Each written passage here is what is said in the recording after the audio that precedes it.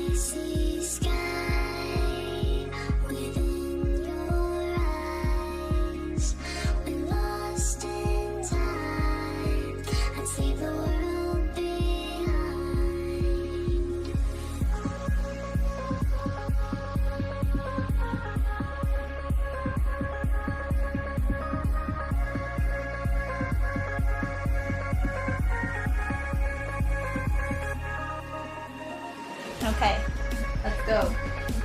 This is for you. Are you ready?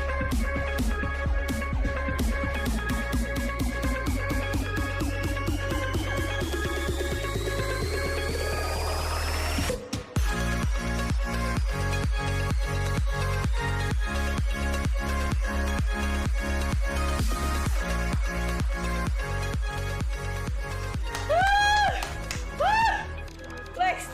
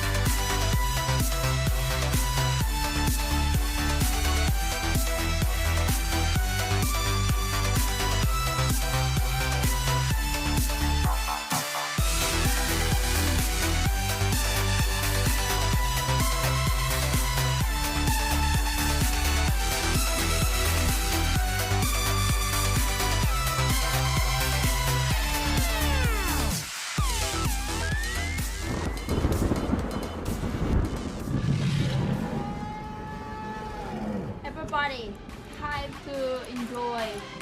DJ set is ready.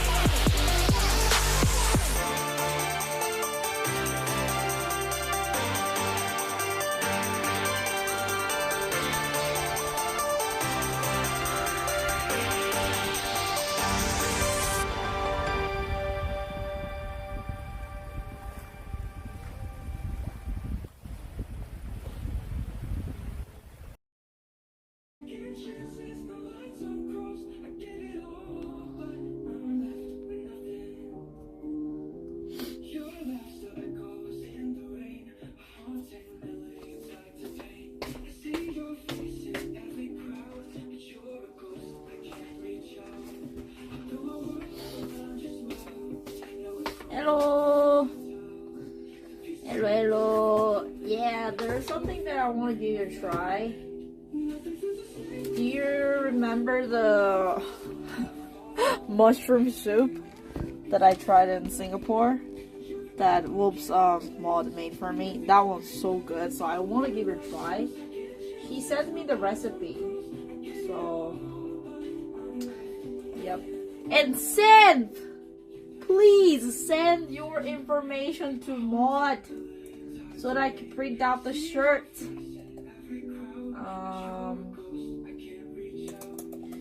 before that, I wanna try and make garlic hummus. Garlic hummus. So I boil the what is this? Chickpea. Trying to make the hummus.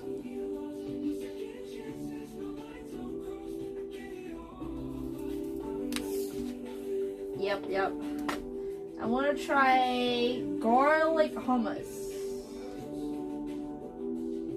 Oh shit, do I need olive oil? I don't have olive oil. Uh-oh. What if I don't put the olive oil? Okay, so garlic hummus. We need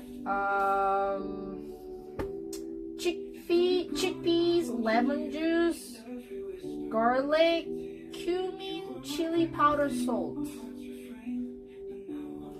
Maybe I can add an olive oil later. Cumin? Do I have cumin? This is nutmeg. I don't think I have cumin. Is it necessary? I think I can skip it, right? Probably. I don't know, man. Cumin. Cumin? Is it cumin for making the curry or something? Yeah, I don't think I have cumin. I have nutmeg. Nutmeg is for the baking. There should be tahini too. What is tahini? Wait, what the hell is tahini? Tahini? What's that?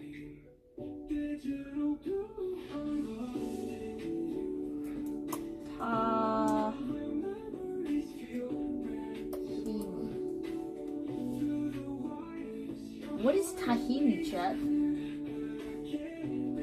I thought hummus is just chickpeas and salt, sesame paste.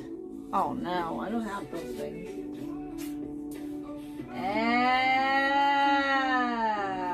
Jesus. I did not know that. Well then, I guess I'm gonna make this later again.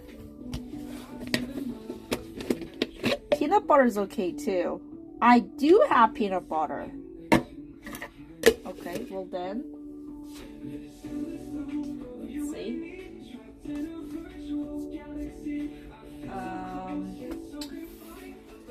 50 ohms. What is 50 ohms in gram, chat? 50 ohms.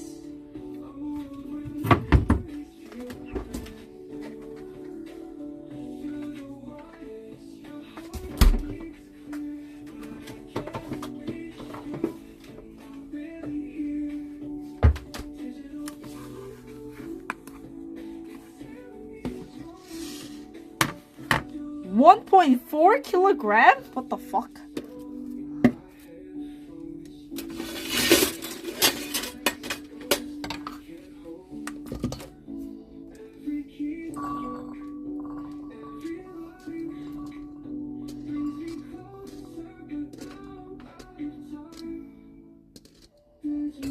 This is like a 378.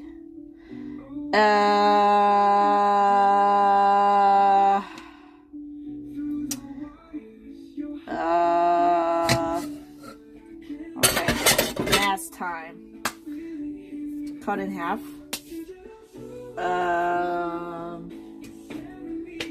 So it said quarter cup of tahini, quarter cup of lemon juice, and 1 clove of garlic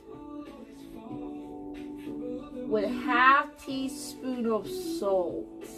I mean, there should be cumin, chili powder, olive oil too. But since I don't have one, I'm like, I don't know, whatever. Oh, shit. What am I supposed to do? I mean, I bought the garlic hummus, but it was so delicious, but it was too expensive. So, and it was so tiny too, like it was the size of this. So Yeah, I mean, it's not a baking, so I think it should be fine. So I ended up thinking that maybe I should make it by myself, you know? It's like way cheaper. It's so tiny. I finished this in like 3 days or something. So, let's see. Okay.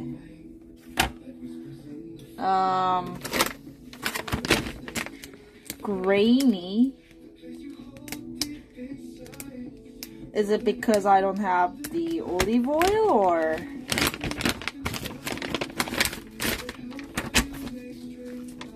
I think one should be fine, right?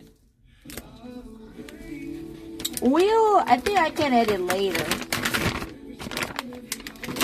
It's just a different chickpea they use. Oh, really?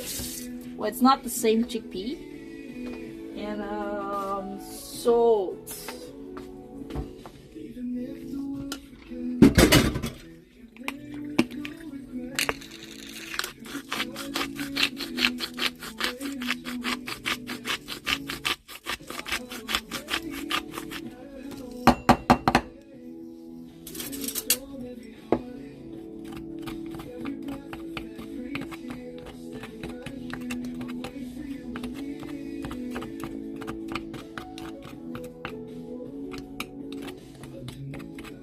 Can I put butter instead of olive oil, chat? No, right?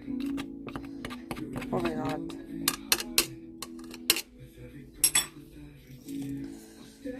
I think it's because of the temperature. Because if I put the garlic, it's gotta be solid, right? Okay. And then, lemon juice.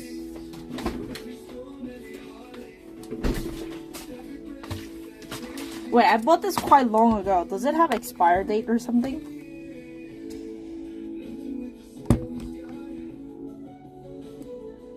Best before... Is it 2024? No, it's a 2025. July 24, right?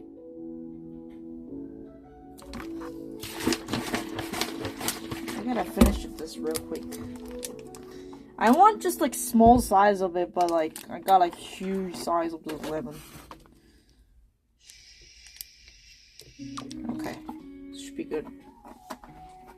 Hello. Wait, but chat, my question is that if it has like a long expire date, that doesn't mean that means it's not good for my health. No, I put some salt. So salt, lemon juice. Peanut butter. Peanut butter. Ooh. I do have peanut butter. Let's see. Expire date.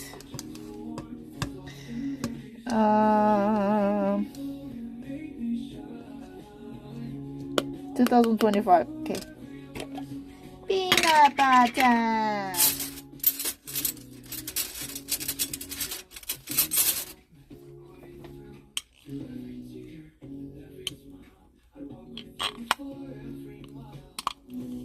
This should be good enough, right?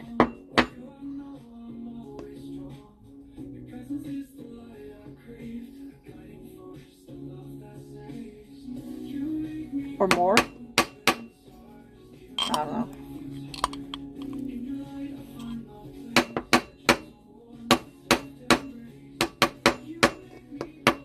Maybe I'll get an olive oil later and then edit. Yeah, I'm trying to make the hummus. It's really good for, I don't know, someone said that I can use peanut butter instead of tahini. So let's see how it goes.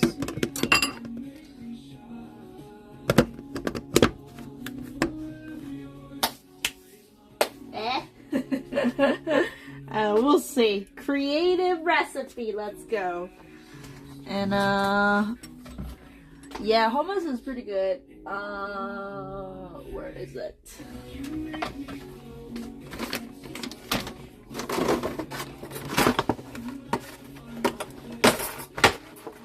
Vodka hummus? Ooh, what's that? Never heard of it. Sesame butter? Ah, I see. I'm trying to make the hummus. Like these days I enjoy the breakfast burrito. So I put like hummus, what's that? Feta cheese? Oh my god, way better than ricotta because it's like salty. Feta cheese and egg, ricotta, something. Pretty good.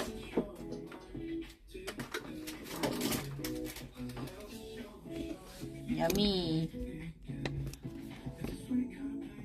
Plain oil. No, I only have butter. Because these days I decided to just have butter.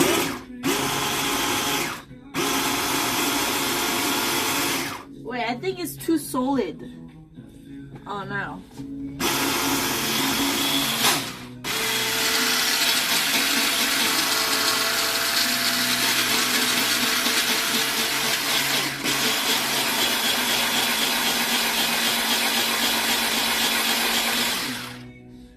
Should I go get the olive oil, chat? Should I go more to buy the small olive oil or something?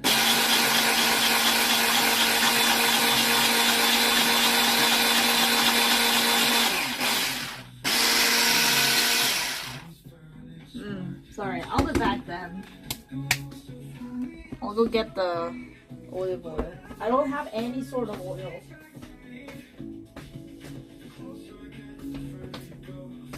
Sorry, I'll be back, guys. Yay.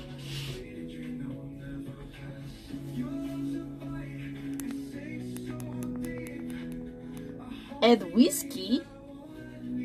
Like, are you being serious or?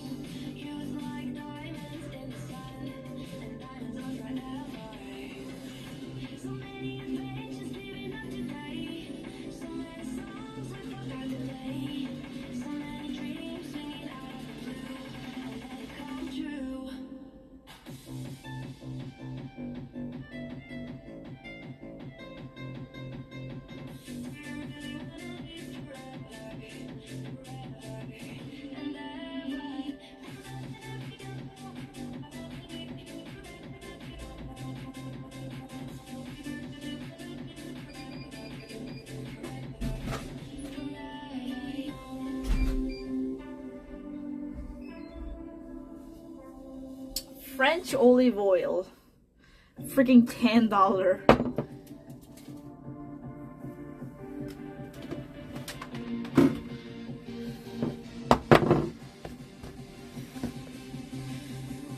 Ugh.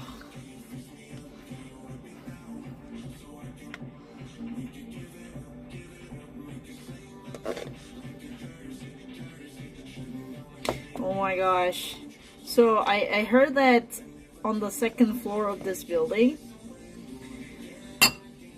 the kind of like a scam company started doing the business. So they sell so-called healthy food for senior or something like that. So all the elderly people every day, all these like elderly people coming, everyone press the elevator button to the second floor, and then like I feel bad. They should go gym and do the workout, not eating all this scam food, you know? Like, I think a lot of Korean, especially like elder people, they don't really think to change their diet and go gym, instead just believing, oh, this magical potion will like make me healthy and live longer or something like that. And,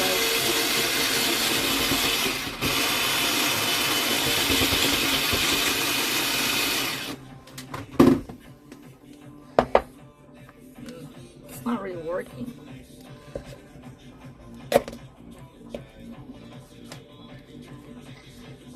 Is it because my blender sucks, or do I need to add some water or something, or what is this about?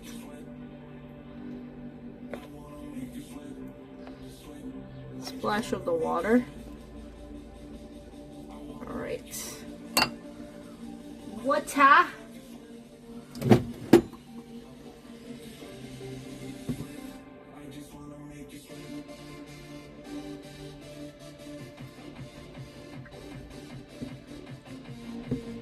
Just a little bit.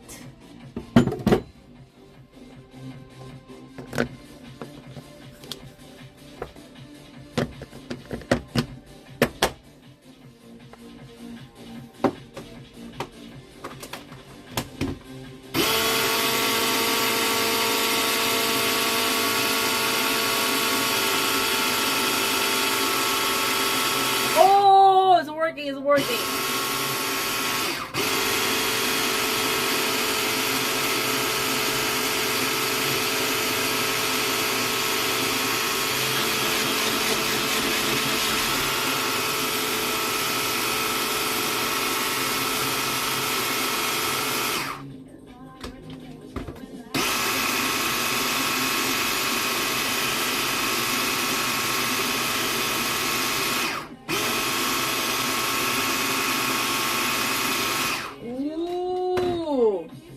Looks quite creamy. You see on the bottom?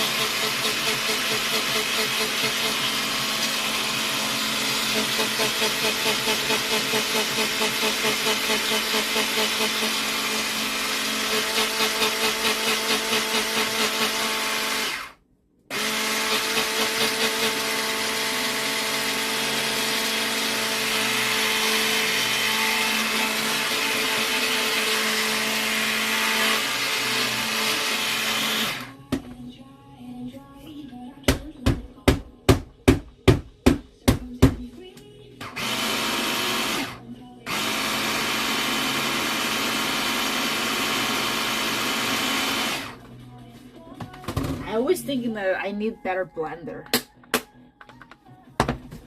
Ugh. Well, it's working though.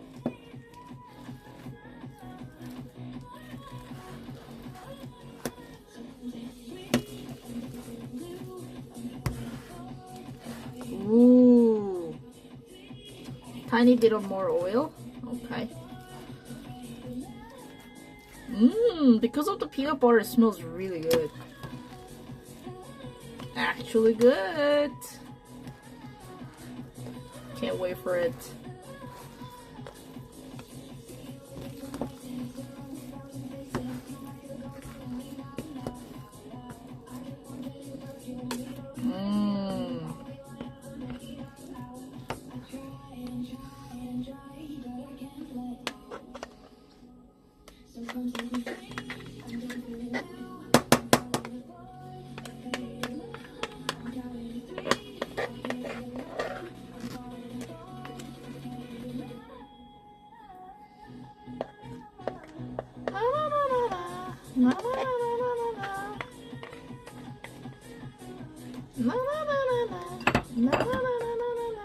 Yeah, because I don't have the tahini, something like that, the sesame butter thing, so I put the peanut butter instead, which is sounds pretty good.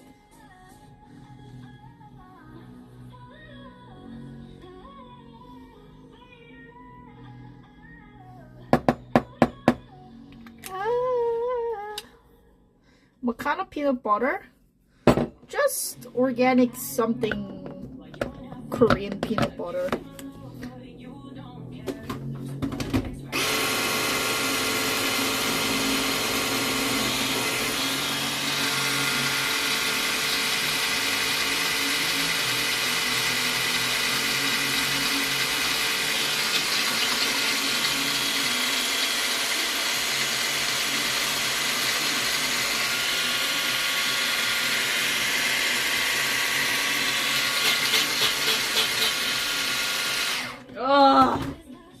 I think I need a better blender.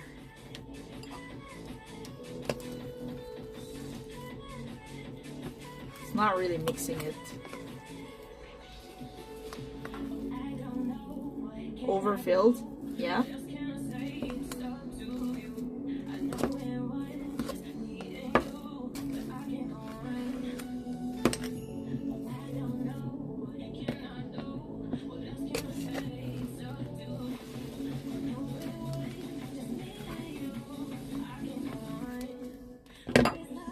Maybe I just put too much.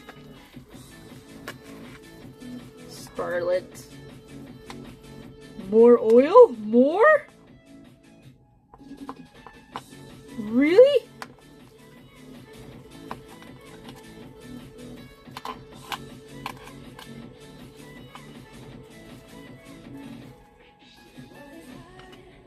Maybe? I should grind the half later. Maybe I put too much in it. Okay.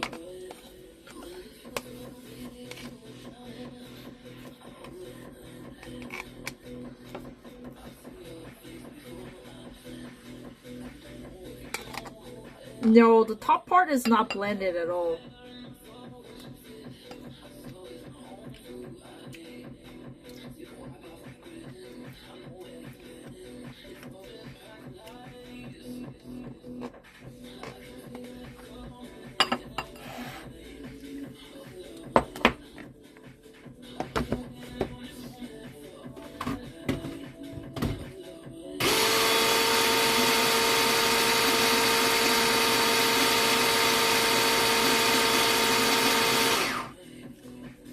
Wait, does hummus have a lot of oil in it, Chet?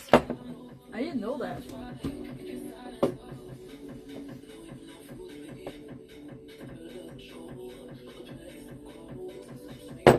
Oh yeah?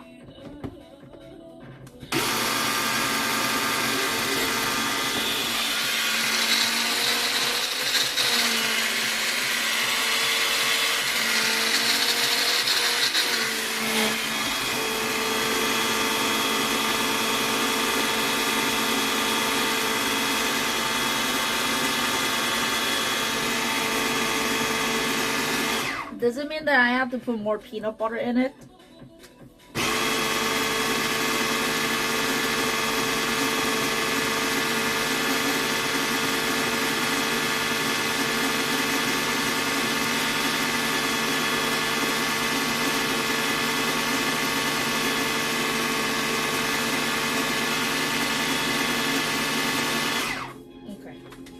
I think the bottom part is ready, but it's like not really fully mixed.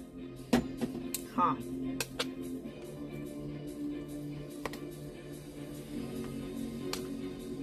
Yeah. The creamy part is only on the bottom. Maybe the blender issue. It's not strong enough to blend everything in it. Bro, maybe I should get a better blender, man. The fuck?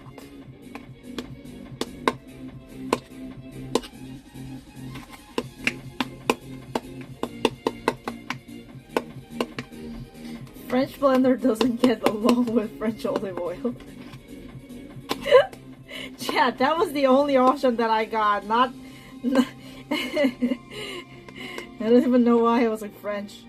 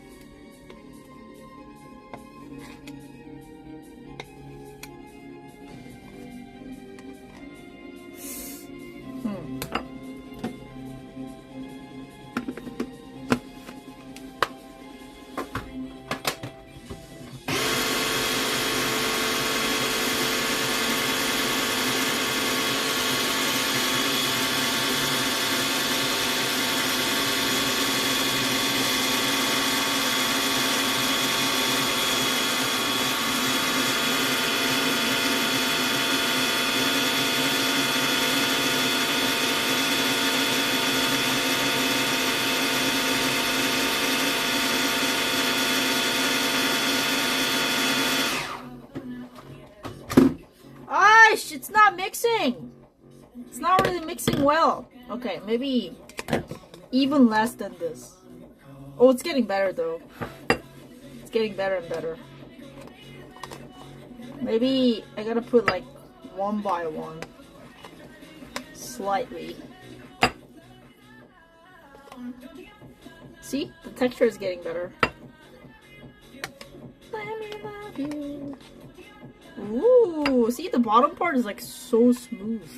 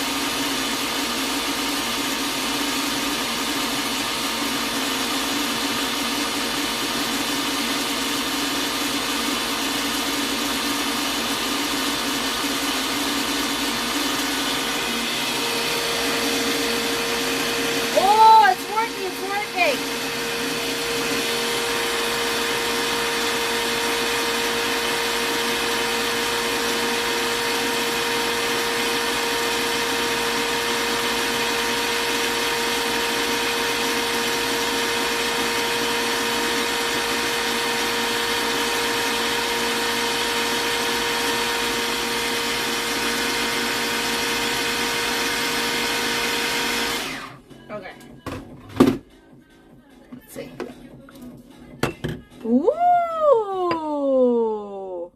Oh, wow! Smooth like a butter. Ooh! Alright, alright.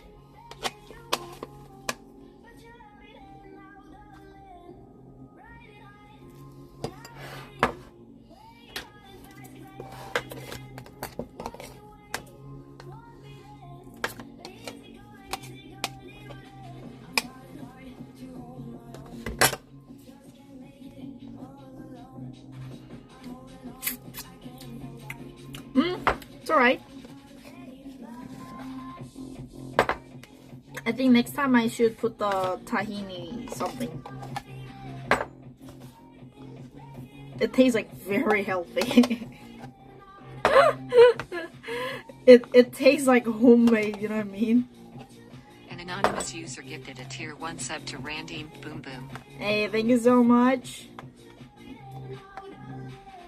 You know, that's always something like difficult part, that if you buy from the store, it tastes way better.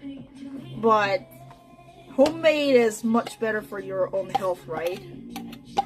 And I'm trying to compromise a little bit that, you know, try to make some of it sometimes, but maybe sometimes get the choosing the flavor instead of my health, you know. Ooh, but the texture is good. This is for the burrito. It's really nice to put some hummus in the burrito. So, feta cheese, hummus, egg, rucola. It's a very healthy, delicious burrito recipe. And very easy to make too. So, that's something that I enjoy these days.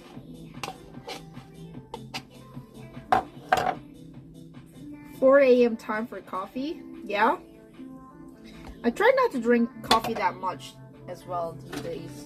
So, 1 bottle is ready. I finished this only like in a couple days. It's a very small portion.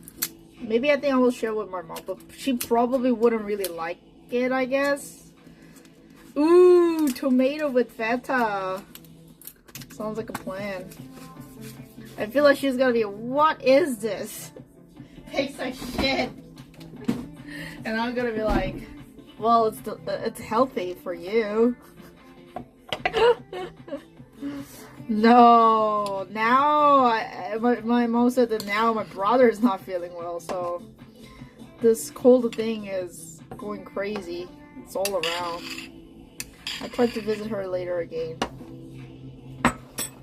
Yeah. Everyone is sick. Yep. Are you guys okay?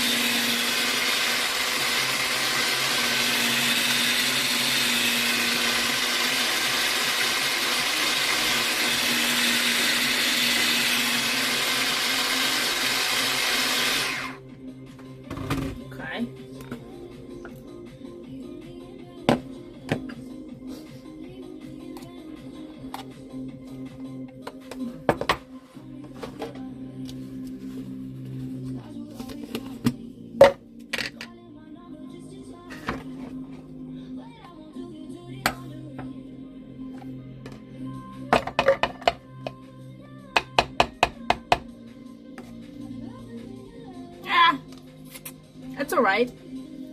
Oh yeah, I think it's not mixed well. This part is way better. The bottom part, I think ingredients were not really fully mixed. So the bottom part was like kind of like plain, but this part tastes way better.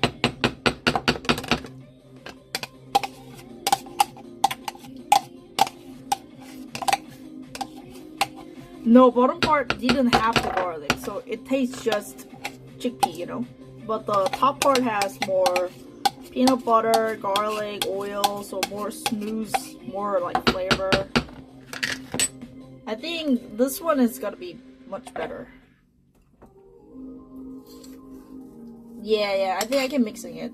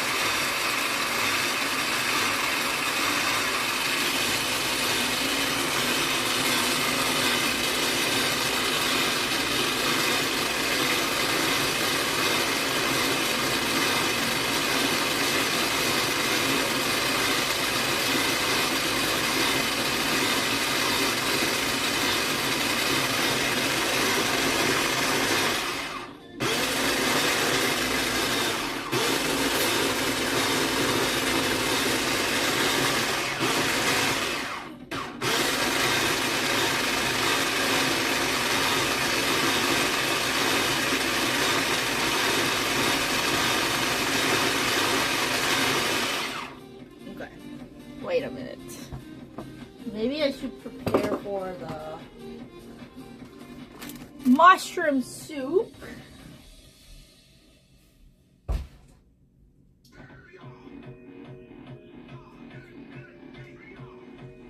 Oh my god, this mushroom soup is so good. So, let's see. This soup is amazing. Oh man, I wish I had like bigger kitchen, like for real.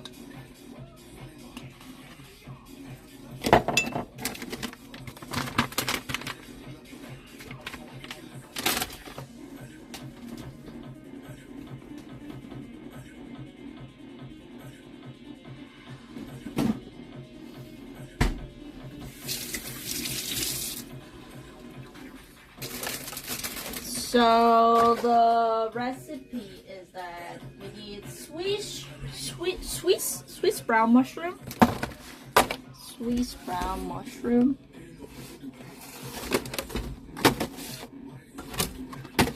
Quite a lot of mushrooms. Like 6-pack of mushroom. No, actually like a 5.5 or something like that. And then we need shiitake mushroom. Yeah, but this is so good, chat. This is so good. It was actually my first time I asked somebody like, what's the recipe? I need that recipe. So good.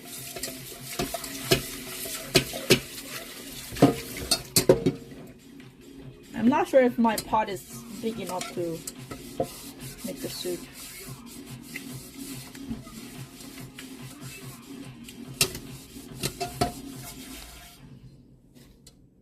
Mushroom. Yeah, it's so good though. It's really good.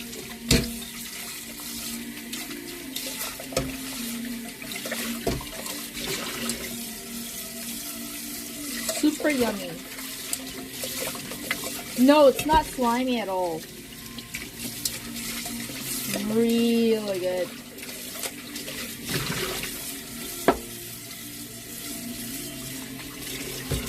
So as I remember, mushroom soup, but like very special mushroom soup. Very delicious. We're gonna prepare the mushroom first. Not even good on pizza. Really? I love mushroom. You don't? I really love the flavor.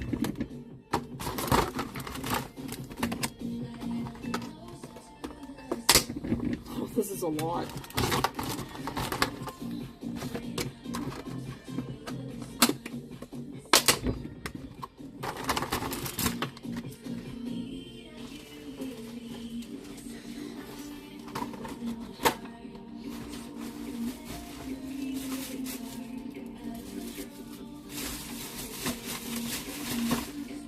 people who say that I don't really like mushrooms, you guys definitely need to work on more for like having some natural food instead of the like artificially made food, you know. Cut from McDonald's, KFC, Burger King,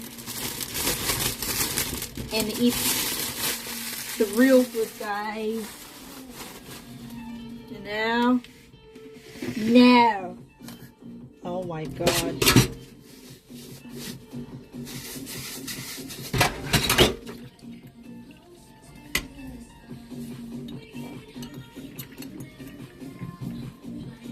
Red number 5 is my birthright. What's that mean? Why is red number 5?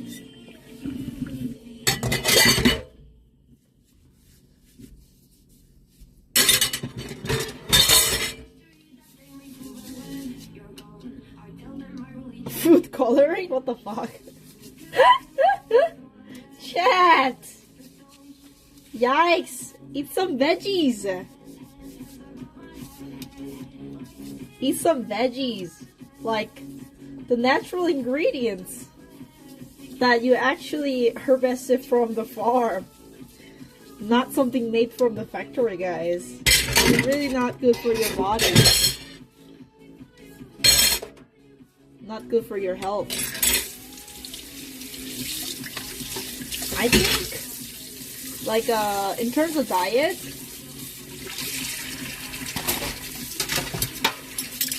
American chat has more, have the environment that, like, not having many good chance to have some natural ingredients. Like, when it comes to Europe, their food policies are very strict, and people kind of, like, prefer to eat some natural, like ingredient, right? Something from the farm, farmer's market, some. That's something that I feel a little bad about it. That I hopefully I feel like more American people have some exposure to having actually nice food for their body. You know what I mean? Instead of the cheap made. Like, I got it. I think it's kind of part of the culture that a lot of companies try to make some profit. So they try to make some stuff like cheap, right? But at the end of the day, people are more matter than the money. You know? You gotta eat healthy, guys!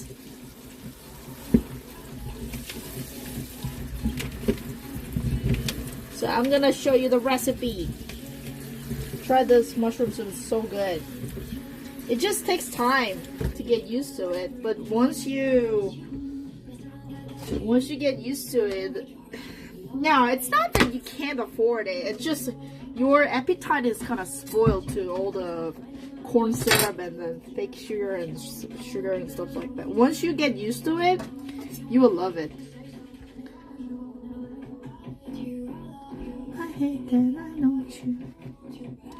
Okay, so take this stamp out. It's really expensive. It depends. It depends. But it's not that bad. But probably you need to work on it. Okay, let's be honest. If you just go like Costco or something and get the oldest frozen food, all you need to do is like microwave it. But if you decide to have this kind of lifestyle, and you see, it takes time to cook, prepare, so you gotta put much energy on it. But it's still affordable. I'm not asking you to go like Whole Food Market, get the organic, whatever, blah blah blah. You know, like, even if you don't like put too much money on it, you can still do it, you know.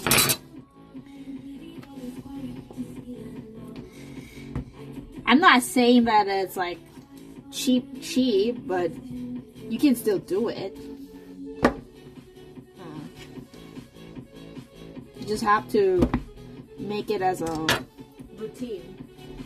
Let's see. So, cut garlic, onion, add into a pot of olive oil. Cook at the medium-low heat. Stir occasionally while you prepare the mushrooms. Okay, so I need to prepare garlic and onion first.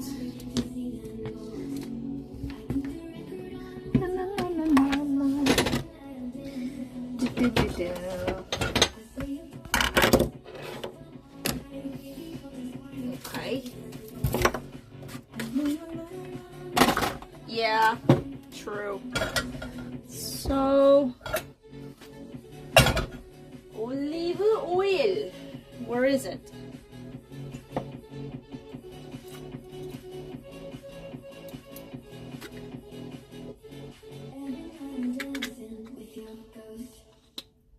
With your ghost. And 1 onion. Trust me, Chad, this is so good.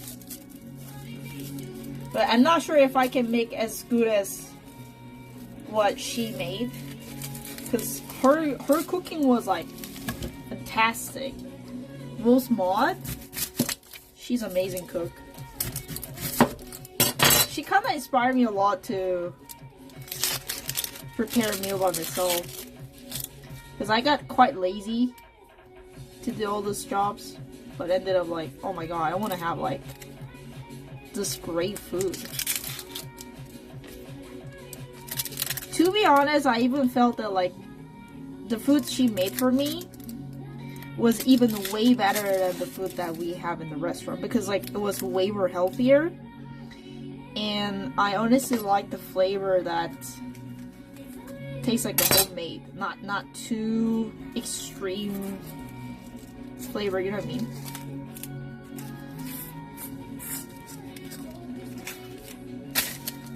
Like what would mom make for you, top of the food. I loved it. Okay, so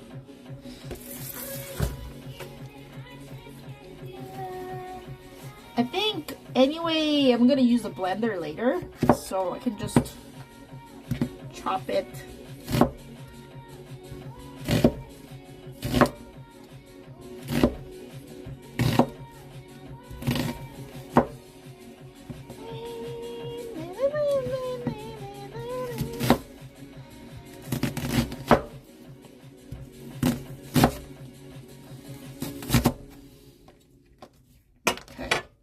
Medium low.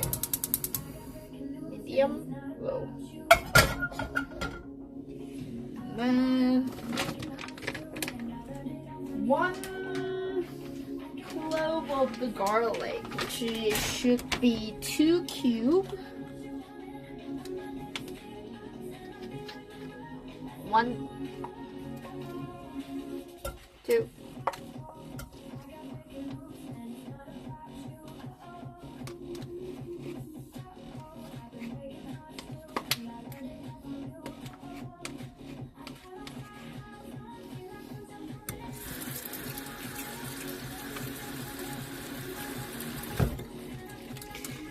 Yummy, yummy!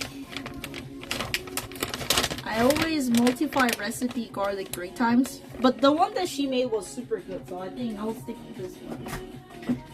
And then onion. Yeah, in your case, guys, use a fresh garlic. I'm kind of like lazy for doing that. And gonna start it.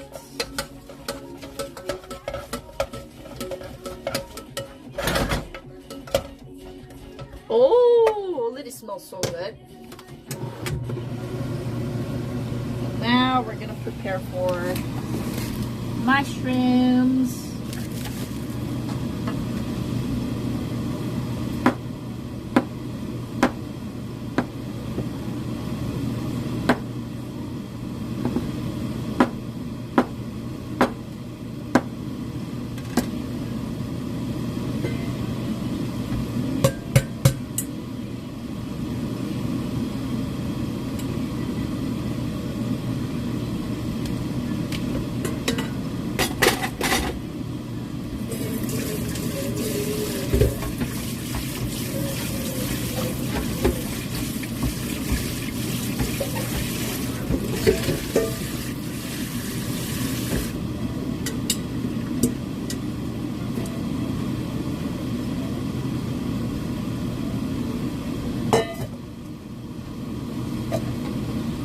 Maybe I should do the cooking style like Yuggie, you know?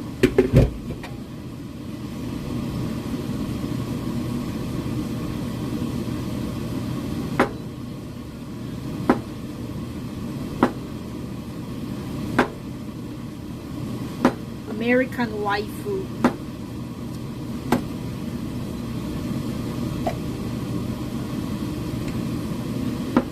Korean waifu.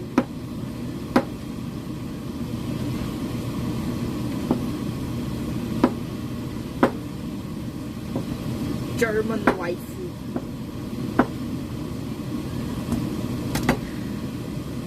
Dutch waifu. Waifu style.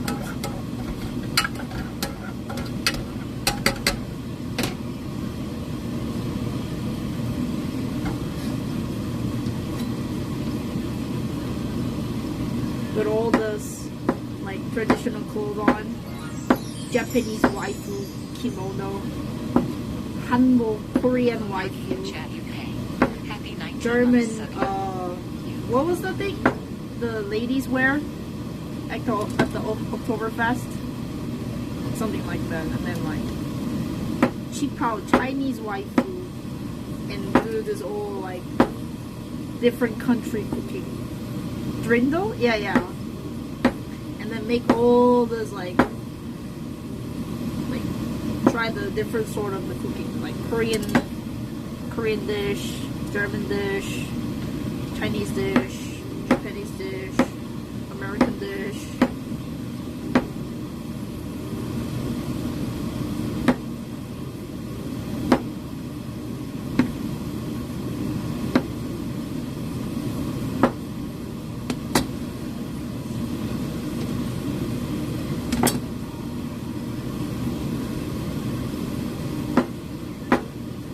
That'll be fun.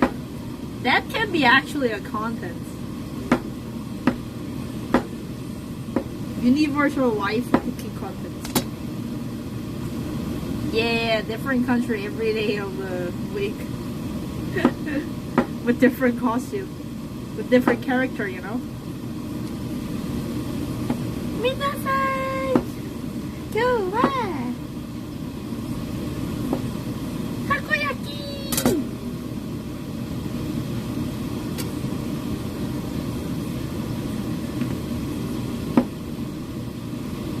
Ooh, and then like practice like new languages. You know, one day German stream, one day Japanese stream, one day Chinese stream, one day Korean stream. Okay. Wash and slice whole mushroom.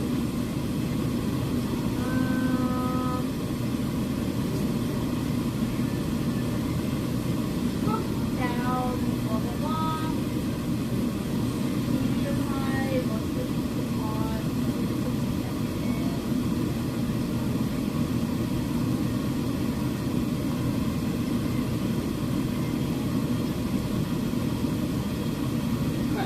So it's set.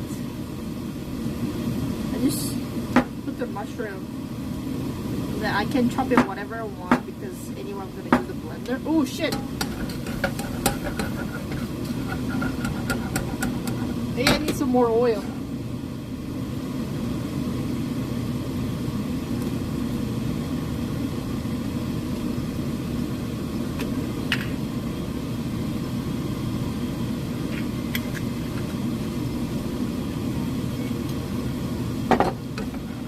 No, onion is fine. The garlic is a bit, you know, on the pot.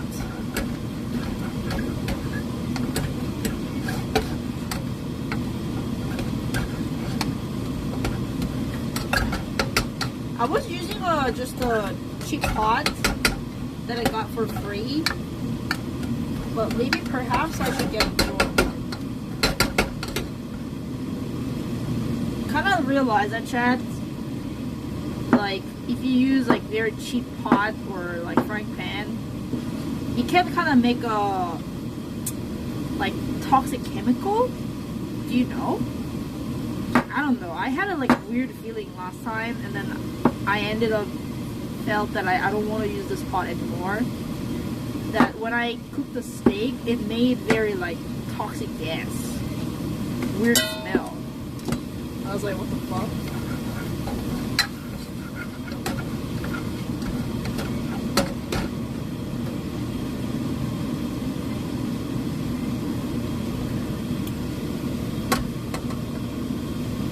Microplastics? Oh shit. Wait, my pot is way smaller than the amount of the mushroom that I'm putting, Chad. Will this fit in? Hopefully.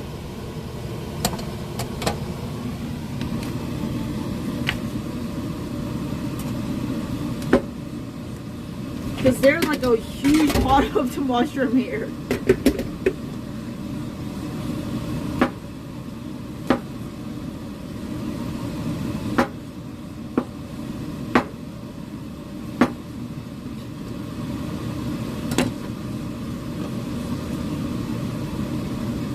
Yeah, I think so.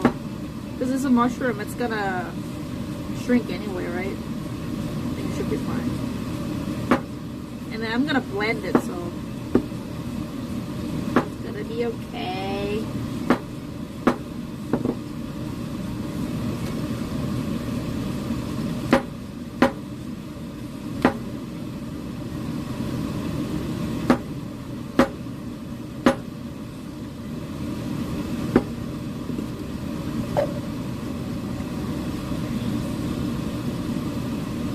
Man, this is a lot of work.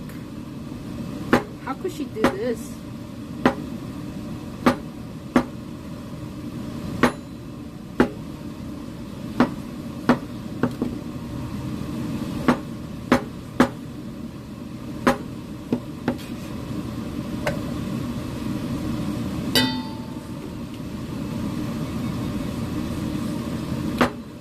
Doing this every day? No, you don't have to do this every day. If you have like a bigger pot, you just make for like a week meal plan. So maybe every weekend you can prepare for it.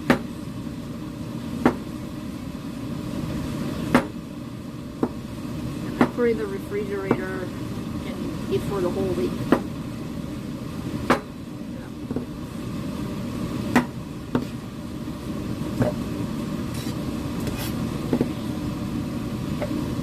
No, my knife is okay, Chad. This is fine.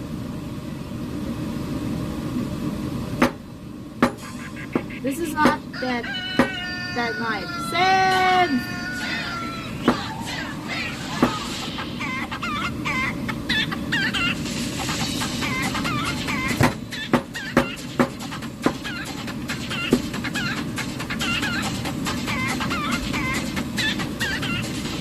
Thank you so much, Sam. Thanks for $20. Thank you so much. Did you send the information?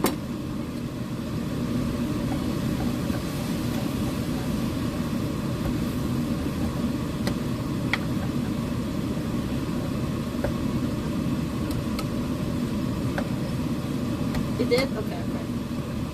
Perfect. Yep. Alright. Print out the shirts later.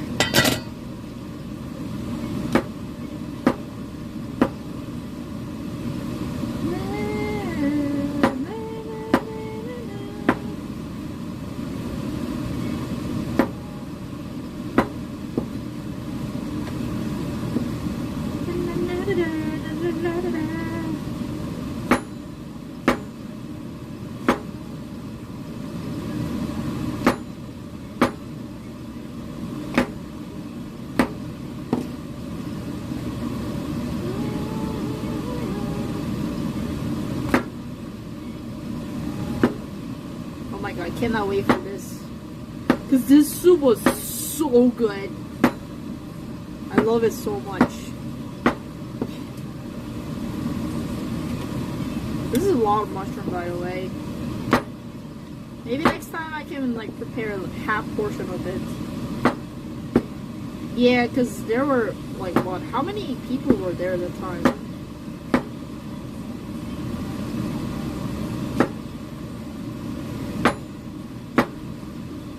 Yeah, maybe I should have made like a half portion of it. Oh my gosh.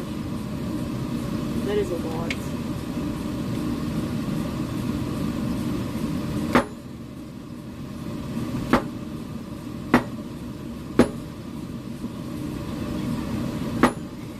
You know, that's the thing that always I feel like, man, if I leave around, if Chad and I live around, it would be easier for me to clean the leftover, you know, just throw it away to Chad, like, hey, eat this, here's some leftover, I don't need this anymore. Using Chad as a food garbage.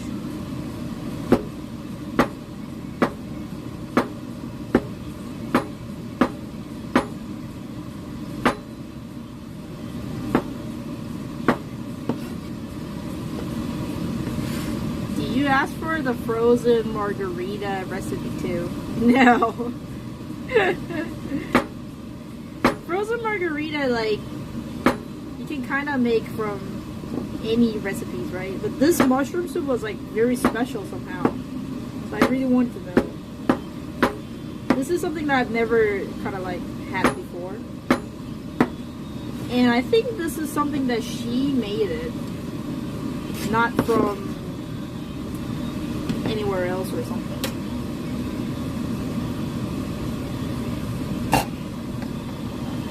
Oh my god, smells fantastic. Oh hell yeah, this is it, this is it. And because the juice of the mushroom is coming out, it makes some like kind of mushroom extract, kind of things like that.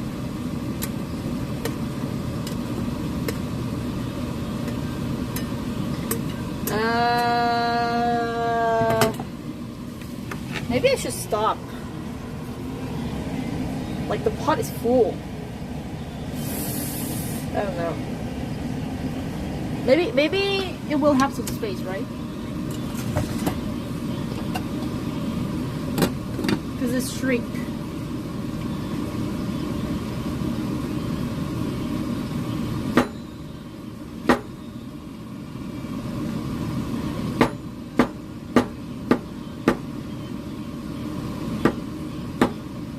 I should change the cutting board too, by the way. I heard that this kind of cutting boards are really bad. That every time you chop, it makes like a microplastic, and then you ended up eating tons of plastic.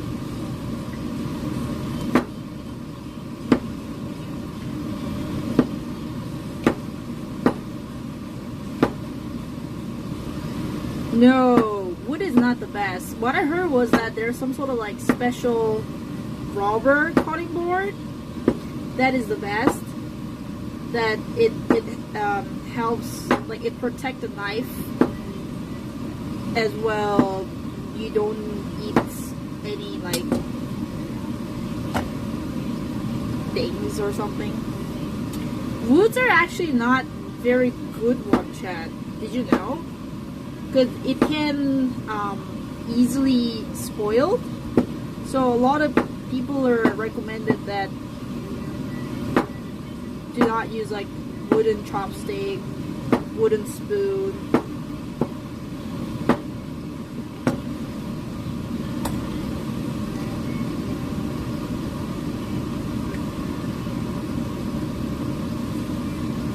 Doesn't matter that much, really. But I haven't seen the news that some of the family has been died because of some kind of I forgot, something from the wooden spoon or something.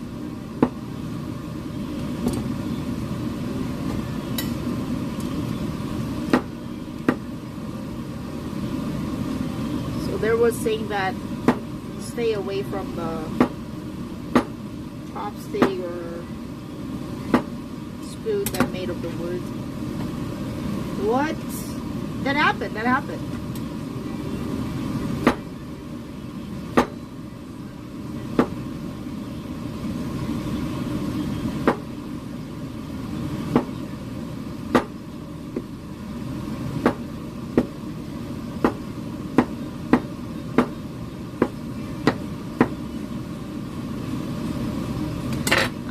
here the fan kills people at night.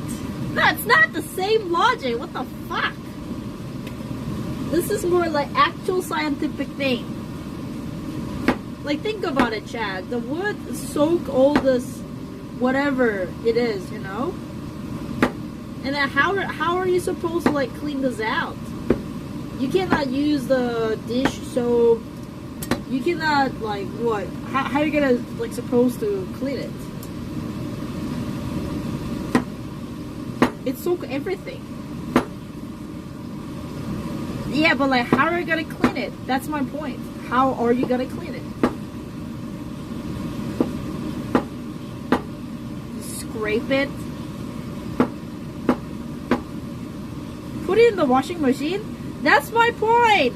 If you clean it with the soap, it's gonna soak the soap. So eventually you ended up eating a bunch of soap. It's not a good idea. You know what I mean?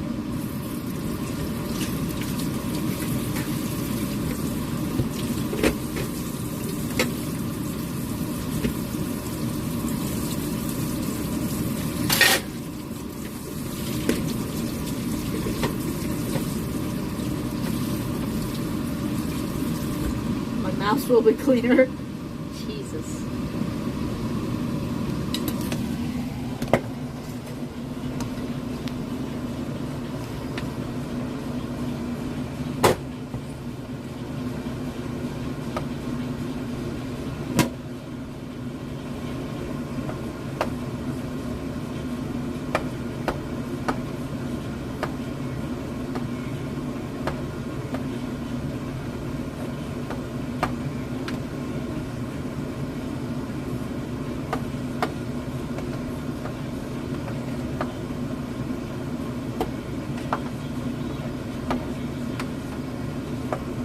Oh my god, it smells so good.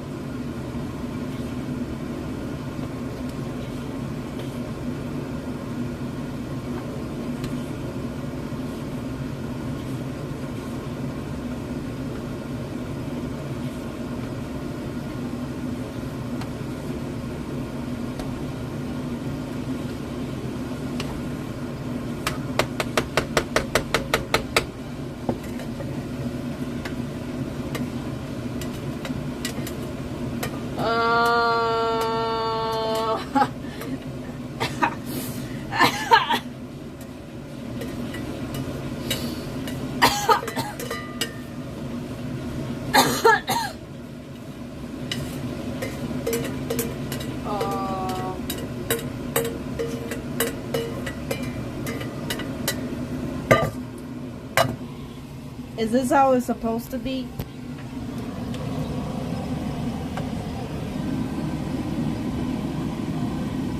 Literally whole pot of soup.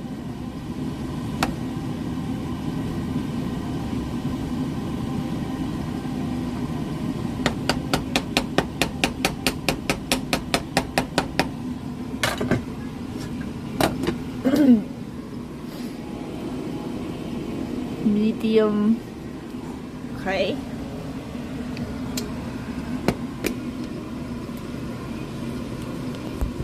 And then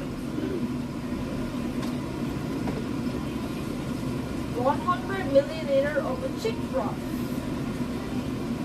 100 milliliter of the chick broth. Okay, I have the chicken stock.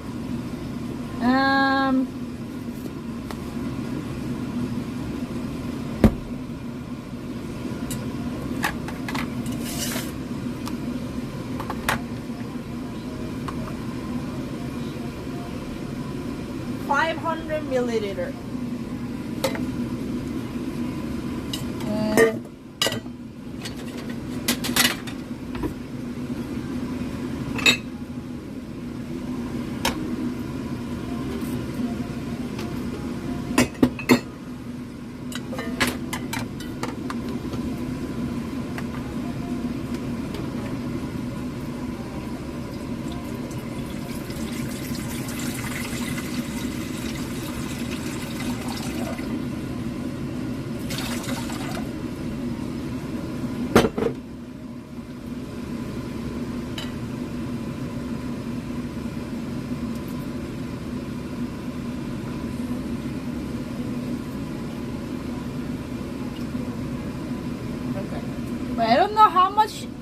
stock powder I should put inside though.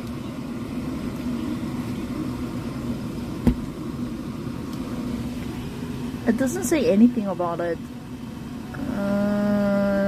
How many spoons should I put?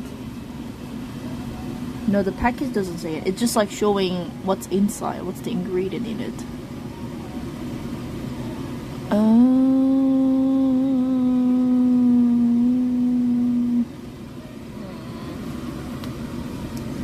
No.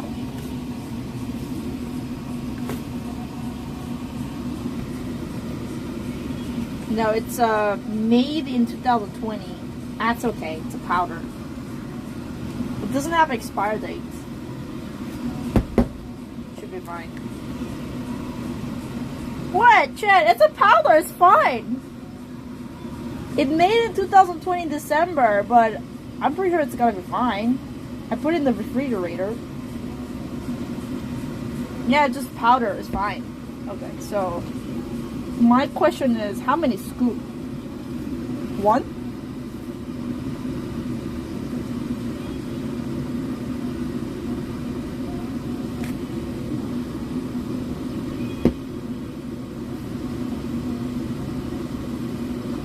That's too much?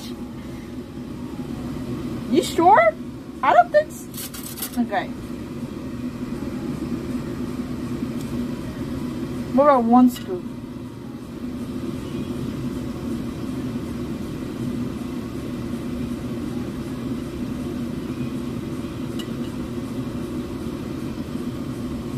No, I think this should be fine. You guys are freaking out with no reason.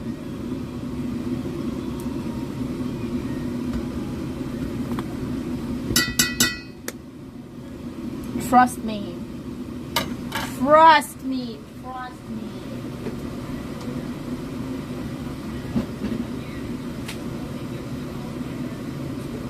Okay. So chicken stock is ready.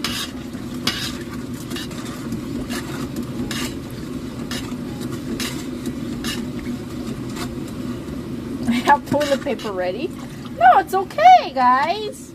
It's a powder. It doesn't really have like expire date, no? And then I store in the refrigerator. I'm pretty sure that's gonna be fine.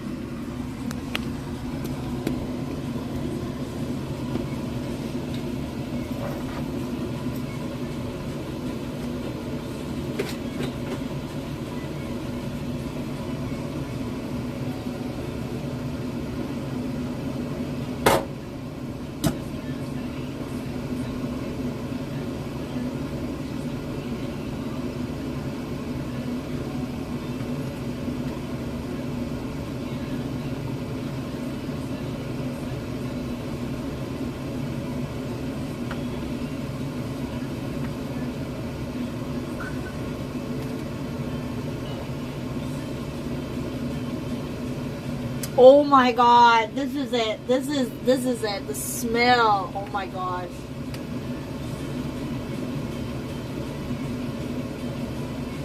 Mmm. The smell, man. Oh my god. Do you see all this juice? You see the mushroom juice in it? Oh my god. This is the good part. Like, so good. Yummy.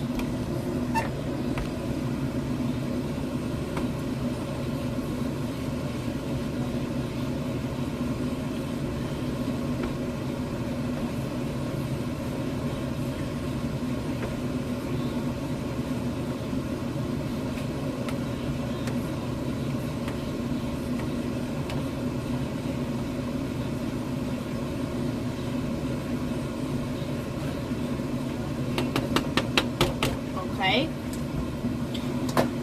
let it cook, and I'm gonna prepare the hummus.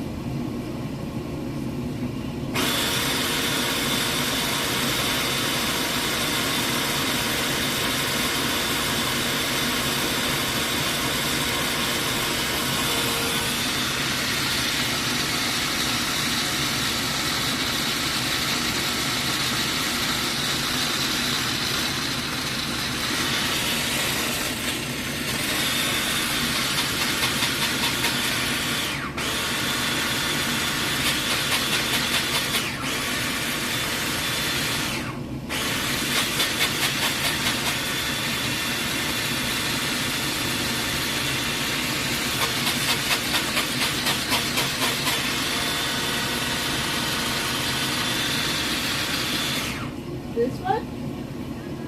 This is a Squid Game Special Edition. Ta-da! Never seen this, right?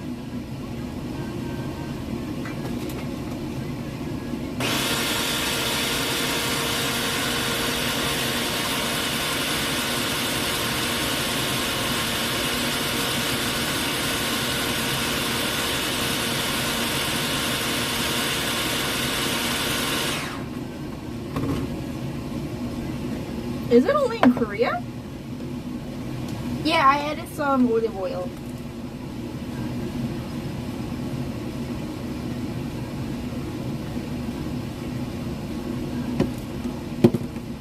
It shouldn't be though.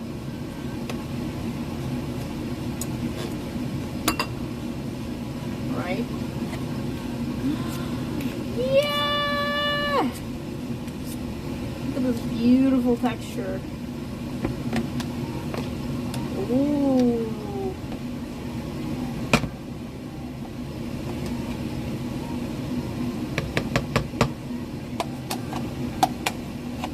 Ooh. Smells like butter.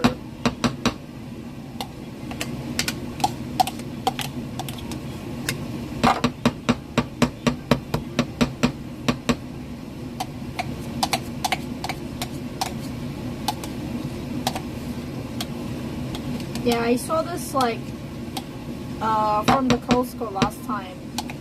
I thought it was like really cool. And then each of the bottle has all different number. So I wanted to get something more meaningful number, but it was kind of like a gacha, like random. So I was like, whatever. So I just ended up getting 101.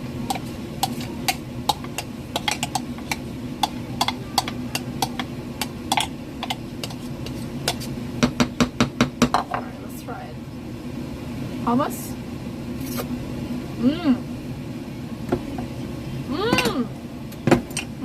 Pretty good.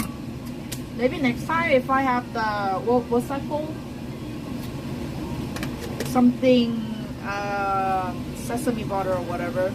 Peanut butter is actually not bad though. Yeah, tahini. If I have the tahini, I think it's gonna be much more creamy. It's a little like less creamier. But good enough, good enough. And let's back to the mushroom soup.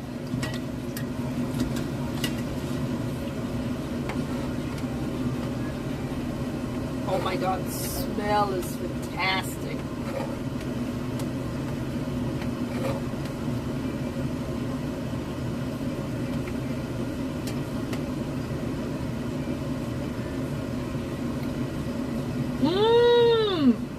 Yummy! 맛있네. I love mushrooms. There's only garlic, onion, and mushroom. Nothing in it, but already very good. Okay, and then we gotta use the blender, guys. Where is it? Huh? Where's it gone?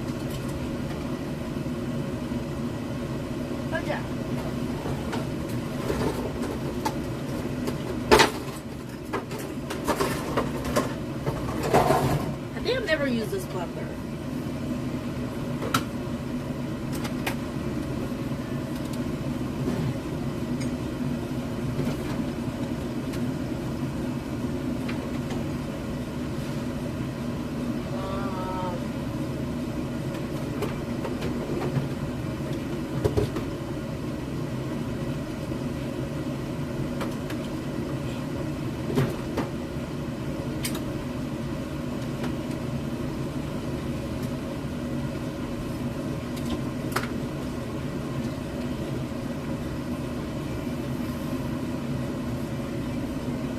Shit.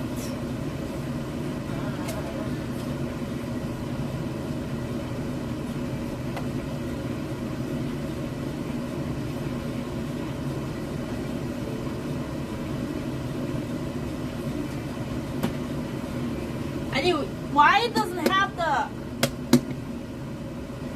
How can I...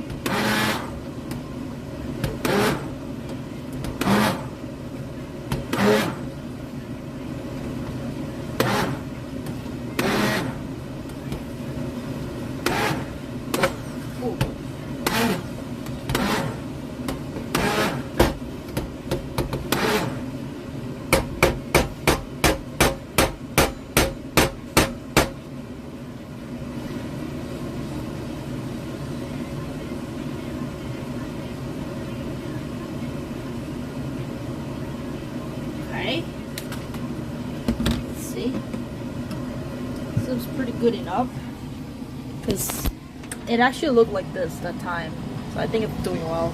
Okay, and then we gotta put the chicken stock, chicken broth.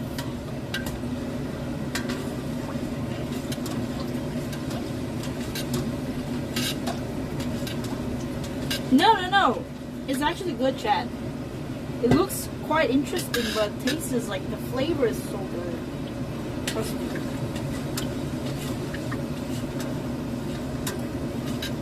I'm not sure.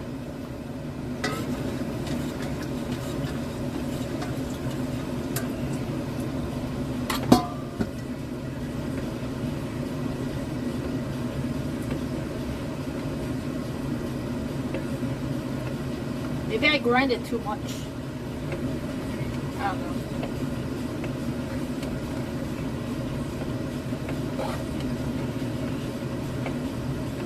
No, it was like this.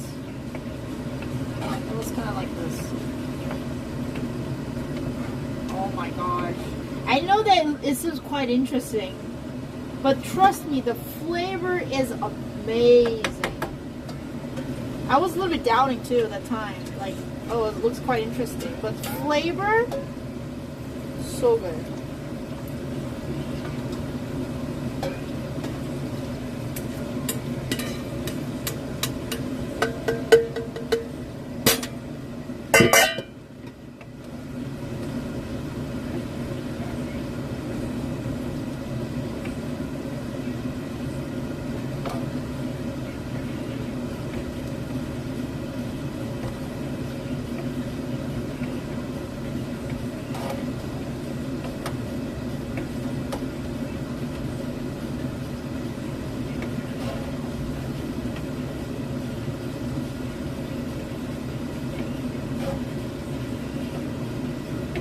I guess I'm gonna eat like a mushroom soup for the whole week.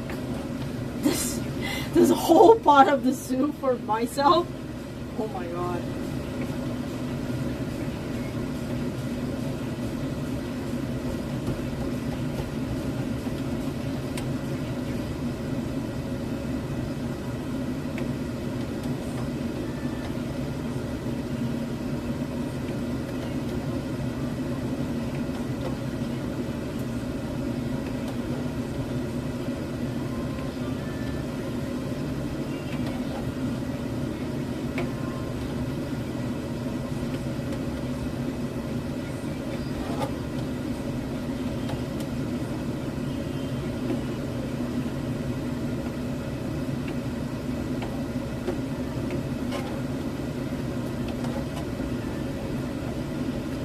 Perhaps let it cook.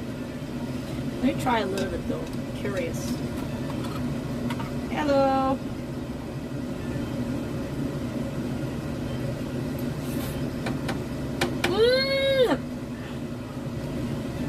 So good. Oh my gosh. Oh my goodness. Oh my god. So yummy. Okay. You look for this. I'm gonna clean up. Oh my gosh. What should I eat with this one? Tastes so good. Guys, really, you should give it a try. This is so good. Like, trust me. So yummy.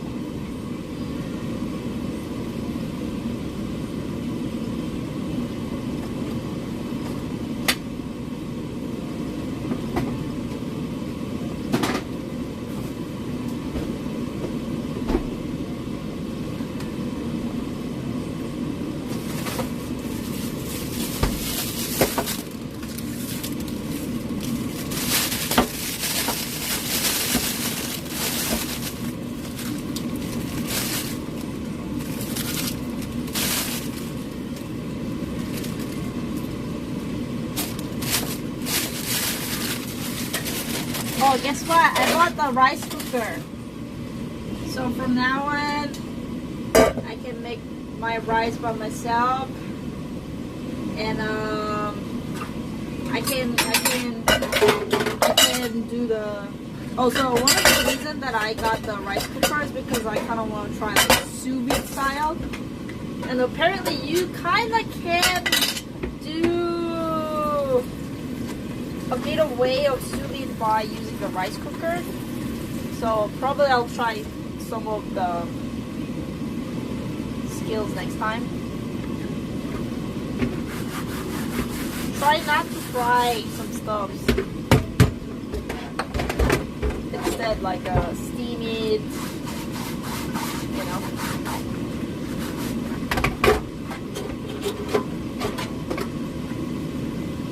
So easy to use it. Yeah. Ooh, I bought the toaster too. You know, once I decided not to travel that much, now I have a lot of interest in like cooking utensils, something that you can do at the like cooking, and a lot of hobbies. Today's gonna be my first day of the boxing. Gonna go boxing in the evening later. I'm so tired though. I don't know, guys. My sleep is so messed up. Like, no matter how much I sleep, I'm always tired these days. Like, it's so frustrating. Every time I wake up in the morning, I'm like, oh, I'm so tired. Which is so funny that I did nothing, only sleeping, you know? Bruh.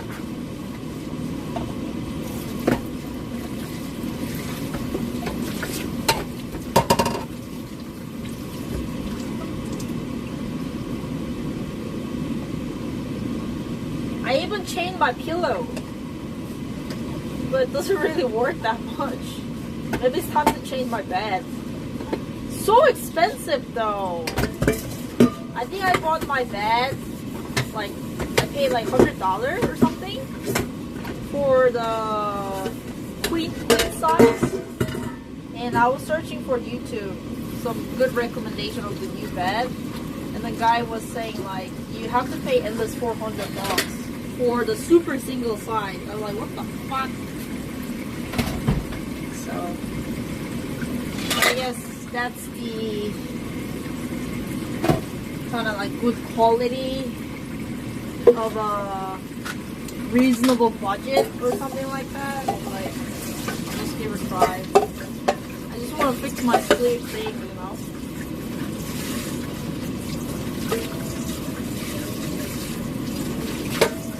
If I can fix my sleep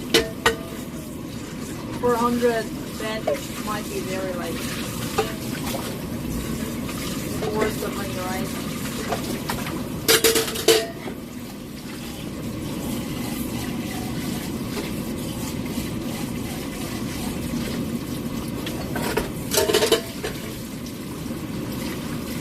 How much is your bag, Dad? How much did you pay for it? And then how long have you been using that?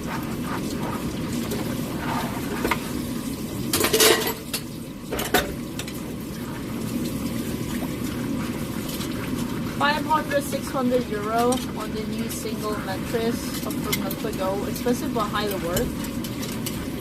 Maybe, yeah. I should do that. I should give it a try, I guess. And the guy was saying that like even if you want to have like the big size of the bed, it's better to buy 2 super single and then make it as a bigger bed, something like that. But I guess this time I'll just get a 1 super single size because it's too expensive. My bed is like, I just wanted to use like big space, so, and just in case any of my friends visiting my place, I bought the queen size of the bed. But it turned out that pretty like good beds are quite expensive. 1K but should last a decade. Oh, okay. Yeah. I mean, if you are like willing to use it for like a long term, I think definitely it's worth.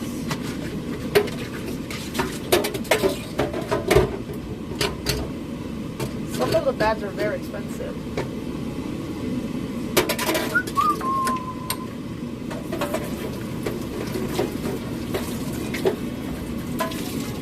Good ones start at $300-400.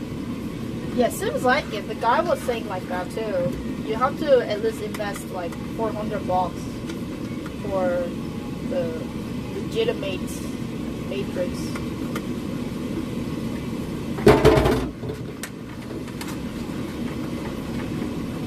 At least, yeah.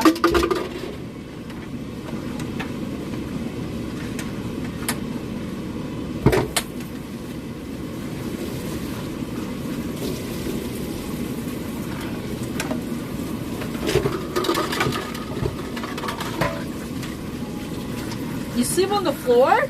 Holy shit. Doesn't hurt your back? I can't sleep on the floor anymore. I used to be okay because when I was a kid, my family didn't have a bed because we couldn't afford it. But I think ever since, so my first time I used the bed was when I was 19 because I was living at the dormitory. And somehow since then, I cannot go back anymore. I cannot sleep on the floor anymore. Crazy, right?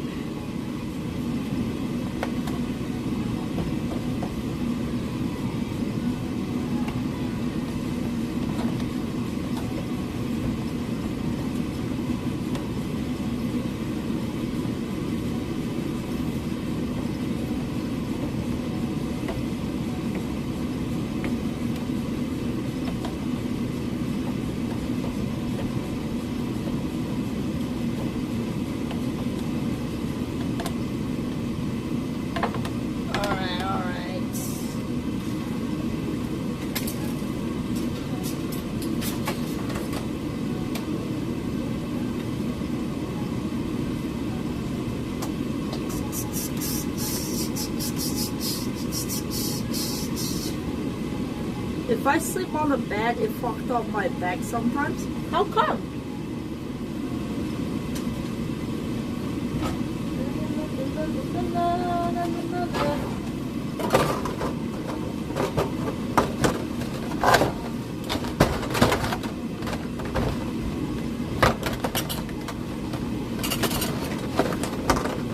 Extra farm? What do you mean, like farm? Yeah, that's the thing. My back and neck is kind of a little weird too. Something is not right. Okay, and I still haven't had anything today. What do I want to eat for today, guys? Some veggie? Ooh! Where's my toaster?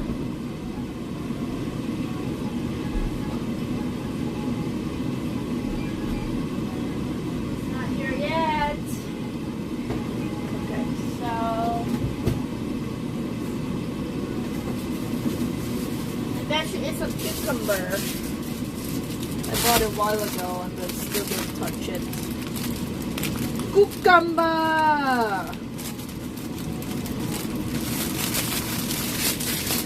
Cucumber!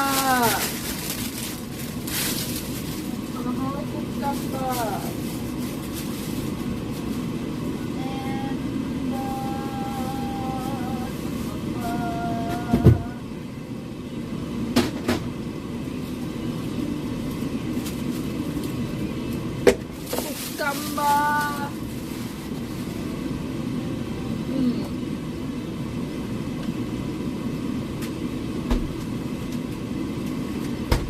Let's try this one. Instant shumai. Instant dumpling.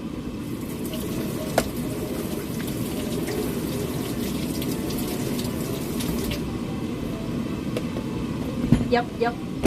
You can even microwave it. But I'll just cooking on the. Oh shit.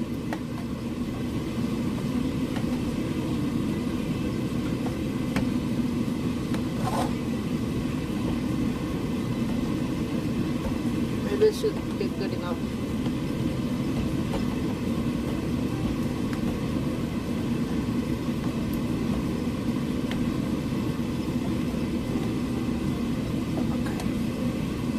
We'll try it. It's mushroom soup. Yummy!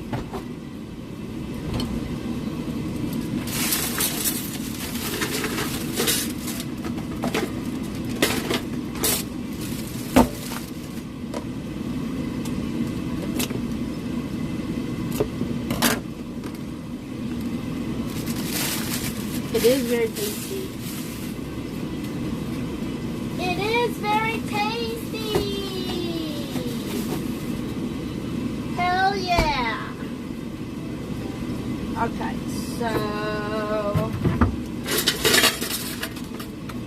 let's see.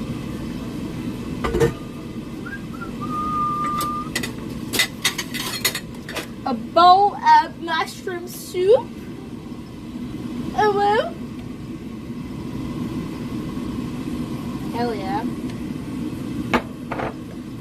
Oh well.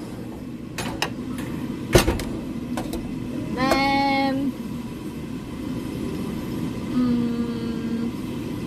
wait, but I don't have any container to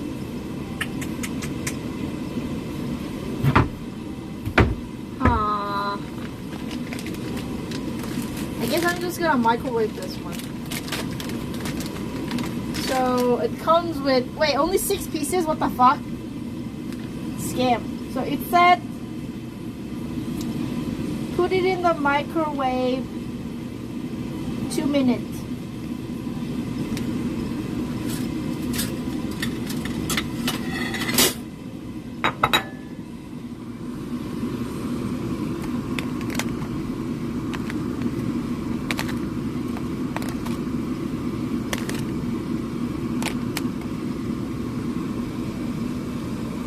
Maybe a bit of water.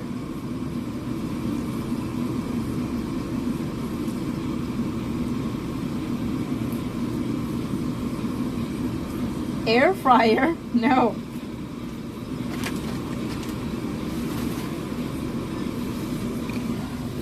And then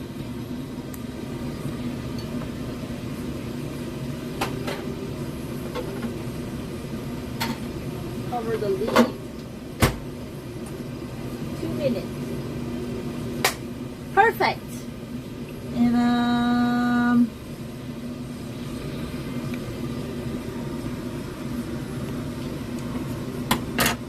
microwave? Yep, microwave. And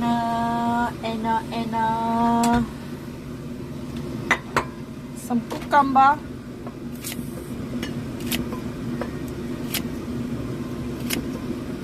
Since I'm lazy, I'm gonna use a scissor. Have you ever done this, Chad?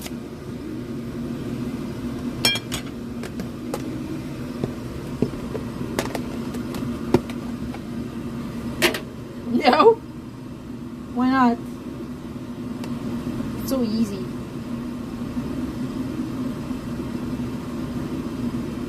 And kimchi.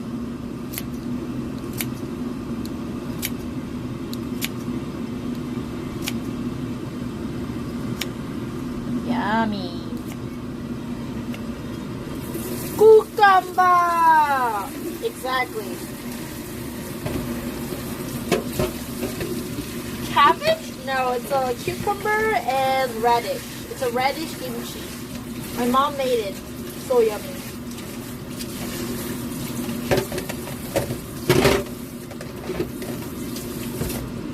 Radish kimchi. How do you clean this knife? Dish soap. Wow, this looks so healthy, right? Okay, and what else do I have?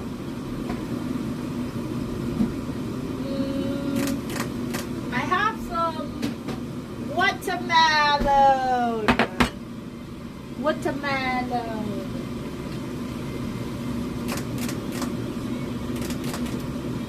think that's good for now. Oh my god, it smells so good. What the? Actually smells great. Woohoo! Yummy!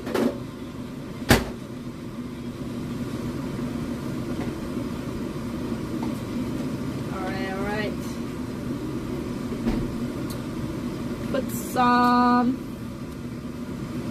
fat juicy burger. Hell no, this is way better. And then like spread some soy sauce.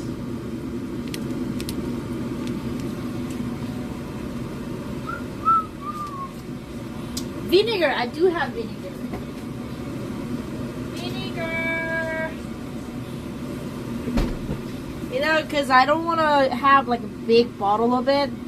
I put it in this like my lens wash, like a contact lens container. This is actually vinegar. Just drop it.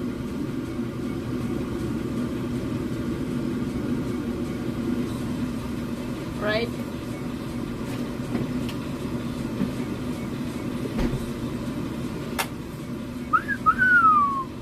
Looks yummy! Alright. Let's give it a try. Appetizer, main dish, dessert. Perfect. Welcome to Yugi's kitchen, guys. Ooh. Yeah, shumai, mushroom soup, cucumber, radish, watermelon. Let's start with the mushroom soup.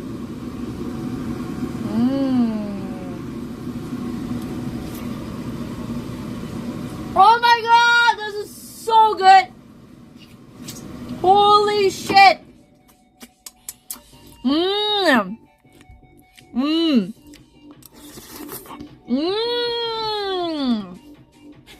Oh my god, you must give it a try, Chad. Oh my god.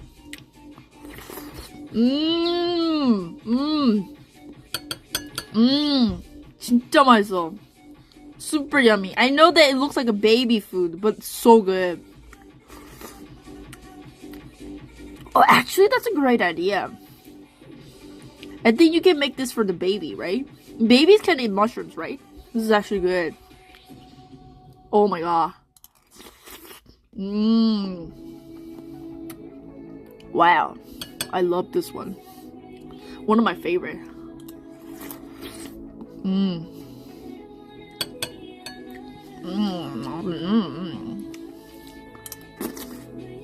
Okay.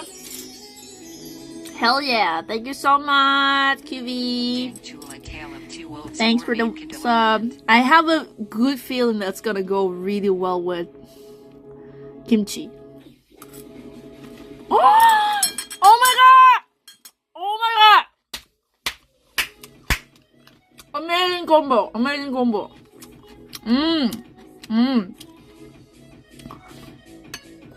Jet.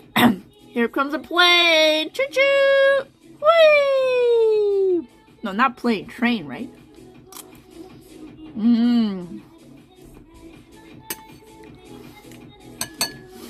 Ah, here comes a train. Choo choo. Whee! Nom nom nom nom nom nom nom nom nom nom. Hummus on cucumber? Hell no. Oh, actually, true. You eat the hummus with the cucumber. Yeah, I think I remember the first time that okay, so my first experience of the hummus was that I meet up Haley a while ago, and she introduced me one of the restaurant in like fancy area. And then that's the first time that I tried hummus in my entire life for the first time.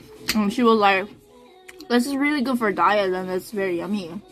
Try it. Now, she ordered veggie stick with hummus. And then I was like, oh my god, this is so good.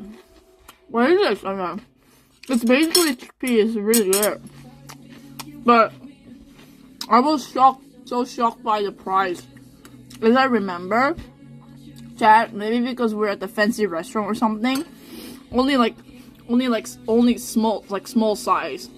There was like cucumber, carrot, celery, besides of this, you know, like a 1 cup with hummus. And then they charged me freaking like $18. I was like, what the fuck?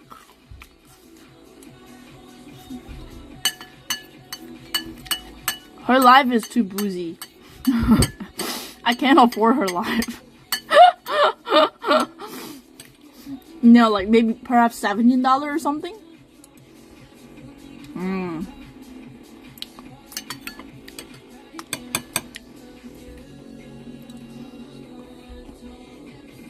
I think the reason is that she doesn't eat that much.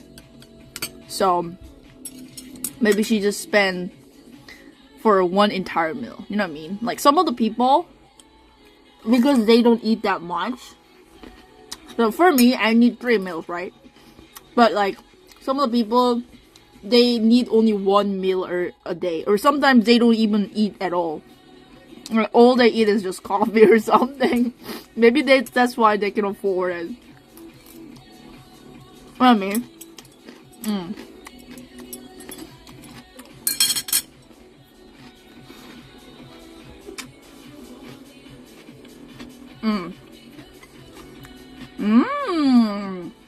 Yo, this is so yummy though. Chat,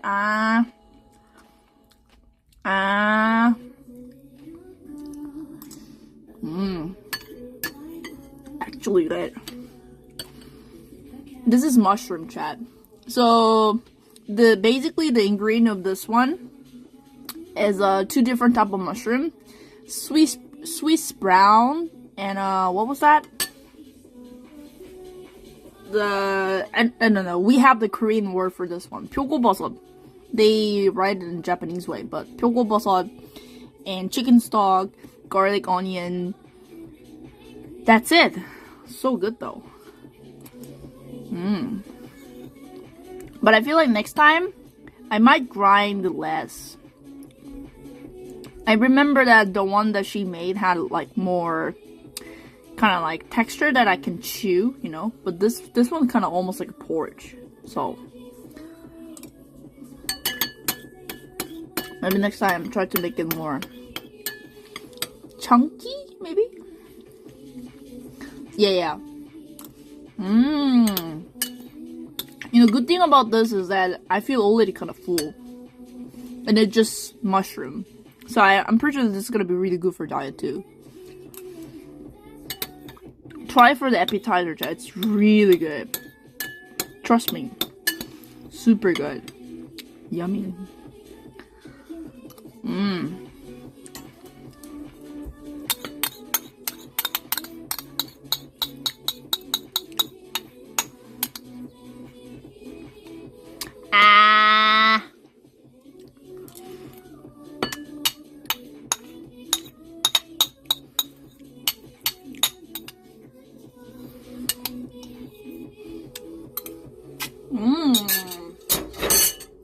Okay. Let's try the dumpling. The factory made dumpling. Here we go.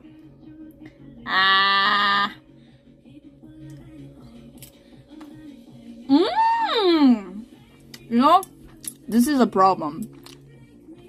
You know, if you just microwave it, meals are ready in 2 minutes. And the taste is way better. For this, only for the pot of the soup. It's not even main dish, right? No. This is why we ended up choosing the convenient line.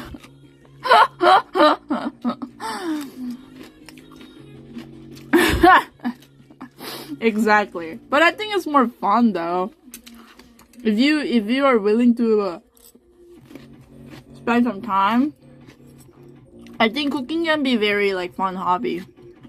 And at the end of the day, for long term, it's way better for your own health too, you know.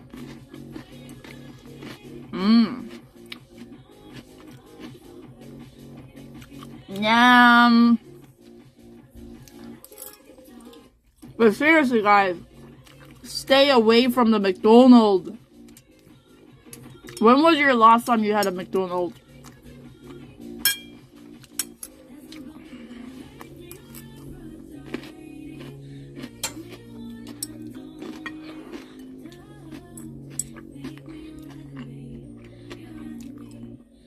Today, a couple of months ago, 2 months ago, over 12 years ago, probably 6 months.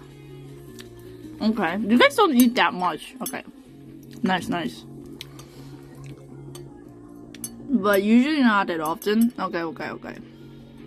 Don't eat it, guys. There are way better food out there. It's not worse. McDonald's is gonna have Pokemon card in a couple of days. Just buy from the like handcrafted artist shit. That's way valuable. You know, some of the artists make a lot of Pokemon merch. If you want the Pokemon card, spend money on that.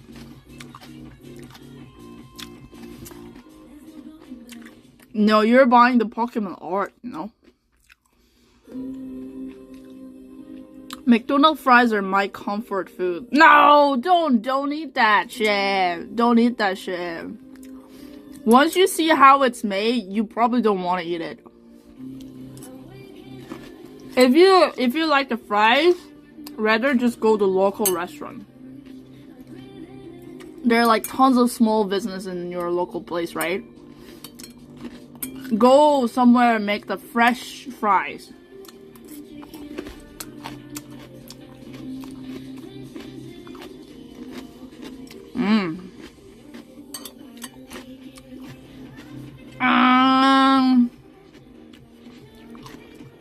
Kebab store is not much better.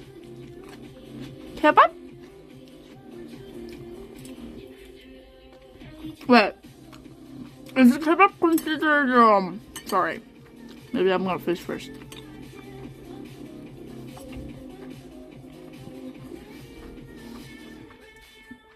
Yeah, it sounded really gross.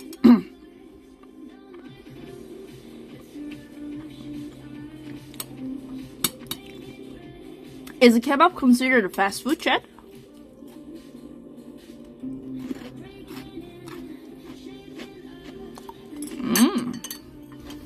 Might not.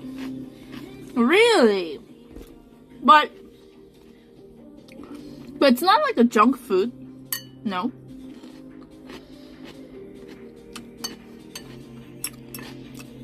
Like way better than the McDonald's. It's not something that made from the factory or something, no? It's kinda like restaurant made one, no? And somehow I think that kebab is not that bad, because it has all the ingredients in it, like meat, veggies, you know. Nope. Kebab.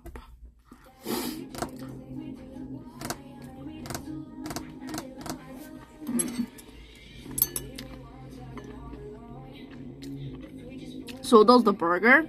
No, because the patties are shit. And there's no veggie. Last time when I opened the McDonald's, there was like 3 pieces of lettuce. I was like, what the fuck?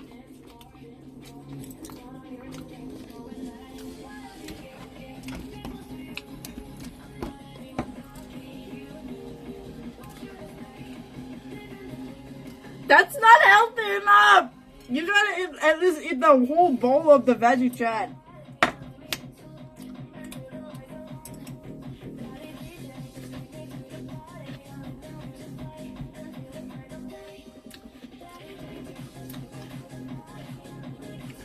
You know, I gotta clean the house and make the entire place like a stream studio or something.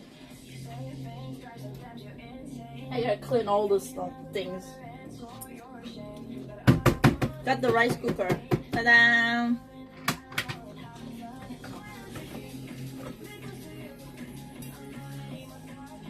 I think it's a size for like 3 people. I was thinking like, should I get like 1 portion? But maybe better have at least this size. If it's too small, maybe I cannot really make something. Excuse me. Yeah, use a kitchen, PC, make some space for like painting, and then do whatever I want to do. La la la la la la. La la la la la la.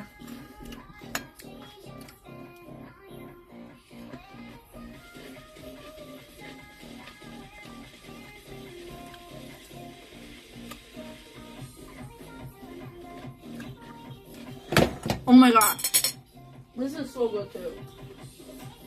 But my question, so this is my protein shake, and personally I really like the flavor, so I ended up, this is actually my first time that I got the second purchase for the protein. Most of the protein powder, because I hate the flavor, I didn't really like it, but this one I loved it. But it said that it's a protein powder made of bean. Is it good enough, Chad?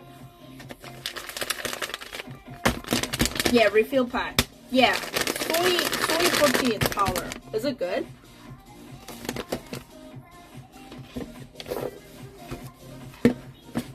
Is it organic? I don't know. Probably. It tastes so good. I love it. That's fine. Okay.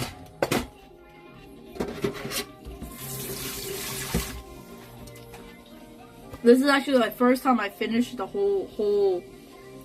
No sugar in it, no sugar. But I think they said they put erythritol, something like substitute for the sugar.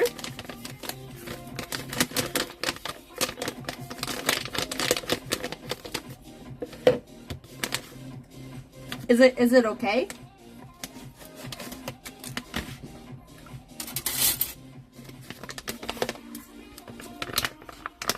It's not that sweet anyway. It's like 50-50. Huh. Oh, really?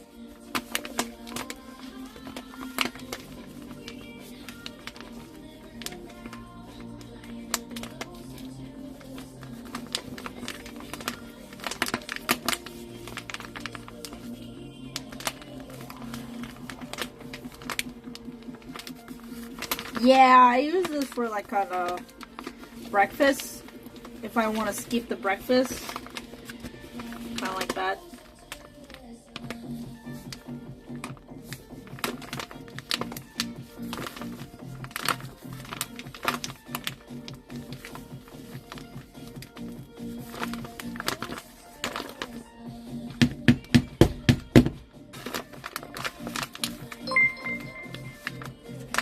Hey, 63! Thanks for the beat!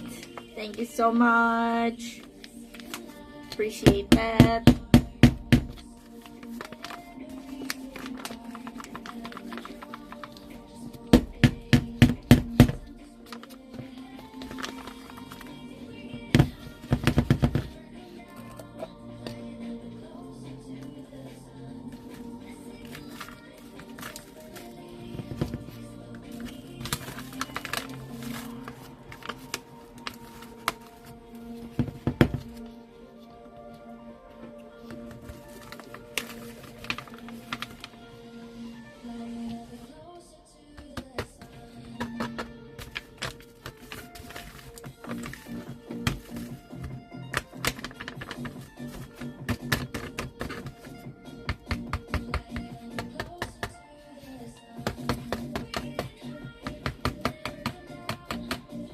Do you eat the protein shake, Chad?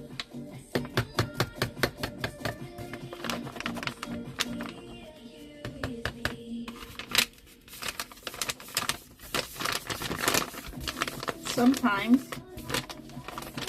Yeah. I think it's pretty good for like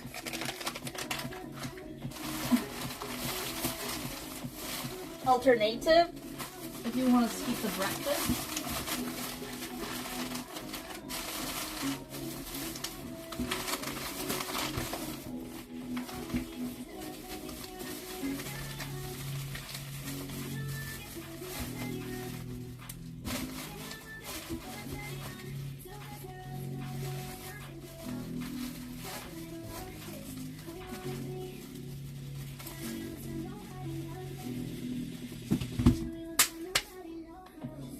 Workout stuff like that.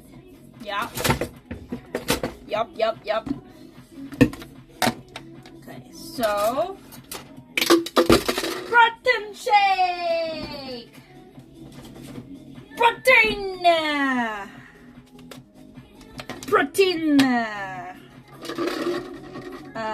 200. Usually I put like 200 milk. I tried with water, but like it was so disgusting, so I ended up thinking that I need milk. If I mix this with water, it tastes disgusting. And one and like half of it.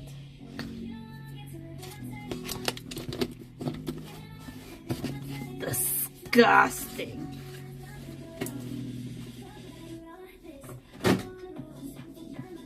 Do you prefer shake it with milk or water?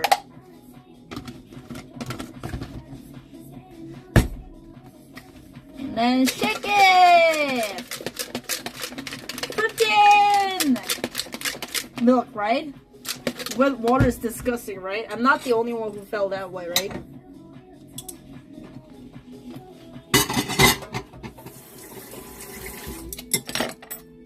I want the milk. Maybe I should do that. Next time I will. Protein! Yay!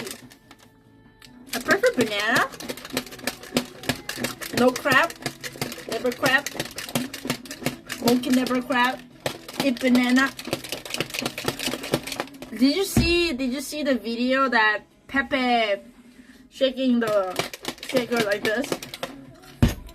You know what I mean? Like in the cafe, they're using the like shaking machine and then put the like dolls like this, and then like it looks like Pepe shaking like this. No? Wait, you don't know? I'll show you. Let's go to the.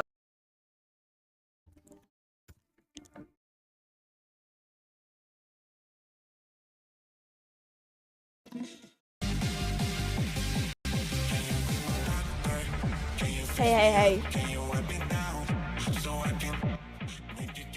Wait, how do I find that? Like, you know what I'm talking about, right, chat? Like, at the cafe?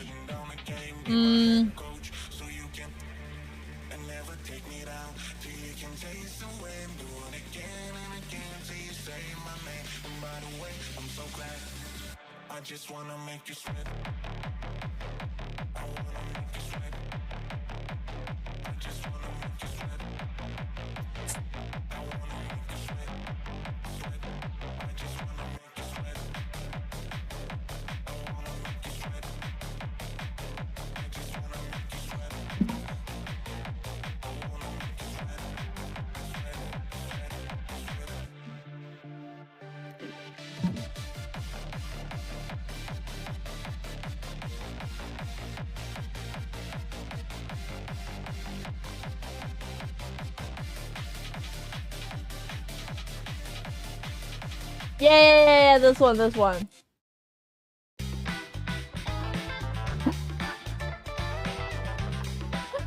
This is so funny. Oh wait, you guys cannot see TikTok anymore, right? Uh-oh.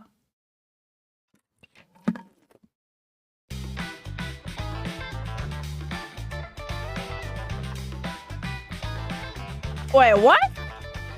It's back? What do you mean it's back? What do you mean it's unbanned already?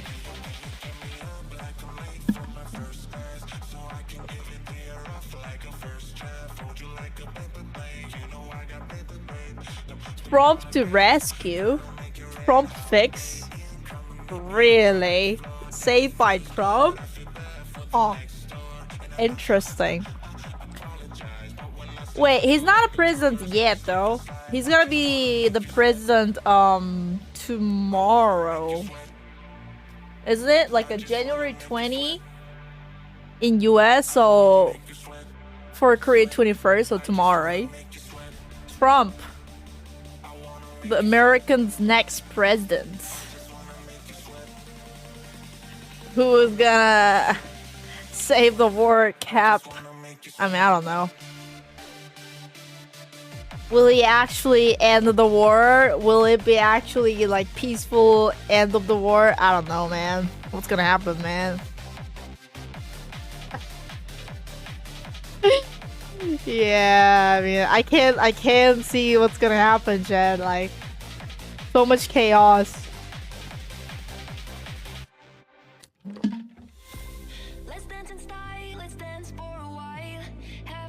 I wonder what's his gonna do on day first, because all around the world, everyone is like having an eye on him, right? Like, what's gonna say? What's gonna say? Like, everyone's like, I wonder what they're gonna do.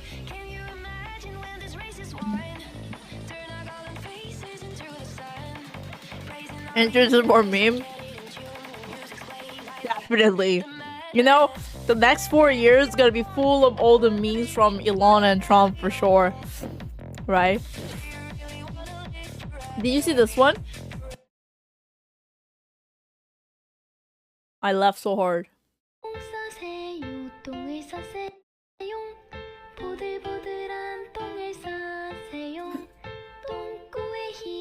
You gotta see the lyrics, Chad.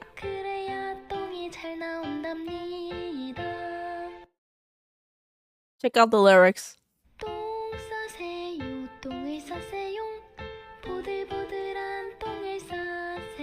Take a soft poop. You know, it said just relax, right? But technically it was saying that relax your anal. Like she kind of like make the lyrics more soft version. But the literal meaning was not just relax. It was like, relax your anal. I was like, what the fuck? So you can poop comfortably. Well, it's technically like, therefore your shit will come out very well, like smoothly.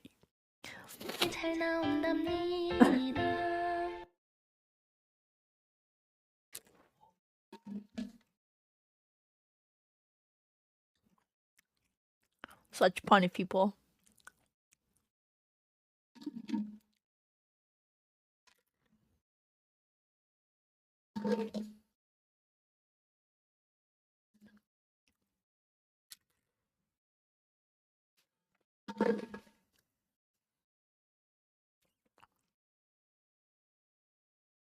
Oh my god. Oh my god. I laughed so hard when I watched this too.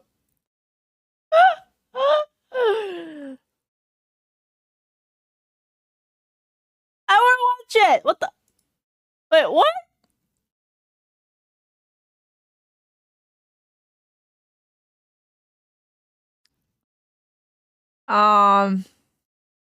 What is this one? This is something like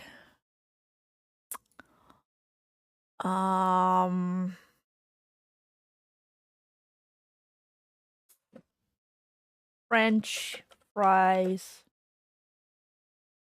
sauce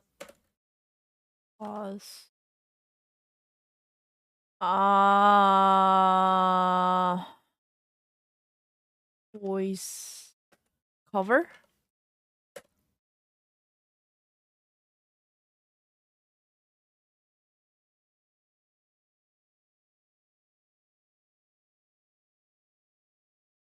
How can I find this clip? This was so hilarious. Of course I'm an adult. How can we watch this? Well, maybe can I watch it with my phone?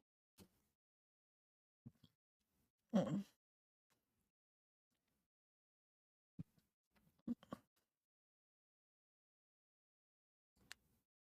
This was so funny.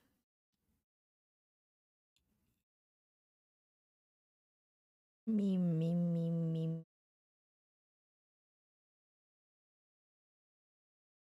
At the Next words are yes, sir. How do I show you guys this? That's it. Ah! What the fuck? Okay, hold on. We'll try to. Can you hear it? I never said I was a nice guy. But I. The next words are yes, sir. Or have you forgotten? Yes, sir. Good. Now ass up, baby girl. And then someone left a comment that my wife walked in and I switched it to Pornhub because it's easier to explain. I never said I was a nice guy. Word.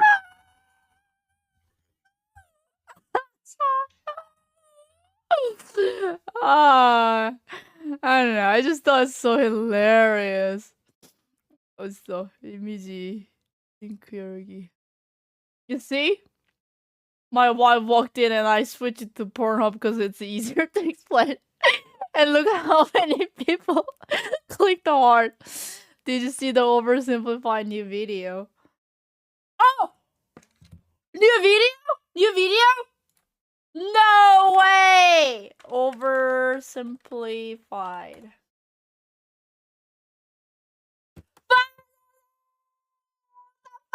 Back. This video was made possible by Nord. The Roman. Pick up some character. Alright, let's see.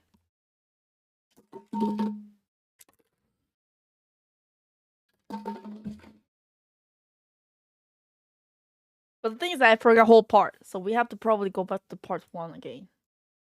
Do you remember, guys? Bro, it was an year ago.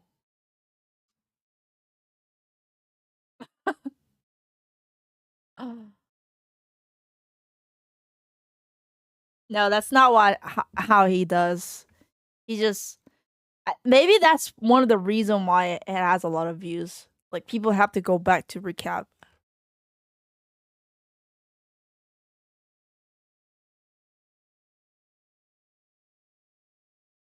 Made possible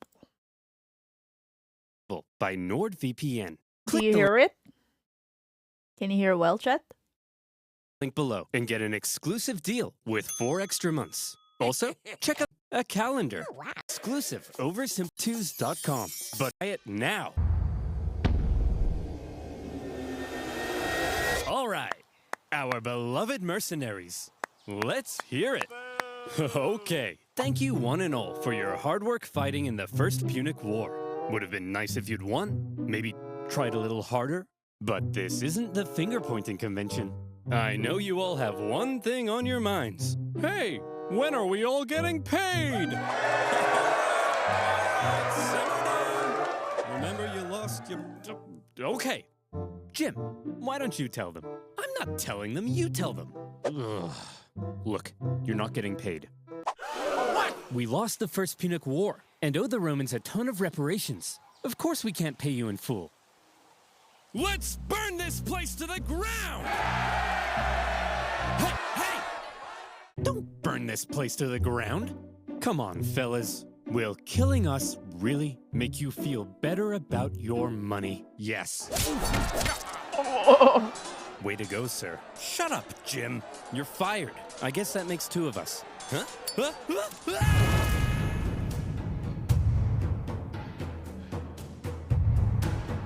In the aftermath of the First Punic War, Carthage's disgruntled mercenaries, left unpaid for all their hard work, revolted, and Carthage found itself caught up in an extremely destructive mercenary war. The panicked Carthaginians hired more mercenaries to fight the mercenaries they couldn't afford to pay, and Carthage came dangerously close to collapse. All the while, across the water, there was Rome. Ha! Look Look at those morons. We just kicked their ass in the first Punic War, and now their own mercenaries are revolting. Haha, yeah. Wait, first Punic War? You mean there's gonna be a second one? Well, we're definitely taking advantage of this situation. So almost certainly, yes. The Romans did, in fact, take advantage of the situation. Amongst the chaos, rebels on the Carthaginian island of Sardinia sent out a cry for help to Rome. Hot diggity dog, said the Romans. That's free real estate. And so in they went. Whoa, whoa, whoa. That's our island. Get the hell off. Hey, they requested our help. We're simply helping. Oh, no, you don't. Look, we're sending our own army to deal with the rebels, okay? But just to be clear, we're not trying to start a fight with you, so, don't declare war on us or anything. War! We surrender! Great. And as part of the peace treaty, we get to keep these islands. Dun dun dun. The Carthaginians were hopping mad. As if their humiliating loss in the First Punic War wasn't bad enough, the Romans now took advantage of their mercenary problem and stole their islands. This shocking land grab was pretty hard to justify, even by Roman standards. Additionally, the Romans now demanded Carthage pay them even more money on top of what was already owed. This guy is so Rome was funny, trying guys. to make Carthage as mad Even as if you're possible, not a big fan they of were the doing history, a you will probably fantastic enjoy job. watching this. The seeds So of the funny. Second Punic War were being sown, and they were being watered with Carthaginian tears. Resentment in Carthage only continued to grow. Eventually, Carthage solved their mercenary problem thanks to Carthaginian It's kind of like a military drama, genius you know? and hero of the First Punic War, Hamilcar Barca. He sorted those naughty mercenaries out with some good old-fashioned atrocities, and the destructive mercenary war was over. Still, all was not well in Carthage. Mere decades ago, they were the top dogs in the Western Mediterranean. Now, after the crushing defeat in the First Punic War and a huge bill to pay the Romans, Carthage was well and truly under Rome's thumb. What on earth were they supposed to do? If they wanted any chance at regaining their former strength, there was one thing they needed now, more than anything: money. But as long as they owed Rome $1 bazillion, there was nothing they could do. Fortunately for them, Shit, amongst this sounds their like ranks, Korea. there was one big hunk of a Correct man idea with to one fix the big clump economy. of a brain. Done. Me, Hamilcar Barca. Yes. Wait, why do you all have the exact same voice? I have it too. That's right. Hero of the First Punic War, greatest general alive, and the poster above my bed. Hamilcar Barca had an idea. All right, we need money? Well, I've got one word for you: Spain. An area filled with lucrative silver mines, from which the silver would flow like a river, and our pockets would be stuffed, like Tony's mother at a buffet. Hey, so here's my proposal. What the hell? You send me with an army to Spain. the I'll hell? expand our territory, get those silver mines up and running, and we'll be able to pay the Romans back in no time. Okay, but just to check, you're not secretly raising the money to go on a bloodthirsty revenge spree against Rome, are you? Because we can't afford that. Hanno, my dear, I'm simply going to pay them back. Well, that wasn't reassuring. Few in Carthage were as bitter about their loss in the First Punic War as Hamilcar Barca. 98% of his brain matter had been reallocated to thoughts of revenge. Oh. He was also fed up with the Carthaginian politicians for what he deemed a cowardly betrayal when they surrendered at the end of the last war. And so for Hamilcar, going to Spain meant being able to act independently from the weak Carthaginian government, building his own strength, and then perhaps somewhere down the line, revenge. However, he wasn't going to Spain by himself. Hannibal? Yes, father? Would you like to come with me to build an empire in Spain? Oh boy, would I! Barbara, mind if I take our 9-year-old son with me? I want to implant an intense hatred of Rome in him and prepare him for a glorious campaign of vengeance. Thinking of that, isn't it like Just try not to crazy? traumatize him, Like, dear. No promises. The maybe young boy part of the Hannibal reason was would that accompany his father, people's life watching, expense. learning. Is that Boy, right? Life expense you is see like that way city shorter over than there? us now, but Yes, like father. That learning is all Rome. those things when Do they're you know only what like we do to 9 years Romans? old. No, father. We hate them, Hannibal. We hate them with Crazy. every fiber of our being. But why, father? Can't I just play with my yeah, life Digimons? No, expectancy. son. They They took die when they're everything like from us. what, Our 40 or land, something like that, Our right? wealth, our pride. The every Those every animals. I'll life tear would them be limb from dying limb. I'll burn their 40-ish. pathetic city to the ground. Dad? Classic school I'm like sorry, we son. do. I've just never been so proud. Keep going. I'll slaughter their people. I'll cut off their faces and wear them as masks. I love you, son. After taking Hannibal to the Temple of Baal and having him swear an oath never to be a friend of Rome, So off do Dad and whatever your son went father for their does. lovely beach holiday in Yeah, Spain. part of it too. But Spain was already inhabited by many tribespeople, and when Hamilcar suddenly showed up in their territory, they were like, "Hey, who the hell are you? What are you doing here? I'm teaching my son how to become a warrior like me." Aw, well that's sweet. Well then, little guy, let's see what you got. Oh! Good boy. As Hamilcar got to work Yeah. fighting the tribes of Iberia and expanding Carthaginian influence, Hannibal became a child of war, even earning battle scars from a young age. And he grew to become a great military leader himself, making his father very proud. I love you so much, War, son. the Dad, most not in important- front of the enemy. Yeah, no, that time. Oh. Killed that guy so well, son. The Barcas successfully consolidated Carthaginian power, got those silver mines up and running, and were sending buckets of cash back to a money-starved Carthage. And symbolizing Carthage's regrowing strength, a beautiful new city I guess would main eventually part of be the founded in Spain. New Carthage Carthage, with a magnificent palace was mostly at its part of center. the current Carthage Egypt, is right? back, baby! What in the name of Apollo is going on here? Ah, Romans! Flowing silver mines? Dancing elephants? What are you up to, Hamilcar? I'm simply gathering the money to pay you back. Oh, okay then. Or are you rebuilding strength to go on a bloodthirsty revenge spree? Like I said, Claudius, I'm simply trying to pay you back. Tunisia? You guys are hugging. No, we're not. I was hugging. Hamilcar had practically carved out a kingdom for himself in Spain, free from I the always meddling liked his, Carthaginian politicians. His his power humor. was becoming immense. But Dad, yes, my son? I'm confused. Are we really simply paying the Romans back? We're not gonna go on a bloodthirsty revenge spree? Of course we are. I'm just saying that to get the Romans off our backs. Listen, here's the most important life lesson I have for you.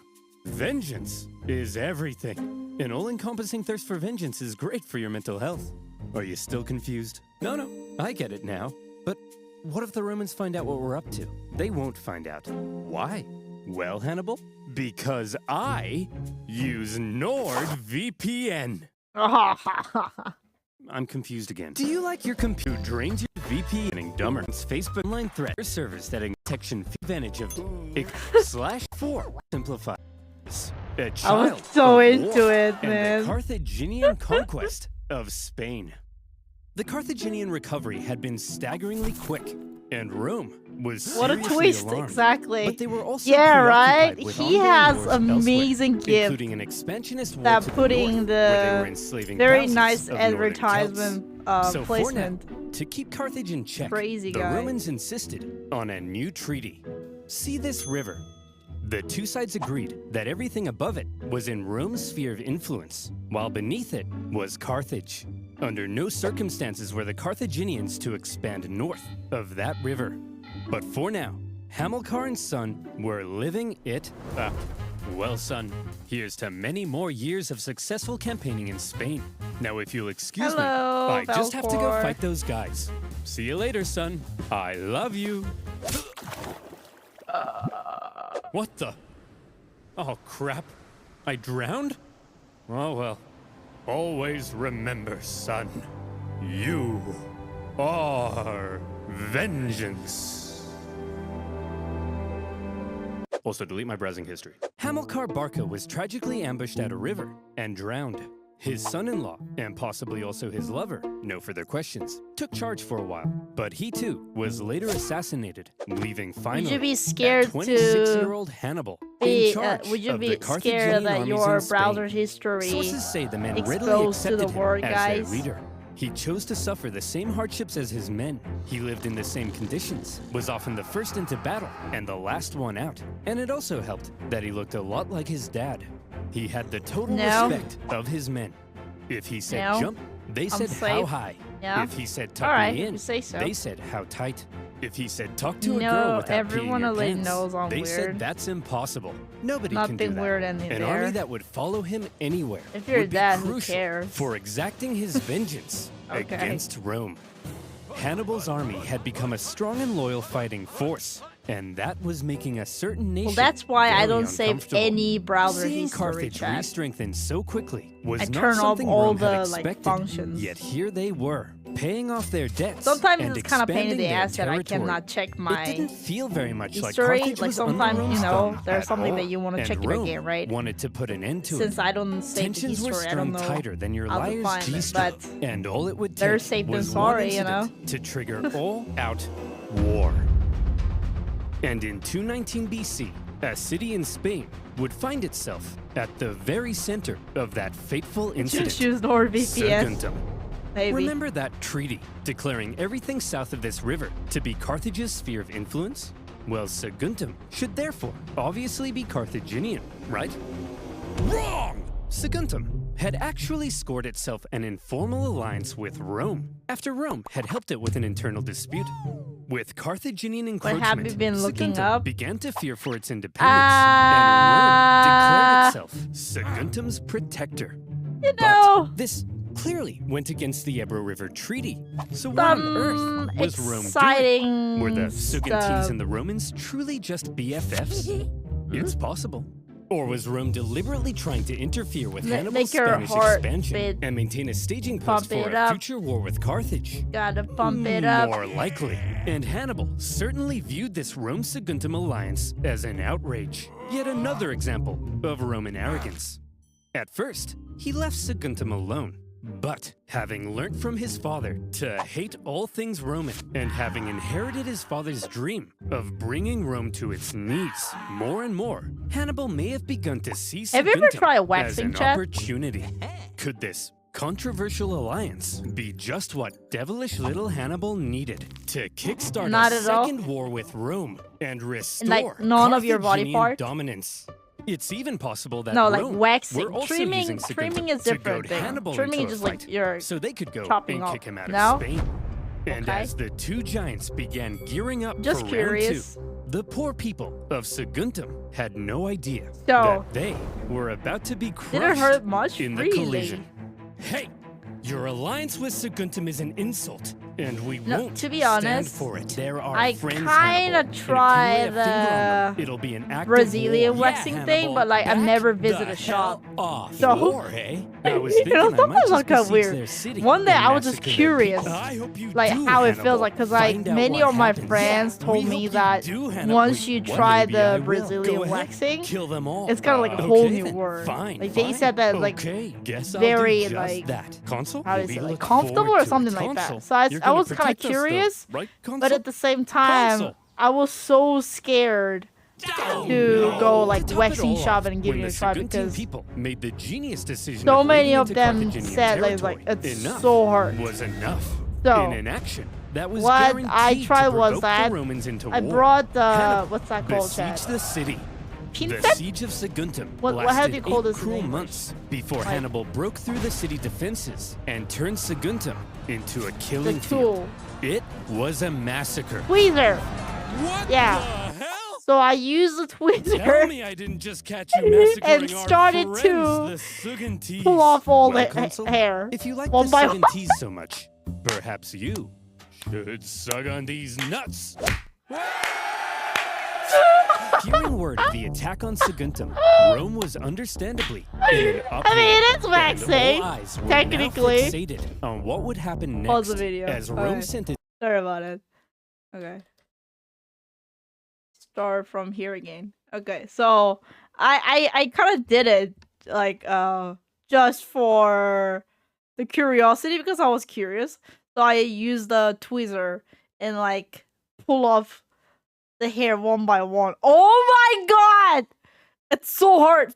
But it's like but some part are fine. I don't know how to explain this. Some part are like so hard, but some part are fine. Like you don't really feel anything. No, I don't think so. I feel like probably the waxing is a way more worse because so in my case I did one by one, right? But at the waxing shop, when you just like pull off the wax and then it just take the whole bunch of hair at once, right? All at once and done. But it's gonna be that means the pain is gonna be like 1,000 times more extreme. I believe. You know what I mean? It's gonna be more painful. I'm not sure about that. I don't really know about that. Hey, thanks for the 56-month sub. All of the hairy men in the video need a wax job. Kappa. Anyway, I don't know. For me, it was fine. It was fine. It just a bit hard to completely make it clean, kinda, because I cannot check all part because I cannot fold my body or something like that. It's getting a little weird, but like, you know, I cannot pull off all part of the, you know. So I don't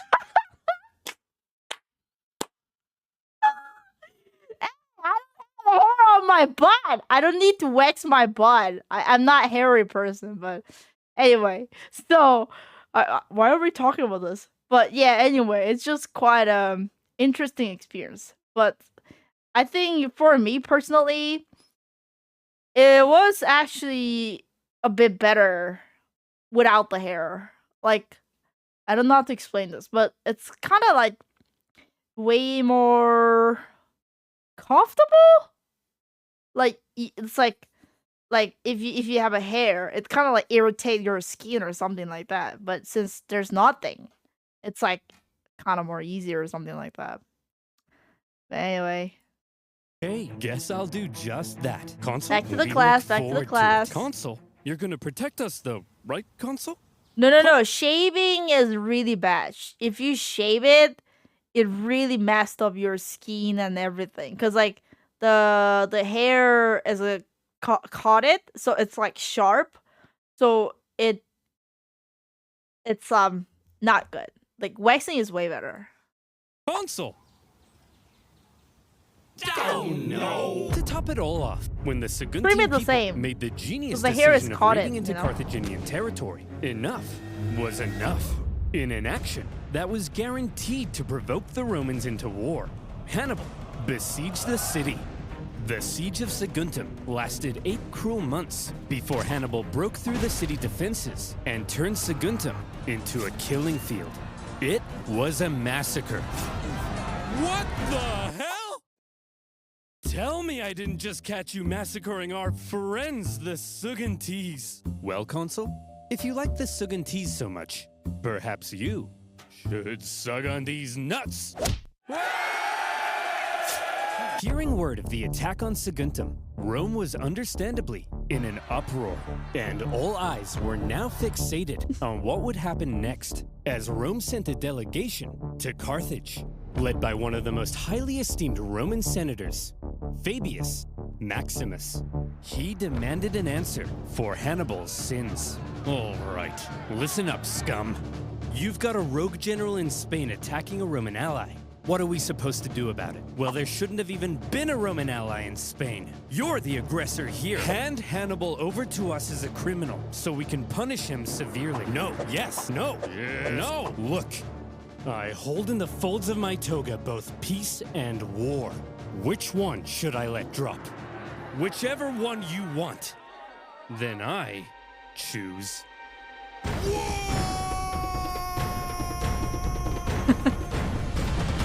The Second Punic War had begun. Pack it up, boys. We've got them. We already destroyed these clowns once, and we were the underdogs. Now, we're the overdogs? Hot dogs. Exactly. This is gonna be easy. Here's the plan. Consul Longus, you take your army and sail straight for Carthage. Burn that city to the ground. And Consul Scipio, you just head on over to Iberia and make sure this Hannibal guy doesn't do anything crazy. I mean, what's he gonna do? Cross the Alps? We're going to what? Cross the Alps. We're going to what? I just told you, Hannibal will freeze to death. Trust me, Jerome. The Romans are expecting us to fight the same way we did last time, passively, taking no initiative. They think it's gonna be easy. So this time, we have to be aggressive. We have to go on the attack. It's gonna be It sickens me to say this, but this time, we have to be a little more Roman. You mean we're gonna take poops and baths together? But I'm insecure about my hairy legs. No, I'm saying this time, we're gonna take the fight to them. Think about it. Rome thinks they're simply Sounds going like to invade Chad. us and win the war. Always so when out they of the suddenly topic. find themselves being invaded from the north, they'll freak out. Like Tony's mother when the buffet runs out Hello. of shrimp. Hey! I got to admit, it's actually kind of genius. And my hairy legs will insulate me from the cold. That's Oh the my spirit. God. Hannibal, you have my sword, and my spear, and my legs. Ugh. Hannibal's plan, a daring alpine trek to surprise the Romans, was a bold but risky strategy. If it paid off, he could catch the Romans with their pants down, but he could also end up losing a ton of men and supplies in the hostile mountain conditions. Nevertheless, in 218 BC, with a fire in his eyes and some vengeance in his belly, Hannibal brought his force of almost 100,000 Damn. men across the Ebro Thinking River. of that, it's They crazy. spent months on the road, trekking It's through like- the cold, hostile mountain conditions. How far and when it they finally is. reached the other side, they And then said, they just walk, "Hooray, right? we This did time it! they didn't have we cars, they crossed didn't the have Alps." No, those are the plane. Pyrenees. Those are the Alps. Yeah. After crossing the Pyrenees, the Eating army as then had to well. pass through southern Crazy. Gaul, a vast territory filled with tribespeople, many of whom were hostile to Hannibal's presence. His journey to the Alps was an ordeal in itself, as he was forced to fight his way through and incurred pretty hefty losses before even reaching the mountains. His plan was almost stopped in its tracks entirely, as the Roman consul Scipio, on his way to Iberia, discovered Hannibal was right on his doorstep. Suddenly, Hannibal's journey became a race as he rushed to get his massive army across the vast Rhone River before the Romans could intercept him. The crossing was chaotic, with the panicking elephants causing several men to drown. And the first combat of the war occurred when small scouting parties from each side encountered one another. When Scipio finally caught up to Hannibal's position, what he found was an empty Carthaginian camp. Hannibal had slipped through his fingers. The Roman consul Scipio felt the weight of the situation. Quite unbelievably, Hannibal was going to cross the Alps into Italy, and the Romans had no idea where he would emerge.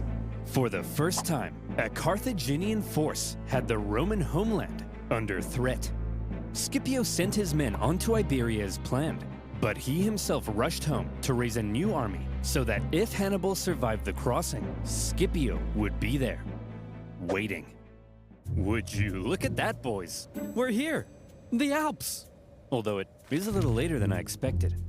Yeah, it's kinda chilly. We'll set up camp here and wait for spring, right? It's way too cold, right? Hannibal? Hannibal's famous crossing of the Alps was brutal. It was already autumn, and the men suffered terribly. It was cold. In Men would fall off autumn. the sides of icy cliffs. They starved.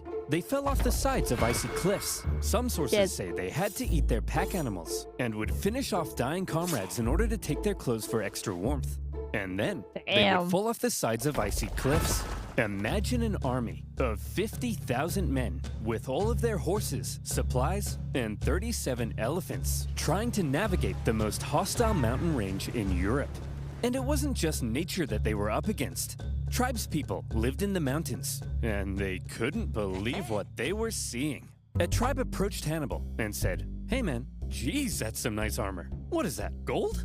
Man, I'd really like that armor. Hey boss, they've got food as well. Shut up, be cool. Hey, why don't you let us guide you through this narrow gorge? We're not gonna kill you or nothing. Just walk right on through there. We're not gonna kill you. It's just right this way. We're not gonna kill you. Hannibal's army were forced to fight their way through the gorge as massive boulders rained down on them from above. Some clever reorganization of his line helped them survive, and they were able to fend off the opportunistic tribes. But losses from the constant attacks were heavy. As the journey continued, men who went over the sides would get stuck on the ice sheets below and had to make a grisly choice between starving to death or just getting it over with. When the deeply demoralized army reached the summit and rested for a couple days, Hannibal tried to lift their spirits with a rousing speech. Look, men, down there. It's Look, Rome. listen. These plains It's stretching Rome out in right front over of you there. are bountiful with food Look, to listen, eat guys. and Romans to kill. Move, Bessie. Look, you have just climbed the walls of Rome. The hard part is over. From here on out, it's all downhill, and nobody else will die. Except for them. The rest of us here, no one dies. Starting now. Okay, let's go. Oh, for goodness sake! As it turned out, the descent was as deadly as the way up, with the cold really starting to set in. The path became even more narrow, and at one point, the men spent 3 days in the freezing cold, repairing a collapsed road. Oh, no. When they finally reached the bottom, Hannibal said, "Look, guys, we did it." Well, I thought it went really well. When Hannibal left Spain, he had about 100,000 men. By the time he reached the Italian Oh plains, my his numbers had dwindled to gosh. about 26,000. That's crazy. He was now caught in enemy territory, without a supply line or source of reinforcements. And any elephants who had survived to this point were More than almost certainly 70% is traumatized. gone. So what on earth was Hannibal up to? This supposed military genius had just led a starving and weakened army right into enemy territory. Any modern general who lost half their men to mountains would be immediately fired and possibly even depanced on live TV. Here's the thing. While Hannibal may not have planned on losing quite so many men, he had almost certainly expected considerable losses, and he always had a plan for how to replace them. Need men? Northern Italy was full of men. Big, burly Celtic men. All the men Hannibal would ever need to beat off Rome. These Celts were filled with resentment, having only recently been conquered by Rome. Hannibal hoped to be seen as a liberator, convince the Celts to cut ties with Rome, and instead join him in crushing Rome. That way, he could gain a source of reinforcements and supplies right in Rome's backyard. But sir, in order to win the loyalty of the Celts, we would need to make a seriously favorable impression on them. How do we get them to like us? Kill them. One of Hannibal's first actions in Italy was to obliterate a nearby tribe who wouldn't join him. This sent a clear message to all the other tribes. It was his wrath they should fear, not Rome's. The realization that a Carthaginian army had just invaded them must have been shocking for the Romans.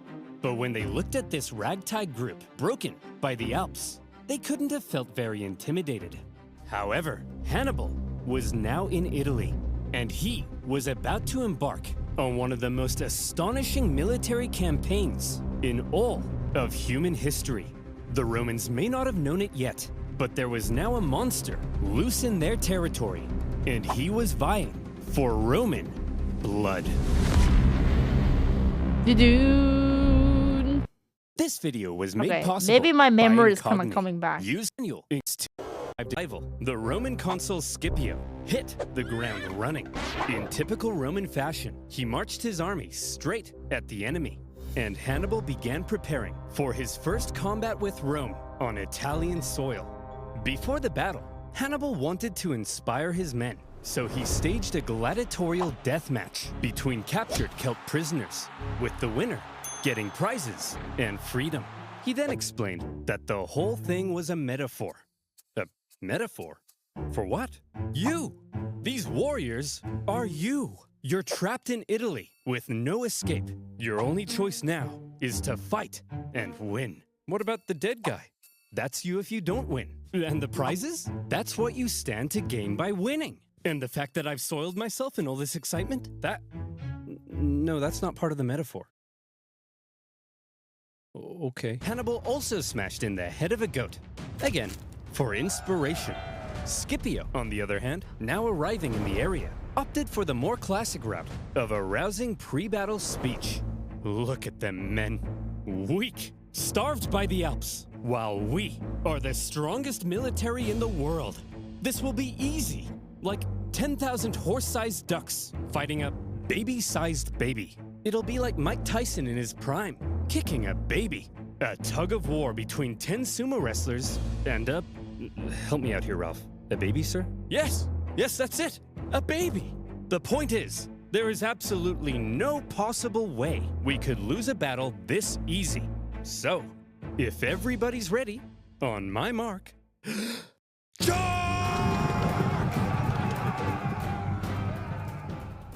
Din, din, din, din. Oh no. The Battle of Ticinus was over almost as soon as it had begun, as the Romans found themselves completely outmatched by Hannibal's famed lightning-fast Numidian cavalry, a key element in Hannibal's devastating double envelopment tactics. In the chaos, Scipio was wounded. Thankfully, according to some ancient writers, his handsome 17-year-old son, Scipio the Younger, saw his father fall. Scipio the Younger supposedly saved his father, and in the process, earned himself a lot of daddy's kisses. The Romans ended up fleeing the area, destroying the bridge behind them as they went. For a nation so overtly confident in victory, believing Hannibal to be an easy kill, the Romans found themselves running away with their tail between their legs. It was humiliating. And you know who thought so as well? The Celts. They began flocking to Hannibal's side, just as he'd hoped. Even Celtic troops fighting for Rome in the Roman camp began to reconsider. Man, I'm thinking we should try to join Hannibal. I hear you. Maybe we should bring him a gift. What do you think he'd like? Oh, I know. Hey, Hannibal, we want to join your side and we brought you a present. Understaffed? For me? What is I understaffed? hope it's Roman heads. Oh, please. Oh, please be Roman heads. How did you know? Running away from Hannibal was humiliating enough, but having dozens of Romans beheaded in the night, now that's embarrassing. Ticinus had been a relatively small battle, but the psychological impact it had early on was huge, and it was only just a taste of what Hannibal was capable of. Despite the shocking initial loss, however, Rome still didn't seem to fully understand the danger posed by the monster now loose in their territory. The Senate was full of excuses. It's those traitorous Celts. That's why we lost. Yeah, and it was a cavalry battle. Wait until Hannibal faces our almighty legions. And our consul was bold. Once he faces our other fully follicled consul, then he'll really pee his pants. That other consul, Longus, had been in the south all this time, preparing to invade Africa. He had seen some success, even capturing Malta. But then he heard the news. Hannibal's in Italy? And I'm being ordered home? But I was gonna be the big boy. I was gonna invade Carthage and win the war. Well, you can be a big boy at home. No! Does somebody need a nap, sir? No! And so Longus brought his army on the long journey north. When he arrived in the area to decisively neutralize Hannibal, the two consuls joined their forces together, creating a double consular army. But the two consuls weren't exactly on the same page. Having a nice rest there, old man? I'm wounded, Longus. Pathetic. You don't understand. He's more dangerous than we thought. Maybe for you. Whoops. Listen, we can't just march straight at him like we normally do. We need to train our men through the winter, and we'll try again in spring. Sorry, I don't take advice from a bowling ball. Hey! I'll kick your ass, Longus. Any day now. I'm coming! Just you wait. Oh, Scipio, you feeble old man. Scipio was apparently quite cautious after his recent encounter with Hannibal, while Longus, typically Roman, couldn't wait to give Hannibal a swirly. So who would get their way? Well, when two consuls joined their forces, it turned out the Romans had an interesting system in place. They would each take turns being the one in charge. Consul 1 Oh, would well, lead I think I one day, remember this then Consul part. 2 the next. back and forth, back and forth. As you can imagine, when the two consuls didn't agree, things didn't go so well. In this case, due to Scipio's injury, Longus probably assumed even more command than normal. Hannibal had Celtic spies in the Roman camp. He fully understood the Roman system and Longus's hot-headed nature, and he knew he could exploit it. For goodness sake! What's wrong, sir? I'm trying to order some pizza, but I keep getting fed all these personalized ads about being a hothead. I'm not a hothead, am I? No, sir. Look at this. Butt insurance? Who would buy butt insurance? Yeah, that sounds really stupid. Sir, it seems like a lot of data brokers have collected data on you. They could sell that data to Hannibal. I knew it. So broker was created. So if you qualify, that's hothead. Hannibal needed to keep smashing the Romans in battle in order to maintain the loyalty of the Celts. And so he was eager to fight another battle. The combined Roman force possibly outnumbered him, so he carefully crafted a clever trap, and he made sure to spring it while Longus was still in charge. The plan began with his army getting an early night's sleep. All right, boys, time for lights out. Sorry, but we got a big day ahead of us. Tomorrow, we're gonna massacre the Romans. Good night, boys. Dream of revenge. Gorzog, send out the cavalry. That night, Hannibal's Numidian cavalry made their way over to the Roman camp, arriving just before dawn. Hey, Romans! Wakey, wakey! What the? What's going on? Hey, Longus, your butt smells like a butt. It does not! Scipio, awaken the troops! Longus, these playground insults are clearly meant to lure you out. Well, it's working! Send out the troops! Longus, it's clearly a trap. And I'm falling for it! Send out the troops! Hey guys, wake up. You're heading out for battle. What? But we haven't had breakfast. We're skipping breakfast! I don't think you can do that. As the Romans hurried out of camp, the Numidians began luring them back to the Carthaginian camp, where these gentle angels were just awakening from their slumber. Eat up, boys. We're having pancakes. While the Carthaginians were enjoying their hearty breakfast, the starving Romans were still on their way. Hurry up! We have to catch those Numidians. Hey, why have you stopped marching? Longus, there's a freezing river in front of us. Well, get your gluteus maximus in the water! All right, boys, time to lather up. This oil will insulate you from the cold. It also smells like lavender. There's the Carthaginian camp. Get ready to fight, men.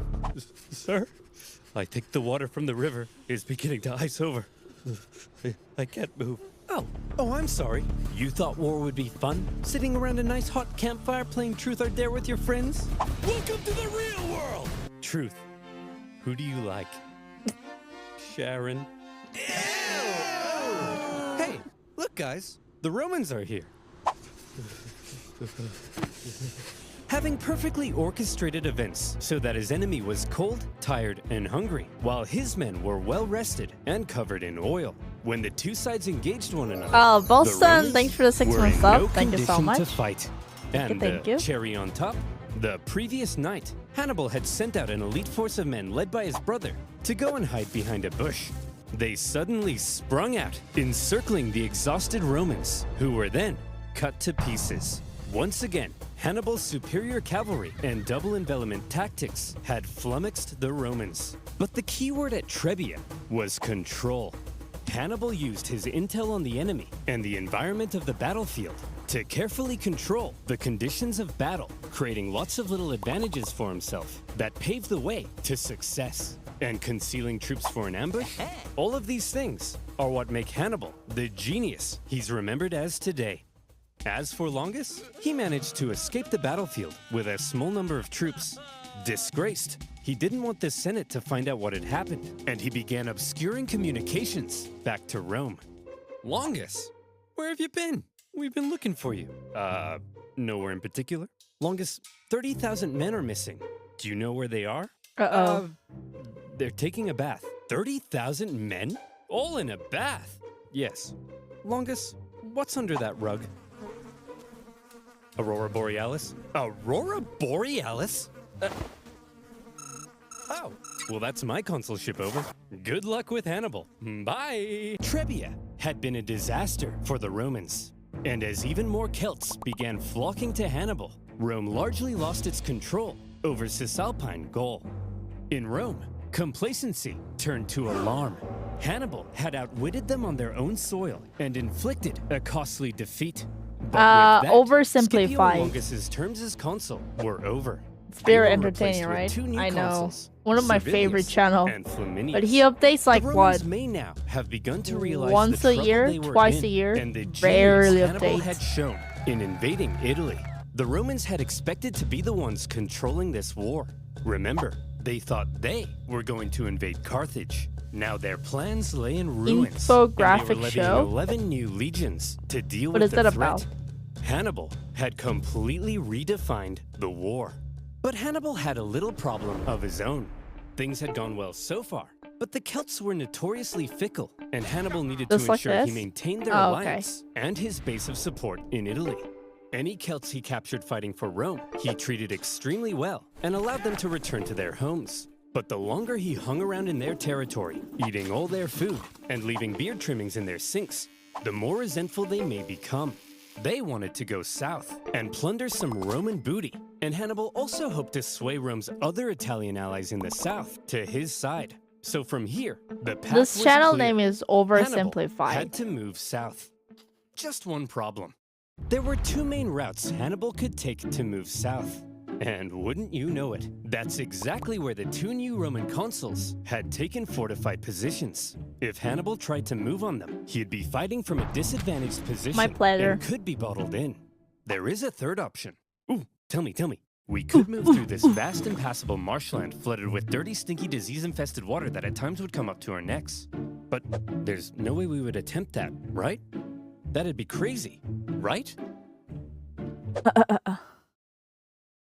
Hannibal? Hannibal's 4-day trek across the Arno marshlands was hell Oh, on I remember earth. this part Almost too. as crazy as when he crossed the Alps. Imagine 3 full days unable to sit or lie down because there's nowhere to sit or lie down. Meaning 4 full days without sleep, slugging through heavy mud. You contract cholera, your foot falls off, and Jim Bob directly in front of you won't stop terrible. pooping in your path. In fact, everybody's pooping in your path. Some delirious, sleepless men would see clumps of mud and say, "Man, I could just sink into that." And then they would. When pack animals died, it gave nearby men a chance to rest, but only for a few moments before they were whipped back into line. Even Hannibal himself couldn't escape the torture of it. Hey, Hannibal, if we see a Starbucks, can we stop? I need to take a leak.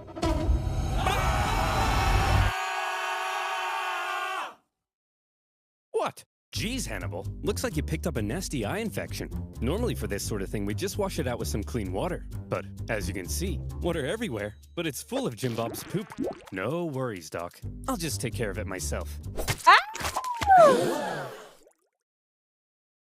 That'll be $3,000. When the now possibly one-eyed Hannibal and his army emerged Not even from the thanks swamp, for the gift they of sub. were Everyone said shattered. to Luke and to go But 10. he had just He actually managed done to that? slip Yeah, I mean, 50,000 men yeah, right seems past like the it, Romans right? into rich I don't know how it Etrurian happened, lands but where he could replenish it's his crazy supplies, that that and time, his Celt allies could go if you crazy, just pull out your securing eye, Roman like, loot and booty. what? As fields I'm and just so villages went surprised up at in how could flames, he survive one from Roman that consul condition. couldn't help but notice the know? hot-headed Flaminius, feeling it 'Cause was there's his no such, responsibility to protect these lands, rather than waiting for his like, co-consul to come join him, immediately left to go chase Hannibal.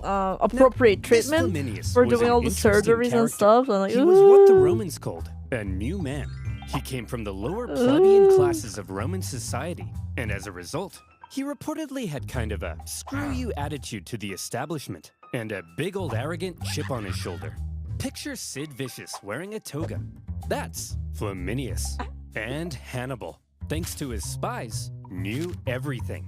Just as with Longus, Hannibal knew Flaminius was just the kind of man he could lure into a trap. Hannibal led Flaminius to the entrance of a narrow pass along the north shore of Lake Trasimene. Flaminius watched as Hannibal's army entered the pass. I've done it. I've spotted the enemy. Sir? That big follow us sign seems kind of like they're trying to lure you in. Yes, Gareth, and I'm taking the bait. Sir, this really seems like a trap. Yes, Gareth, and I'm falling for it. Daylight was fading, so for now, the Romans set up camp. The two armies encamped across the lake from one another, and night fell over the two camps. In the morning, Flaminius would catch up to Hannibal, and he would be the hero of Rome. For now, the Romans got nice and comfy in their beds. Good night, Flaminius. Good night, Rome. Good evening, Hannibal. During the night, Hannibal ordered total stealth. As tens of thousands of troops scaled the wooded hills above the pass, completely undetected by Rome's scouts.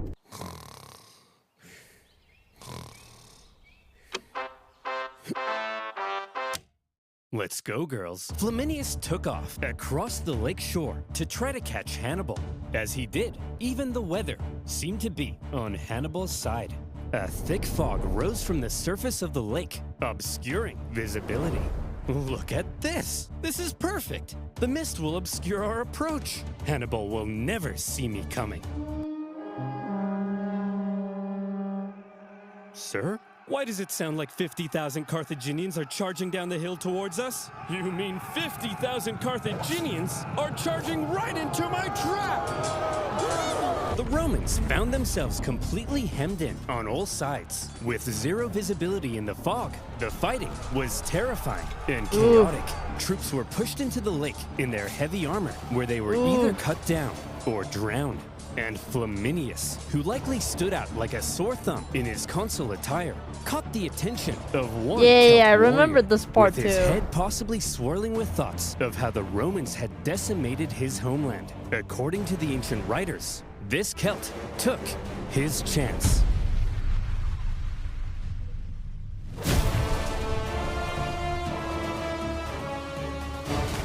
In the 3-hour-long massacre, 15,000 Romans were killed and an equal number captured.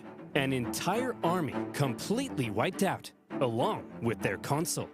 During the battle, the Roman vanguard had managed to break through at the front and climbed the hill above the fog. When the mist cleared, what they saw was a blood-red lake. I remember this of part. Roman bodies. 맞아. 기억나 이거. Worse yet, when the other consuls sent cavalry to try to aid Flaminius's doomed legions, they too were caught and defeated. A double disaster. Dun, dun, dun, dun, dun. Rome went into a frenzy. For the second time, Hannibal had completely decimated an entire Roman army.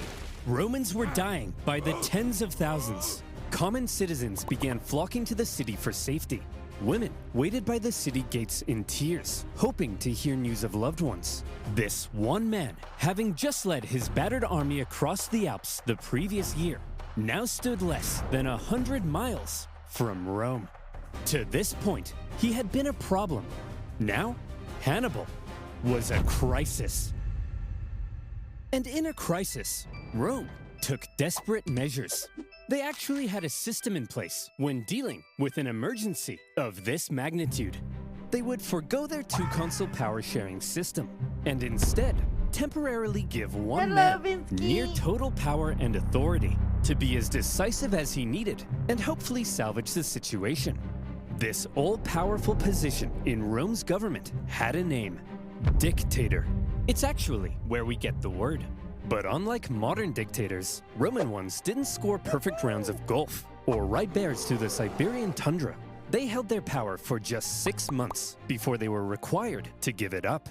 And in Rome's hour of need, the man chosen to be dictator in 217 BC, one of the most highly esteemed members of the Roman Senate, Fabius Maximus. Speaking of which, have you ever seen this one, chat?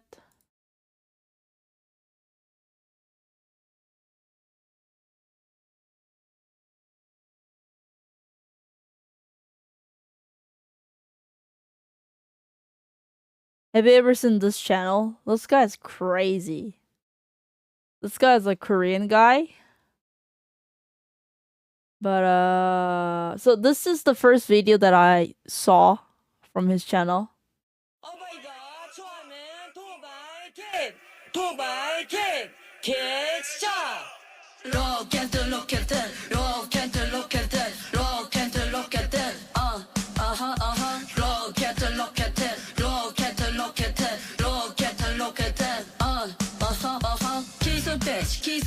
선대의 폭격 나 저리 기성 슬퍼 리오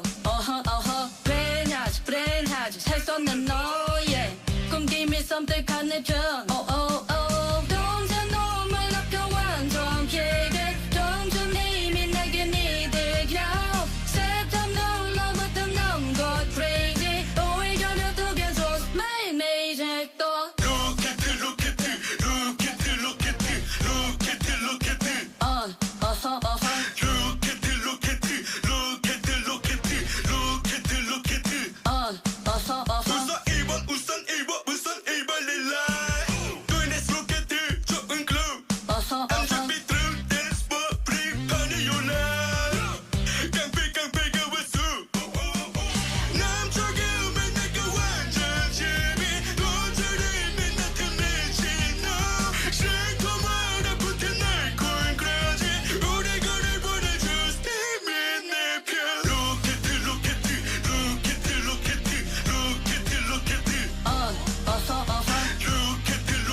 It's crazy.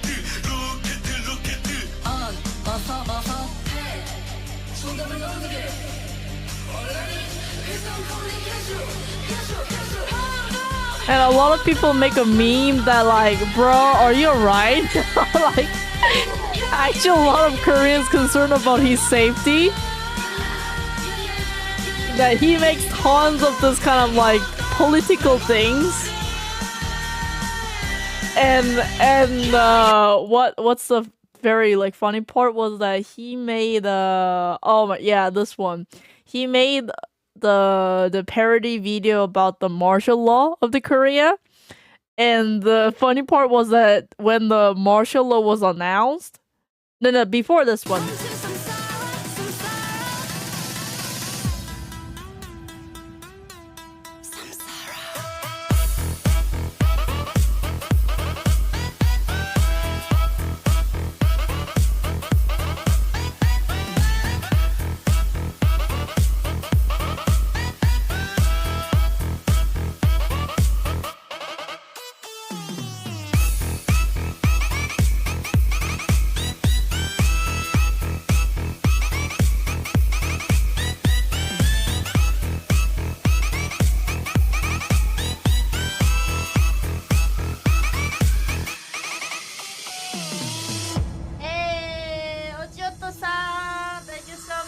Probably too late. But I would like a calendar, if possible. Save the children. Oh, I'll do more charity. That's okay. Thank you so much. Thank you. The calendar is in the Discord. It's a open resource, so you can download whatever you want. Thank you so much. Thank you. Yeah, so this guy made the video about the president. It was before this video. So like he made kind of like a meme of the Korean president video, and when the martial law was announced, he actually deleted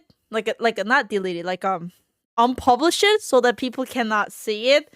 And a lot of people kind of laughed and like, bro, are you okay? Like, people actually concerned about his safety, because like when the martial law was announced, technically people who make this kind of contents are kind of in a danger, like for real, you know. And the funny part was that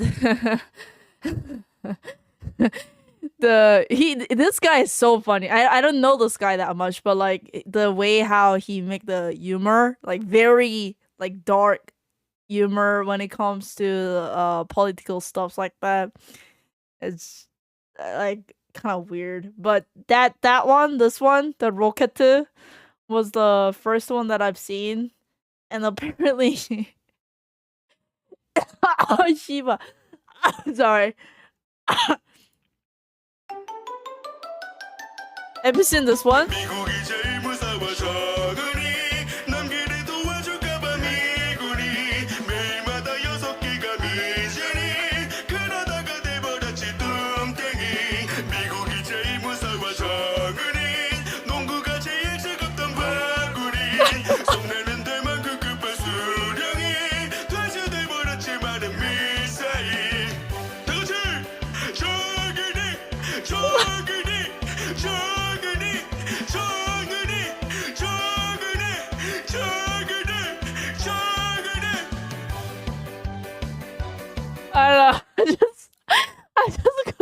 like stop laughing. Like how crazy he is.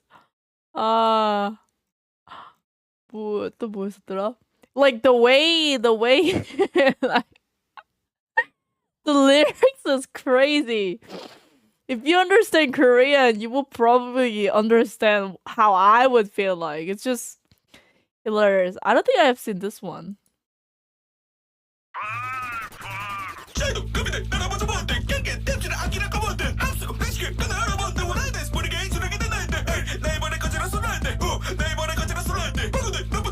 Oh, this one doesn't have the lyrics.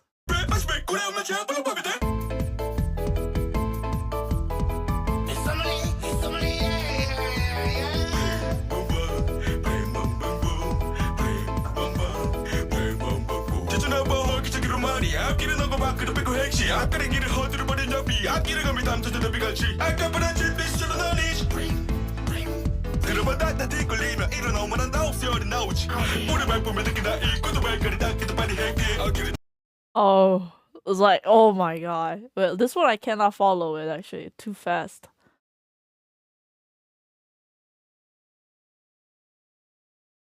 I don't think I've seen this one either.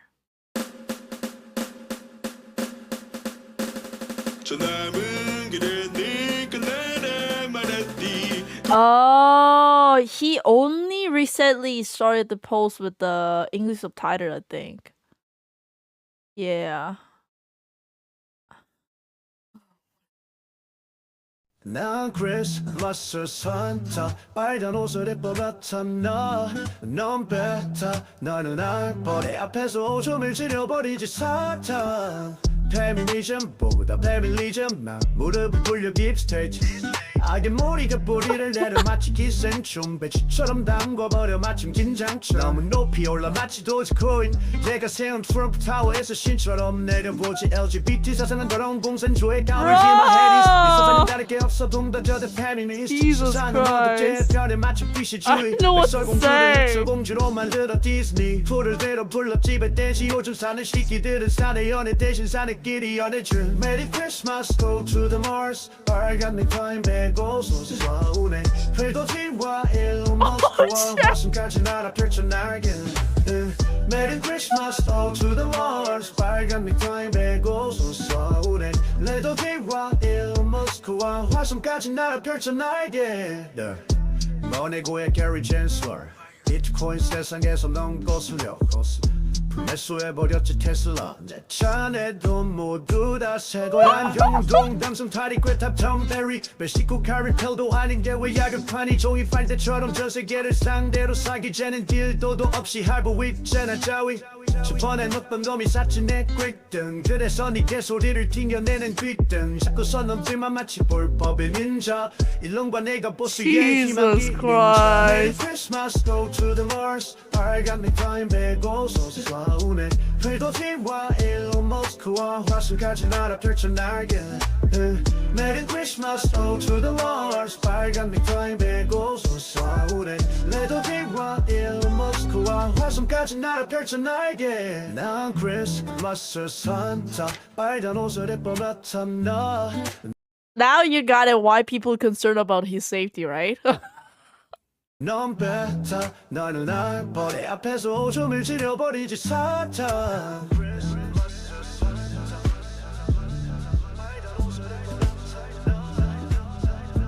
내 앞에서 오줌을 지려버리지 사탄 Are there many this kind of the like a content creator in your country too? Chat? Yeah. For me, this was kind of like first the content creator make like the kind of like like AI dark humor things like that. What did I just watch? The chaos. You don't want to know. How would Fabius, as dictator, confront Hannibal? Well, Fabius understood that marching Antron's young men straight into One day there are gonna be like was tons bleeding of dry. deepfake Hannibal porn, was clearly right? too I dangerous don't to know. I'm face kind of head-on scared in of that battle. shit. However, It's still he was already also going stuck on, I think. in their territory, With dwindling manpower Like, that's something and that a forced lot to of live off the famous land, it wasn't streamers a are sustainable position to dealing be in through. long term, Yeah. and he could only remain there I'm for like, so long. yikes, man. So, if Rome avoided battle with Hannibal, I to mean, who knows? Even right now, some of the chat like making bunch of like creepy deepfake stuff and like like drilling and then like I don't know. prevent any more crippling losses, and instead simply maneuvered around him, blocking Don't look supplies at and me. taking out smaller Are you contingents doing where it? What the possible. fuck, Shark? Hannibal would gradually become weaker. while Reward, they thanks for the would 54 gradually months sub. become Thank you so stronger. much. And so Fabius presented his new idea to the Roman Senate. Okay, guys, I have an Well, idea. at least if I See look you can nice with follow the me here, deepfake. Okay. Instead of fighting Hannibal, I'll take that. when he approaches, we run away.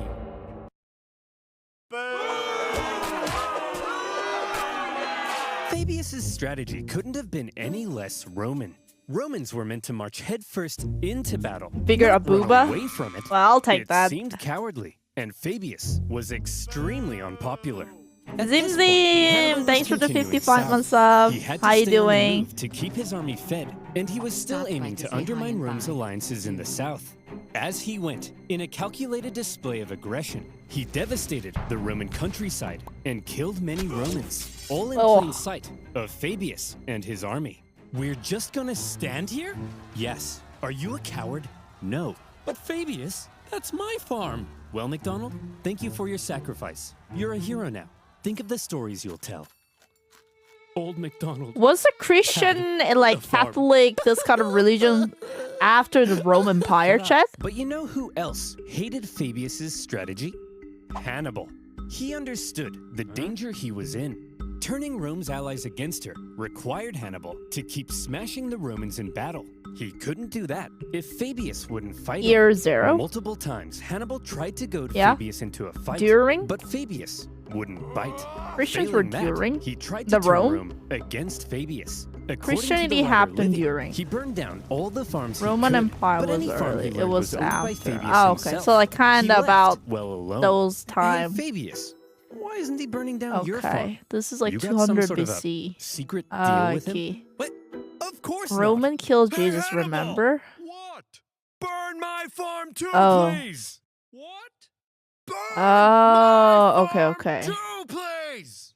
No. Remember our secret deal. Well, you got to admit, he's a genius. Hannibal's problem, however, was that he had to stay on the move to keep supplying his army from the local The lands. first church was in At Roman one point, Empire. He entered Campania, Okay. one of the richest regions of Italy. Great for Year resupply, 0 was and great for Jesus. showing up Oh, Fabius okay. in front of Rome's South Italian allies. But he was caught in a Hmm. valley, and Fabius quickly moved to block his escapes. Haha! We've got him! After he's used up all the valley's supplies, Any Christians here, he'll chat? starve. Or any Catholic sir, here? What are all those lights leaving I the just valley? wonder. Is he trying to escape? Lights in plain view. Well, that's a trap if I've ever seen one. Christian number 1, Catholic number 2. Suspecting a trap, Fabius refused to budge.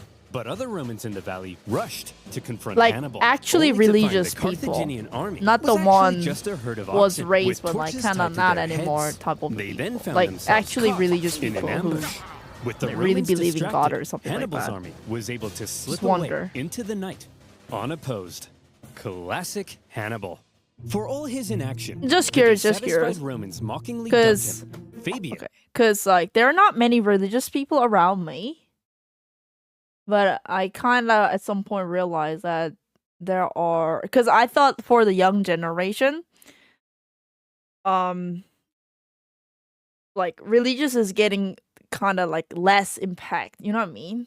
It's kind of like generation thing, but like as the time passed by, more and more people started not really kind of into the religion, but kind of realized that these days there are still many religious people in my like generation. So I was a little surprised about it, to be honest, because at least in Korea, among many of my Korean friends, there are not many, but seems like in a lot of other, especially like Western country, my parents are very religious. Yeah, that's the thing. Like our parents' generations are still very religious. But from my generation, people started to like split to half and half. They were born and raised as a religious family, but later on, as they get older, they started to felt like, oh, maybe I'm not really that religious, or like some people still feel like, oh, I'm very religious. I believe in God and Jesus like that. So it's kind of like split to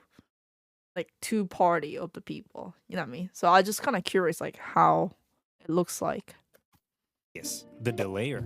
But the thing is, Seems like it's more common in a lot of Western countries. Because based on the Western, like people from the Western culture, I felt that there are more religious people than non-religious people. While putting Hannibal into an increasingly more difficult position. Modern historians view Fabius's strategy as generally a good idea.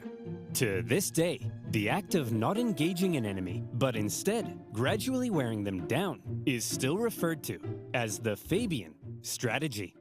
But when Fabius's term finally came to an end, the Senate couldn't have been happier. It was time to start fighting again. However, they probably had a little chat about how they were going to go about it. See, Hannibal's tactics up until now had been very sneaky. Or, if you're a Roman, you might say dishonorable. I'm sick of it. Every time we try to take this guy down, we march straight at him. But then, oh no! Yeah, there's a new episode just updated yesterday. So we were catching up the part 1 and 2 and then about to move on to part 3. Look, this time we obviously have to switch something up. Now granted, we're Roman, so we're gonna march straight at him without thinking. That can't be helped. It's in our blood. But I have a proposition. This time, when we march straight at him, we do it with a massive army. I'm talking like 80,000 men. It won't matter what kind of shenanigans he pulls. He can hide in all the bushes he wants. There's no way he can possibly beat off 80,000 men! Grow up! You know what I mean? And so it was. With 2 new consuls, Rome put together a massive army, the biggest Rome had ever fielded, to put Hannibal away once and for all. To gather the men required, 2/3 of them ended up being completely inexperienced. But how much experience does it take to be expendable war fodder? As this massive army set out in the summer of 216 BC, the Romans knew they needed to win this battle. Just one victory over Hannibal would likely be enough to end his entire campaign. And this time, their overwhelming manpower gave them confidence they could do it. Hannibal had taken position at the town of Cannae, where he had captured an important Roman supply depot. With Fabius gone, Hannibal knew a battle was likely coming, and he was eager to fight it on his terms. But when his men looked out at the Roman camp, they couldn't believe what they were seeing. That army's huge! There's no way we can possibly beat off all these men. How are we gonna beat off all of these men? You know what I mean. I think he's right, Hannibal. Hannibal is then said to have replied, Gisco, my friend, don't worry. There may be a lot of them, but amongst their ranks, there's not a single man named Gisco. This joke was apparently so funny that his officers began to laugh and laugh. And when his men in the camp heard the laughter, they were like, hey, they're laughing. I guess that means we're gonna win the battle. Yippee! As for the Romans, the consuls were another pairing between an inexperienced hothead and a wise scholar. I mean, although the main historian from this era was good friends with not Paulus's false, family, right? so take that with a grain of salt. On his day of command, the rash and hasty Varro, despite the apparent pleas from Paulus, sent the army out for battle. And when Hannibal saw this, he did the same. And here comes the single largest battle of the Second Punic War, and one of the most renowned battles in history, the infamous Battle of Cannae. In all the pre-battle maneuvering, Hannibal was able to ensure his army was fighting from the south. This meant the seasonal dust-carrying winds were to his back and blowing directly into the faces of the Romans. Like I said, control. After 2 years in Italy, Hannibal's infantry had dwindled to about 40,000. The Romans possibly outnumbered him 2 Do you think to that 1. they already Their expected army the was so weather, big that their or maniples was it stretched just a far matter of deeper the than luck? they normally would. the Romans planned to charge Hannibal's thin, weak line like a battering ram and break it. They also chose a narrow battlefield in the hopes it would prevent Block. Hannibal's far superior cavalry from being able to outmaneuver them. They wanted an honorable battle where pure strength, rather than trickery, would decide the outcome. If Hannibal had his say, however, trickery might end up having a lot to do with it. He ordered his line to position themselves as an outward bulge, with his weakest troops at the very center. Just behind them, out of sight from the Romans, stood the elite Libyan infantry, waiting for their moment to strike. The battle commenced as the massive Roman troops smashed into the Carthaginian center. The shape of Hannibal's line ensured the overwhelming weight of the Romans hit his weakest troops first, and they were pushed back. Hannibal's outward bulge reversed inward, with the Romans being funneled yeah, I in remember this towards part the weak too. center. Hannibal had positioned himself at the center to encourage the troops to hold out as long as possible against the Roman onslaught, because while the Romans were unleashing carnage on the center, Hannibal's cavalry needed time to do their job. The heavy cavalry on the left, after a barbaric fight, sent the Roman horse packing, with the consul Paulus even sustaining a severe head injury. He managed to move into the center to keep the battle going. Then, the heavy cavalry turned and approached Varro's cavalry from behind. At the first sight of the coming Carthaginian envelopment, Varro ordered his horsemen to flee the battlefield. The Carthaginians had won the cavalry battle. But back in the center, according to some accounts, Hannibal's line did eventually end up caving to the massive weight of the Romans, and they began to flee. The Romans pushed deeper, and organization within the army likely broke down as they became a giant mass, trying to massacre the fleeing Carthaginians. They didn't realize that they were playing right into Hannibal's hands.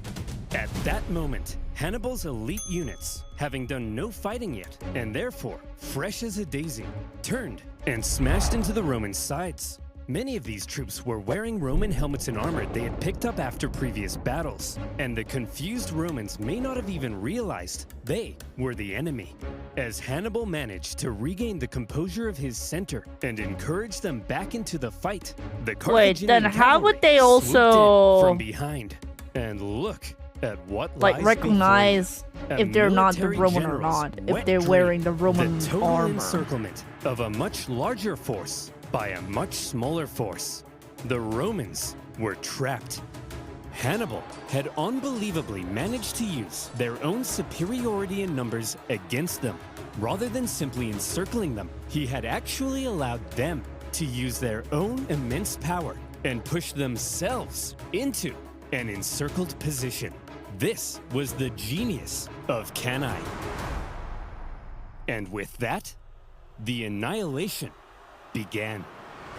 For hours, the Carthaginians slaughtered the helpless Romans from all sides. The terrified Romans were so tightly packed that at times they couldn't even lift their arms to defend themselves. remember this, The remember killing this went on part. so long that the It's crazy. Carthaginians became exhausted from the non-stop massacre. And by the time the butchery came to an end, the grim toll spoke for itself. To Hannibal's several thousand lost, the Romans suffered 60 to 80,000 goosebump. dead or captured. Yet another Crazy. entire army wiped out by Hannibal. Many high-ranking Romans met their end at Cannae. Paulus, for one, but also 80 senators and more. Basically, It's been Hannibal just estimated like that slaughtered a 20% of whole Rome's male population aged troop of 18 the to 50 Roman, right? died at Cannae. Crazy. This was it. Hannibal's vengeance. The stunned Carthaginians, as they searched for their own survivors among the dead, couldn't believe the sight of it. An estimated 30,000 gallons of blood now lay spilled on the battlefield. Oh, Rome's defeat at Cannae sent shockwaves throughout Italy. Just as Hannibal had hoped, most of southern Italy now defected to his side, including the second largest city on the peninsula. Wow! Hannibal, this is incredible. What could possibly come next? Next? Jim Bob. I've killed 150,000 Romans. I've turned Crazy. her allies against her. That's it. That's vengeance. So let me tell you what comes next. Rome? And This video was made that's the new episode. Dun. character pins, calendars, and more. Too shy? Over to over vengeance.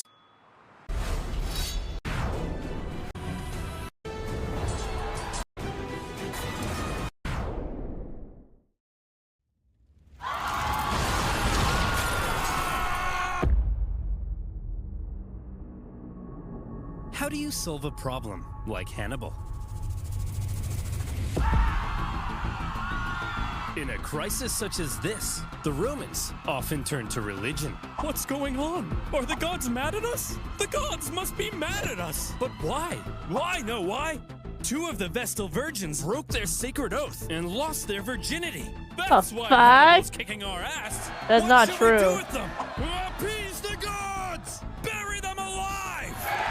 Oh. Who did they even boink? It was those guys! Stupid people are, What right? should we do with them? Every time I see the history, I mean, it's still going on though. That Needless something to makes me say, feel really the bad. Romans were Sometimes freaking out. people express their anger to Okay, the now that wrong that's out of our system, let's go people find a or real wrong solution. The real group. solution, first of all, involved Yeah, it's raising still a new going army. on. It's still going on. Remember I guess it's that just Cannae, part of the Hannibal human had wiped nature. out the People biggest army Rome had want to ever blame fielded, something possibly 20% so that of make Rome's them feel military-aged better. men. Rome needed to Which is so replace those stupid. losses, and fast, before Hannibal arrived at Anonymous their user gates. gifted a tier But one. where did those Anonymous, thanks for replacements giving come this from? up. Rome had a few ideas. Thank you so Quick, much. Lower the age of conscription. You, put down those Digimons. You're a soldier now. Enlist all these slaves with the promise of freedom. And equip them with all these religious weapons and armor. Anything we've got. All right, men. You are Rome's last line of defense. Man the walls.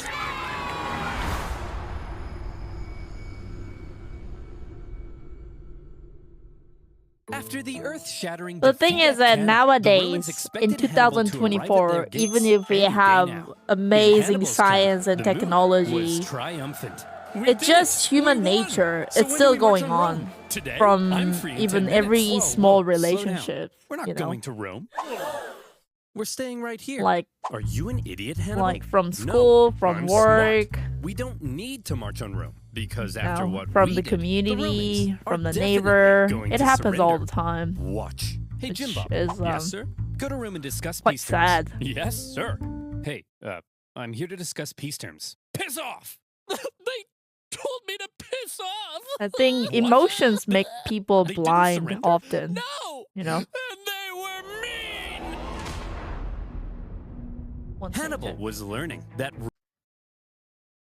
Like out of the battery.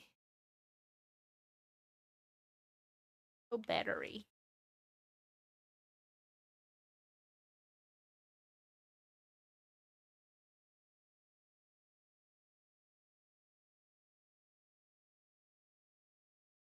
Chat, type 1.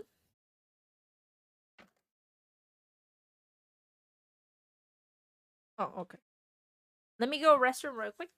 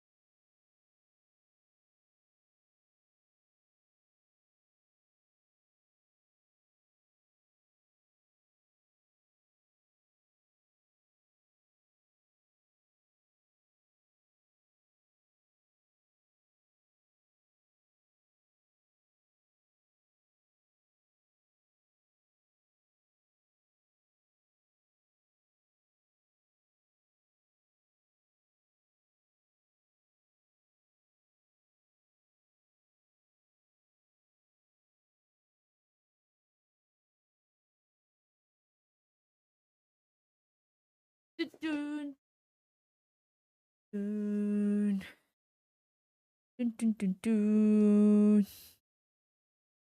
Dun, dun, dun, dun.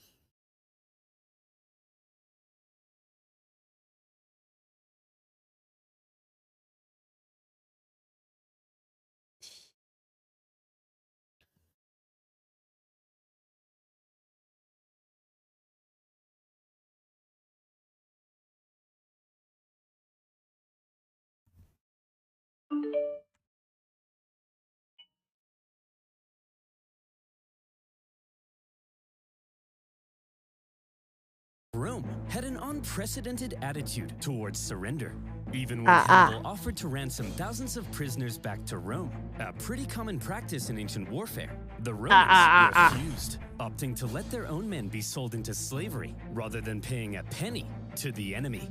It was clear that in order to defeat Rome, you had to annihilate them. If any Roman man was still standing, you hadn't yet won. But still, Hannibal decided not to march on Rome, and it was a controversial decision. Even one of his own commanders famously told him, "Hannibal, you know how to win a battle, but you do not know how to win a war." From Hannibal's perspective, perhaps he knew his army was designed to survive behind enemy lines and sow chaos. It may not have been well equipped to undertake a risky siege of one of the most fortified cities on Earth.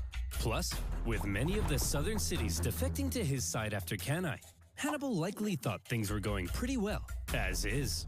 We'll stay the course. Okay, so the Romans didn't surrender after 3 major defeats. But surely they'll surrender after 4. Unfortunately for Hannibal, however, after Cannae, the Romans well and truly learnt their lesson. Well, would you look at that? Remind me, who was it that said Hannibal was too dangerous to fight? You. And who said we shouldn't fight him directly? You. And who tried to fight him directly? Us. And what happened? We lost 20% of our military-aged men. That's right. So tell me, when Hannibal approaches, what do? We run away. I'm a genius. Clap for me. After Cannae, Fabius Maximus kind of became the unofficial leader of Rome. Even if others were elected consul, his influence was unparalleled, and Rome quickly reverted to the Fabian strategy of avoiding Hannibal. They knew they couldn't defeat him, so instead, they hoped they could at least contain him. They raised an impressively large number of men, partly by enlisting teenagers, slaves, and criminals. And rather than trying to fight Hannibal, they instead turned their attention towards those treacherous southern cities that had switched sides. Thanks for joining the winning team, guys. Here's the deal. All you have to do is provide me some troops and defend your own city, since I'll be too busy to defend it for you. Now, I'm going to briefly turn around, look this way, and when I look back, you better not be being massacred by the Romans. Oh, for goodness sake! The Romans spread out their newly formed legions and began attacking the southern cities here, there, everywhere. The southern cities expected to have Hannibal's protection, and Hannibal was inundated with requests for help. He was forced to run around southern Italy, trying to encourage defection while rescuing his own allies. But when he showed up, the Romans would often leave, only to come back the second he went away again. And as these southern cities were punished severely by the Romans, they began to realize that joining Hannibal it sounds may like not a be such a good idea. Hey, off situation. You think you're so big? Attacking my allies? Why don't you come out and face me? Because you're scary! The fickle southern cities frequently switched sides depending on who appeared to be winning, and the whole situation became a nightmare for Hannibal to control, playing a constant game of Roman whack-a-mole to fend off the enemy armies. Oh shit, yeah, just like that. Managed to turn this situation around by placing Hannibal in a clever predicament. If he left southern Italy, the southern cities would likely capitulate to Rome, meaning he couldn't leave. And since the Romans wouldn't fight him, he couldn't inflict any more dangerous defeats. For now, Hannibal had been muzzled. Southern Italy had been his prize for his impressive Italian campaign. But those clever Romans found a way to take his prize and turn it into his prison. With the Fabian strategy neutralizing Hannibal for now, the Romans were freed up to refocus their attention to other fronts. This whole time, while we've been discussing Hannibal and the Italian campaign of the Second Punic War, fighting had actually been occurring elsewhere. For example, in 216 BC, the Romans had sent an army north to punish the Celtic tribes that had joined Hannibal. However, as the Romans entered the Latana forest, little did they know those clever Celts had set up a trap. The Celts dropped trees on them, decimating the Romans, and they even took the commander's head to use as a religious sippy cup. So that went pretty bad. Whoa, very bad. But thankfully, in other theaters, things were going a bit better. For example, let's look at Sicily. After Cannae, internal chaos in Syracuse caused this longtime Roman ally to switch sides, because being a winner is more fun. The Carthaginians also landed troops, hoping to retake their lost island, while Roman proconsul Claudius Marcellus moved in to besiege Syracuse. The siege was a brutal slug for the Romans, largely due to the presence of one famous scientist and mathematician, Archimedes. He lived in Syracuse at the time, and he invented a variety of clever contraptions to defend the city. There was a giant claw that could grab and destroy Roman ships, and purportedly even a big mirror that could magically ignite them. I think I've seen this one. The Carthaginian forces on the island attempted to come to Syracuse's rescue, but luckily for the Romans, they all got diarrhea and then died. Finally, in the city itself, the day of a big annual religious festival came, and the Syracusans said, "Well, fellas, we've been holding off the Romans for over a year now. I think we've earned ourselves a little party." Sir, we're still under a massive siege. Are you sure? They'll probably take advantage of it. Well, Carl, I'm taking advantage of the open bar. Sir, they've got battering rams. Well, Carl, I'm ramming these hors d'oeuvres into my mouth. Sir, they'll tear down our walls. Well, Carl, I'm tearing it up on the dance floor. Sir, they're literally at the gates. Well, Carl, I'm literally at the cheese platter. Marcellus took advantage of the drunken festivities, stormed the city, and plundering ensued. In the chaos, Marcellus ordered Archimedes be captured alive. Some sources say Roman troops entered Archimedes' home, and they were like, "Hey man, are you the math guy? Go away, I'm drawing circles. Look, I just need to know if you're the nerd. Come on bro, get out of here, you're messing up my circles." Now is not a good time to draw circles. It's always a good time for circles. I love circles. Either stop drawing the circles or I kill you. I choose the circles. But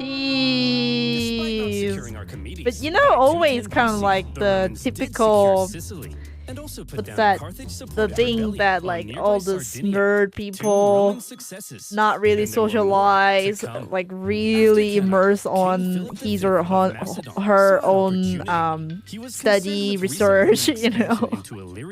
And so, when he saw Hannibal annihilating the Romans in Italy, he said, "Oh my gosh, hey! Oh my gosh, you're so cool! Let's form an alliance and annihilate the Romans together!" Sure. Yes!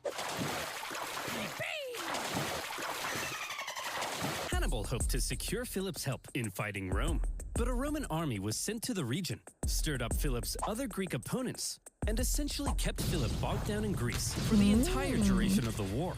Another kind of Roman success.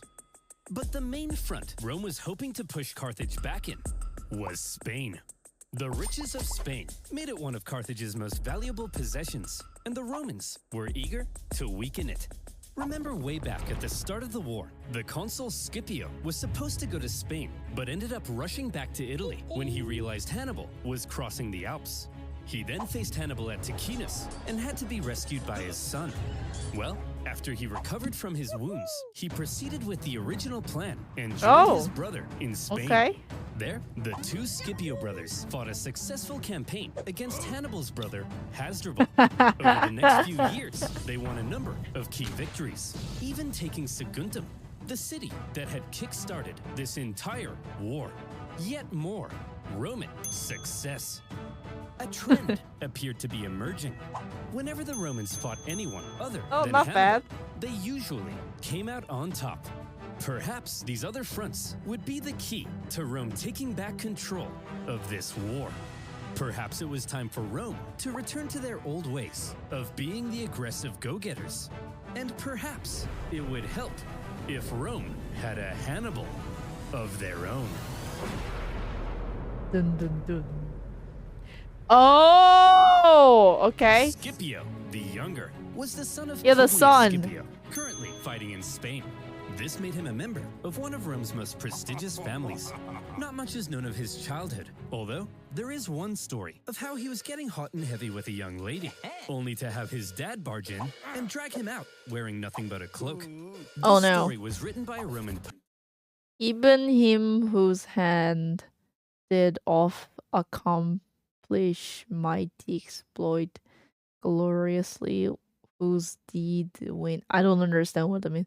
Not but live on to this day, the one outstanding man in all the world, him with a single mantle his own father dragged from a lady love's arm. Oh, okay. Poet to make Scipio look bad, but by modern standards has ended up making him look pretty rad. My guess is if Rome had a high school football team, Scipio would be the quarterback.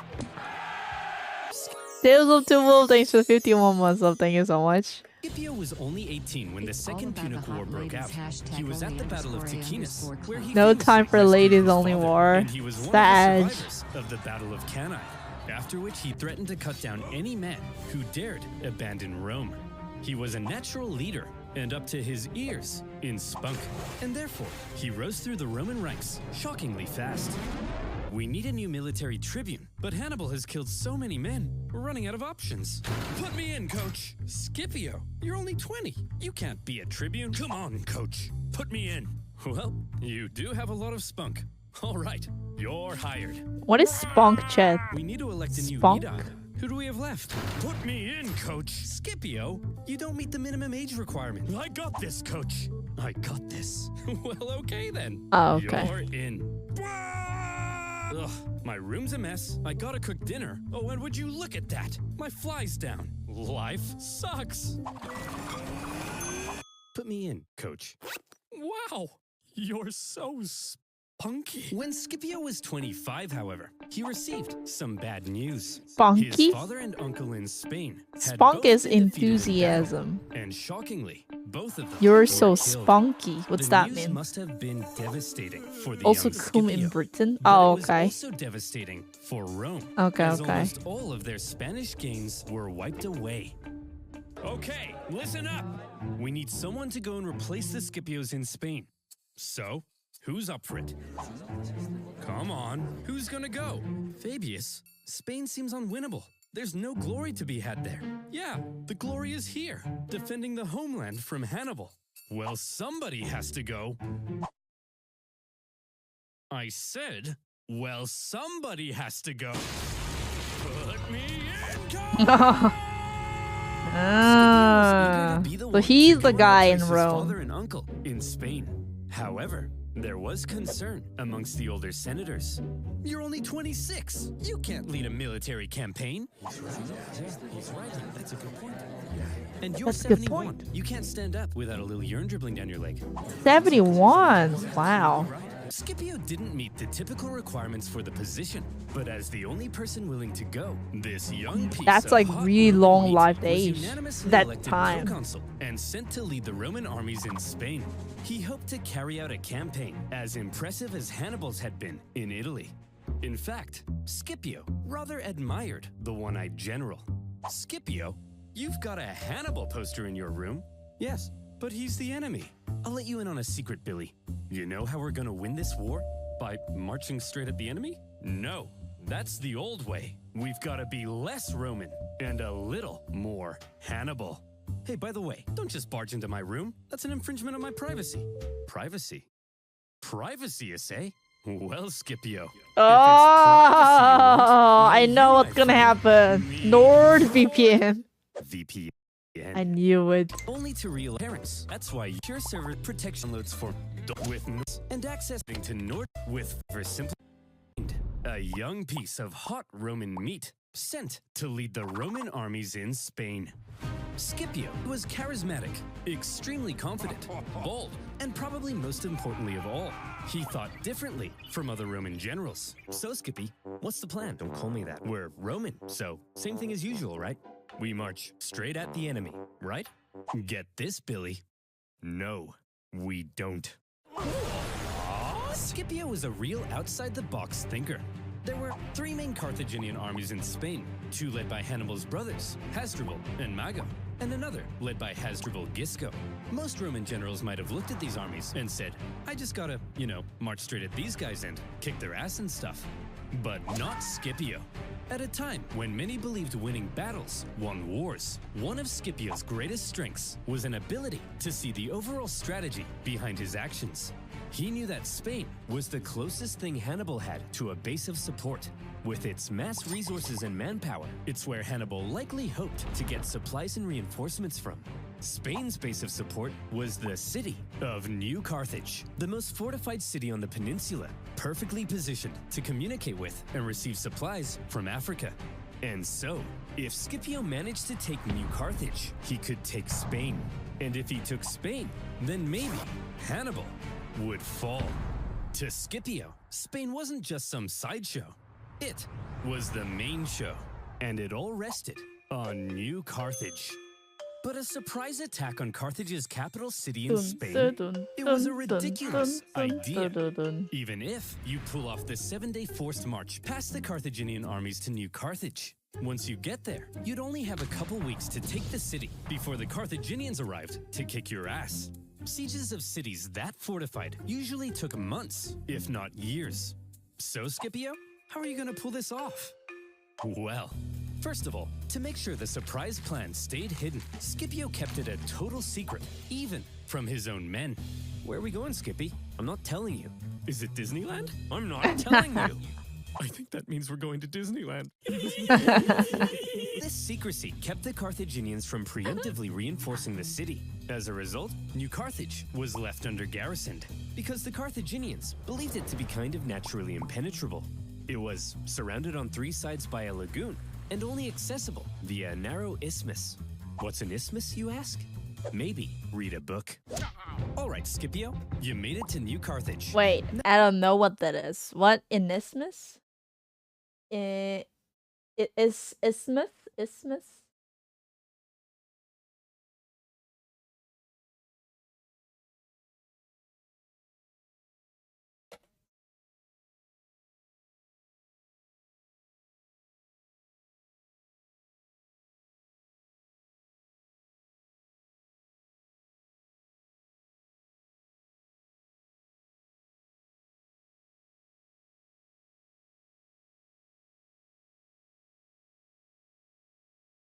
아, 지합. 좁은 땅으로 2개의 큰 읍지 사이를 연결하는 것. 지합.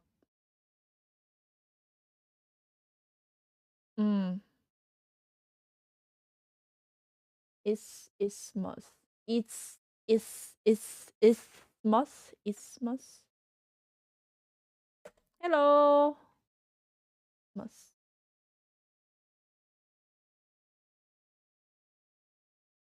So for the people who don't know, a narrow strip of land with sea on either side, forming a link between 2 larger area of the land. So isthmus. Yeah. Maybe read a book. All right, Scipio, you made it to New Carthage. Now the other Carthaginian armies are only a 10 days march from coming and kicking your ass.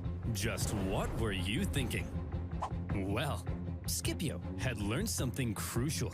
Every afternoon, the tides made the lagoon around New Carthage briefly shallow enough to cross. So, he ordered a large diversionary attack on the main city gates, distracting the city's defenders. Then, a small infiltration force traversed the lagoon. The one in Turkey? Where is that? Walls, and entered the city. They ambushed the guards and opened the city gates to the rest of Scipio's army. And just like that, New Carthage had fallen. Damn. In a single day, Scipio had In a taken single Carthage's day? capital city in Oh. Spain, and he made it Damn, look man. easy. With it, he seized much of Carthage's war supplies, several silver mines near the city, and various powerful Iberian tribes even joined his side. And now he was in a great position to take on the other Carthaginian armies in Spain. Wow, Scipio, Oh my god, I you're miss amazing. the Don't call me food that. in How'd you know they were Spain, gonna guys. get The shot? market, It's almost like you speak to the the gods. what's that? Hamon? I told him. Oh all my the local god, farmers know so about the- yummy. Yes, that's it. I It's so speak hard to to the get like gods. nice cheese, wine, Scipio had no problem hamon, allowing those his kind men of to think he was things here. divinely Like, I mean, we can inspired. get it, but it's like Roman writers also way tell us another expensive of Scipio's because traits. those things are all He was imported. And then apparently quite I merciful think in it's victory, also and the often matter of protected that the inhabitants not many of the captured people cities. enjoy that kind of ingredient Spencer, here. What are you doing? Man, was sometimes I miss just it a about to lot. murder this family. Hey, back, Spain Spencer. food, No. yummy. Can I at least kill the dad? Mmm, What man. about the no? So good. Oh, you're mean. The Carthaginian generals in the region must have Yummy. been shocked at the Portugal loss of their food capital amazing city. too. There was now a Terminator sure. in Spain, and he was coming. In 208 BC, he made a move on Hasdrubal, hoping to defeat him before the other Carthaginian armies could come and link up.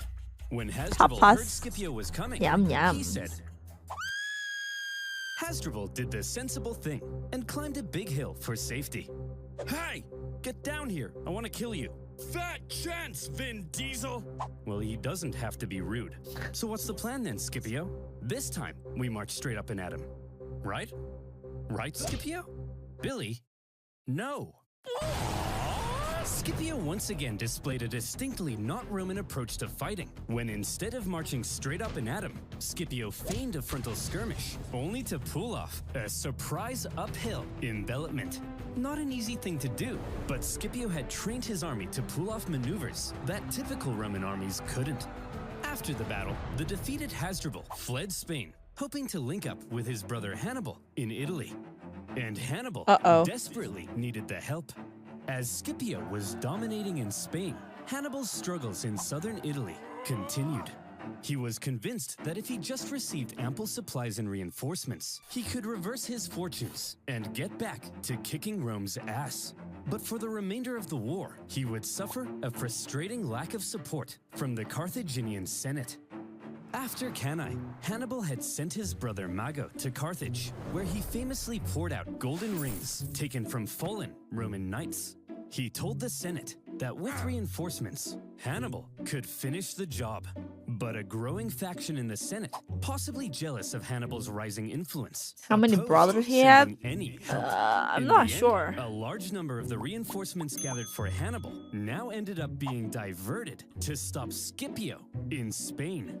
Just as he had hoped, Scipio's campaign in Spain was actively harming Hannibal in Italy. However, those reinforcements meant that when Scipio made a move on the remaining Carthaginian armies in Spain, they now likely outnumbered him. With the odds heavily stacked against him, it would take some serious skill to win this battle. This time we're gonna march straight at them, right? No, Billy! The preceding battle of Lipa is often considered Scipio's masterpiece because it was positively oozing with deception and trickery. First, both sides spent several days forming up and facing off without actually fighting. On each day, Scipio placed his strongest Roman legions in the center with his weaker Iberian allies on the sides. Seeing this, the Carthaginians were like, "This guy's an idiot. We've seen his plan. His strongest troops are going to be in the center. So let's form all of our battle plans based on this information. I'm sure he won't change anything at the last minute." Then, when the day of battle came, Scipio woke up the Carthaginians with an early morning attack, causing them to rush out of camp without breakfast. When the Carthaginians lined up with their strongest troops in the center to meet Scipio's, they were stunned to find that Scipio had completely reversed his order. The weaker Carthaginian sides now found Scipio's strongest bearing down on them. Then, in an extremely impressive maneuver, the well-trained Roman wings even stretched out during their approach, hitting the Carthaginians from the sides. The Carthaginian center could have turned to help, But Scipio had ordered his center to approach so slowly that Carthage's center could do nothing but just stand and wait. In this way, the outnumbered Scipio holy. had cleverly controlled events so that the bulk of the strongest Carthaginian Interesting. troops couldn't even fight during the battle. He had completely removed them from the equation. The incredible Scipio had inflicted a monumental defeat on a much larger enemy force. Oh, oh my gosh. So they had the Scipio, Rome had the Scipio, and then Carthaginian, they have the Hannibal. The two war heroes kind of like. In just a few Will years, both of the them incredible fight young Scipio together? I turned wonder. Spain completely Damn. red. The Carthaginians must have been stunned. His Spanish campaign had almost been as impressive as Hannibal's campaign in Italy. In fact, Ooh. see if any of this sounds If both of familiar. them In fight, Spain, Scipio had like, used the face environment against of the each other, battlefield it's to gotta be his like- advantage. He staged ambushes by concealed troops. He treated local tribespeople well, earning their friendship. He even once forced his enemy to come out and fight him without breakfast. Each and every one of these tactics were possibly borrowed from a certain one-eyed general. In all the battles Scipio had yeah. fought against Hannibal, Yeah, I it see a lot of seemed he may similarity. have been taking notes. Scipio! What? Stop stealing my tactics! Yeah, exactly. Copy pasting. Can't hear you. Literally the What did you same. say? What? What? Better yet, Scipio's achievement in taking a well-fortified city, plus his understanding of the overall strategy, has led some historians to argue he wasn't just as good as Hannibal. Scipio Interesting. actually Would had been you better. This young man, like a who metaphor many in like Rome that? had doubted, Jordan had and just Kobe? shown Billy Because I don't really know the about like flip-up. basketball that Mere much. years ago, it looked like Rome had no chance of even surviving this war. But now, the momentum of war was shifting astonishingly fast. And for Hannibal, Really? things continued Cool. to head south. Before Scipio had even gone to Spain, the Romans had placed Capua, Hannibal's largest city in Italy, under a dangerous siege. And in order to rescue it, This one, no, Hannibal this needed one's to a take new drastic episode. action This one just released it fast. yesterday. Man, But the part everything's 1 and 2, falling we have apart. watched it last time. Fine. A I'll do year it. ago or Do something like what? that. Yeah, you've convinced me. I'll march on Rome. Ooh. That conversation was 5 years ago. It's too late. No one's trying to convince you to march on Rome. I said I'll do it. Quit nagging me. Ugh. Hannibal finally marched on Rome, hoping Too it might late, draw though. the Romans away from Capua. The Romans saw Hannibal approaching their city, and they freaked the hell out. Hannibal is said to have closely approached the city walls, inspecting the defenses, as the Romans inside quivered in their togas. However, Hannibal probably knew he had no chance of taking the city. The whole thing was a feint, and Hannibal soon left. Eh? The Romans famously coined the phrase, Hannibal is at the gates, to describe a moment of crisis or severe desperation. But for accuracy's sake, the phrase should probably be, Hannibal is at the gates. But don't worry, it's just a feint to draw the Romans away from Capua. And it didn't even work, because the Romans stayed at Capua, and the Capuans misunderstood and thought Hannibal had abandoned them. And so, they surrendered the city. Oh! But apparently that's not Oh! as catchy. Despite a few successes, including an ambush in 208 BC, Wait, where Hannibal it's managed getting to kill worse. both consuls in one go, Hannibal was slowly but steadily losing his grip on Oh the southern no. Why did Even he make that Hasdrubal, who stupid had fled decision? Spain to Like, join Hannibal, if we just never reached his brother. marched to He made Rome, his own I think the dramatic war crossing of the would have Alps, just as over. Hannibal had done. But unlike Hannibal, the second Hasdrubal arrived in Italy, he was immediately pulverized.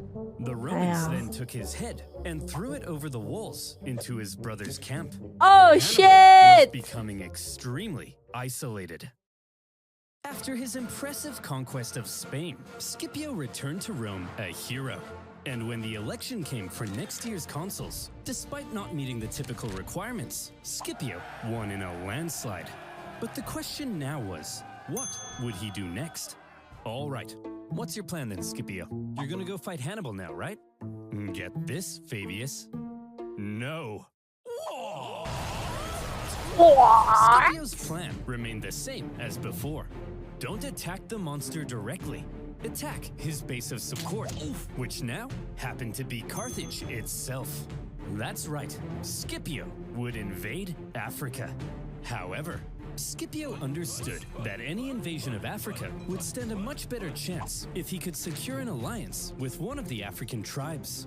Throughout the war, Carthage's far superior Numidian cavalry, which came from this part of Africa, had played a critical role in winning battles.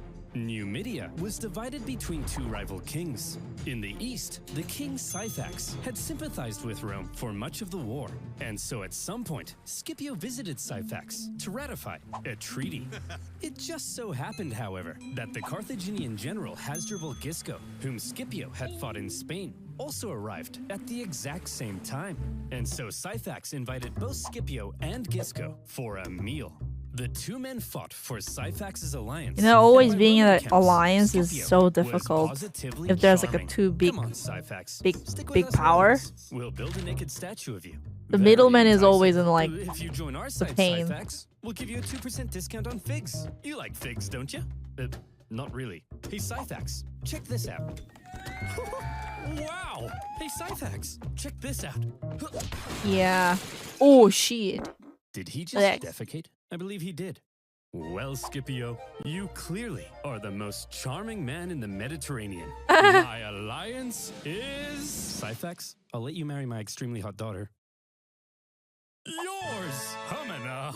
Unable to compete with Syphax's libido, Scipio instead made contact with Syphax's rival, the other Numidian king, Massinissa, who was a Avopa. longtime ally of Carthage. Scipio told Massinissa, if you join the Romans, I'll Was help that you defeat the- one of Syphax the and reasons become why the ultimate Numidian They always king. end it. But like, it's only guaranteed if Massinissa his was daughter now is on Team pretty Rome. though, no? Good job, Skippy. With a Numidian Like a lot of alliance solidified, were Scipio built by prepared for his marriage, invasion but of Africa. He raised a volunteer force that included daughters many of have the to be disgraced survivors freaky from or Cannae, something, no? And he set Bobas. sail.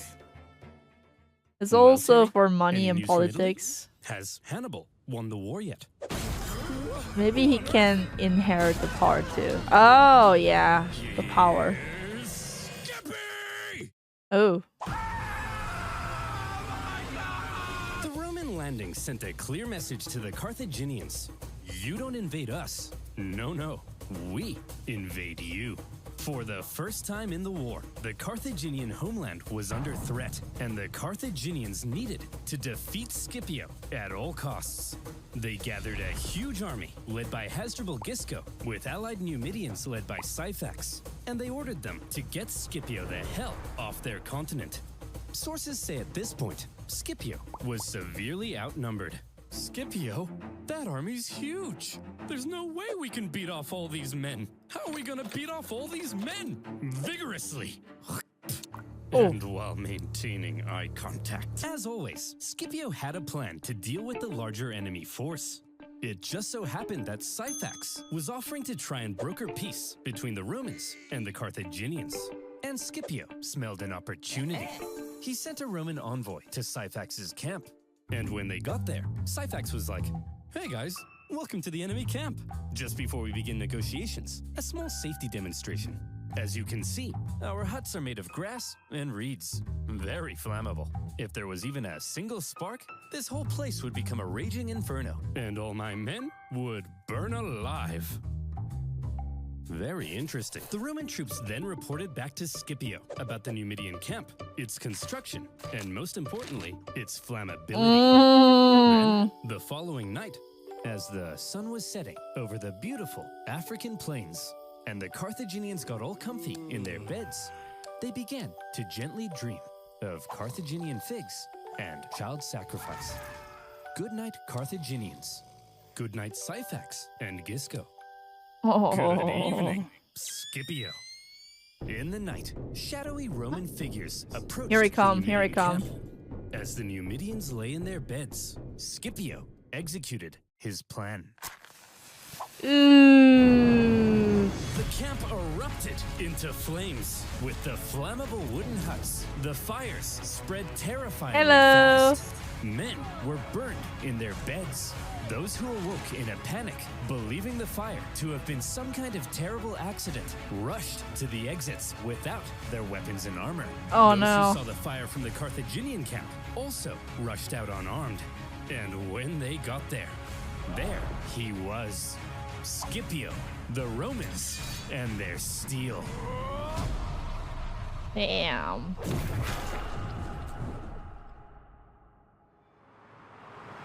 The terrified Carthaginians were massacred, and with heavy casualties, Hasdrubal and Syphax fled the scene of the disaster. Scipio followed this incredible success with another victory against the pair at the Battle of the Great Plains. After that, Massinissa chased his rival Syphax into his kingdom, where Syphax was captured. Massinissa was now the ultimate Numidian king. He entered Syphax's capital city. He seized Syphax's palace. He even married Syphax's wife. And when Scipio got mad at him for marrying a Carthaginian girl, he then poisoned his wife. Boys will Oh my be boys. gosh! Having defeated the Carthaginian armies in Africa, almost What a nothing poor now gore. stood between Scipio and Carthage. And the Carthaginians were The innocent freaking out. girl. What do we do? What do we do? There's only one thing left to do. Recall him. Well, Hannibal? you've been here in Italy for 16 years. This is practically your home. You're basically Italian. Yes, Gerald. And I've had such a lovely time. I ate spaghetti, did this with my hands. I've committed my whole life to this campaign. And once Rome has fallen, it'll all have been worth it. Hannibal, you have to return to Carthage. Your Italian campaign has been for nothing. Your whole life has been a waste. No! Imagine being Hannibal in this moment. You left Carthage when you were 9. You probably barely even recognize your own homeland. The kingdom hey. he had built in Whoops. Spain with his father? Gone. And now his Italian campaign, his vengeance. Was it really all for nothing? But that was that. Carthage was under threat, and Hannibal had to protect his home city. As he left Italy, in Rome, there was celebration, but also some trepidation. Now, Scipio would have to face Hannibal in Africa, where Hannibal would have home advantage. While Hannibal was on his way, the Carthaginians stalled for time and approached Scipio for peace talks. Hey, look, we never meant to start an all-out 2-decade-long war, but you did. No, that was Hannibal. He's to blame for all of this. Well, all right then. Sign this peace treaty.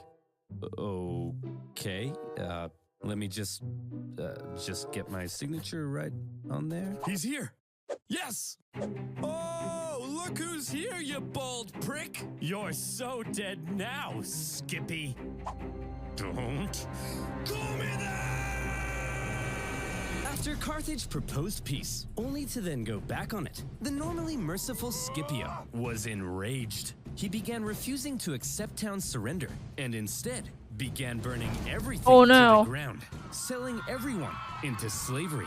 Hannibal, he's burning our towns. Go stop him. Guys, he's obviously trying to lure me out there to fight on those flat plains, where his Numidian cavalry will give him the advantage. It's a trick. Well, it's working. Go and fight him. It's obviously a trap, and we're falling for it. Go and fight him. Hannibal set out to meet Scipio in the western plains. And here came Scipio's final test. Finally, the teacher would face the student. The two greatest generals of all time in one last, decisive battle. Would Hannibal's genius still shine through? Or would Scipio prove that he had surpassed the master? Ooh, what's gonna happen? Before battle, the two great generals rode out the from real camps battle and met in begins. person for the first time. Hannibal, I'm a huge fan. I thought you'd have more hair, and I thought you'd have more eyes. Touché. They then had a conversation, which I'll paraphrase. Hannibal said, "At the start of this war, I had great fortune in Italy. But look at me now, a sad old man who, like other sad old men, failed to conquer Rome. Your fortune can change rapidly, Scipio. You should consider negotiating a peace rather than risking it all in one last fight against me." Very eloquently put. Scipio then replied, Q! Negotiate? Negotiate what? I took Spain. I'm about to burn your pathetic city to the ground. What could you offer me in negotiations? I already have it all! Ah! Kinda true. Seriously though, Hannibal, I am such a big fan. And so, it was settled. The two great generals would face off one last time in the epic Battle of Zama. Zama. Scipio gave his men, consisting of many survivors from Cannae, a Battle of pre-battle Zama. speech, telling them not only would they gain redemption, but they could become masters of the world. Hannibal told his men probably nothing, because most of them didn't even speak the same language. As the two armies lined up for battle, something interesting became clear.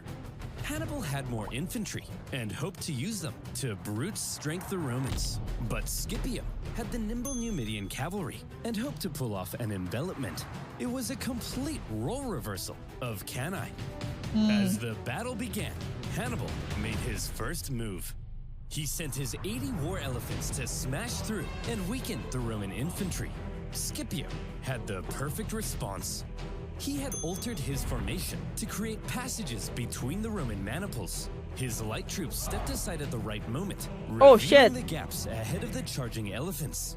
Elephants, if given the choice between a suicide charge into spears or a nice clean escape, will probably choose the escape. And that's what happened.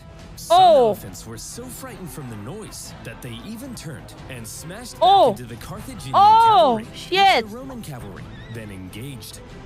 Your move, Hannibal. Hannibal wasn't an idiot.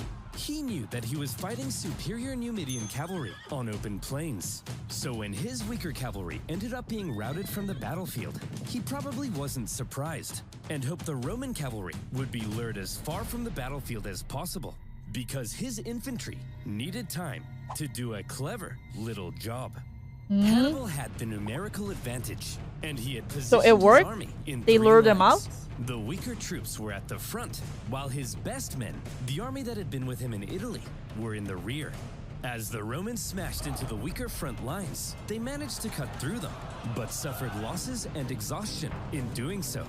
The same with Hannibal's second line, so that by the time the Romans reached Hannibal's superior third line, the two sides may have now been about equal in number. Goosebump! Oh shit! So goosebump, man. Get there. While the remaining Carthaginians were fresh and ready to go. Hannibal was still a genius. And this is where the final race began. Could Hannibal's stronger infantry finish off the Romans before the Roman cavalry returned from their pursuit? Oh yeah. Quicker, the Carthaginian infantry or the Roman cavalry? The answer: the cavalry. Ooh, shit! To turn around and hit Hannibal from the rear. And that was the deciding move. As the Carthaginians were hacked to pieces, Hannibal knew he had lost, and he escaped the battlefield. Oh my god! Was well fought on both sides. Both showed their genius, but fortune fell in the favor of Scipio. With just a few thousand Roman casualties compared to 40,000 Carthaginians, Scipio had won. Hannibal advised the Carthaginian Senate that it was time to surrender. 17 years of war, finally over. Damn, the man. terms Rome placed on Carthage were harsh. They lost territory and were prohibited from starting any more wars with anyone without Rome's explicit permission. Carthage basically became a weak Roman client state. And what of these two military geniuses? Well, Scipio returned to Rome triumphant. For his victory in Africa, he was given the title Scipio Africanus. He had delivered Rome from an existential threat, and so, from here on out, he was primed to dominate Roman politics. He was even offered to become consul for life, but he humbly refused. Politics being what it is, however, jealousy eventually grew. Scipio and his family ended up battling accusations of corruption. And Scipio, possibly becoming tired of Roman politics, retired to a nice country house by the coast. Hannibal also took a leading role in Carthaginian politics after the war. But again, Due to jealousy, factionalism, and a Damn. possibility of arrest by the Romans, he eventually entered exile. He spent the remainder of his years out east, even advising enemies of Rome. Rome's hatred Interesting. of Hannibal endured, and they never stopped hoping to someday capture the monster. One story is told of how when a much older Hannibal was chilling in the city of Ephesus, a Roman delegation was sent to the city, and in that delegation was Scipio Africanus. Ooh. The two men met for the second time, and they Ooh. seemed to have gotten along quite well. Scipio asked Hannibal who he thought the three greatest generals of all time were. Hannibal placed Alexander the Great in number 1, Pyrrhus of Epirus in number 2, and in third place, himself. Scipio then asked, "And what if you had defeated me at Zama?" "Well, Scipio, then I would have been the greatest general of all time. Please, call me Skippy." Eventually, around 183 BC, Hannibal, now in his 60s, came under threat of Roman capture. After a long life, he chose to take some poison. According to Livy, his last words, "Let us now relieve the Romans of the anxiety they have so long experienced, since they think it tries their patience too much to wait for an old man's death." Oh my Wow, gosh. Hannibal, what a dignified end. Shit. Gross. And there you have it. The Second Punic War. Finally done. It took 17 years to end the war. And on a personal note, making these videos has also taken 17 years off my life. Carthage began to recover from the war shockingly fast, however. And anxieties over Carthage would remain in Rome. In particular, one senator would begin calling for one last crusade against Carthage to end the threat once and for all. He famously began to end all of his speeches with one singular phrase, one of the most famous phrases in Roman history.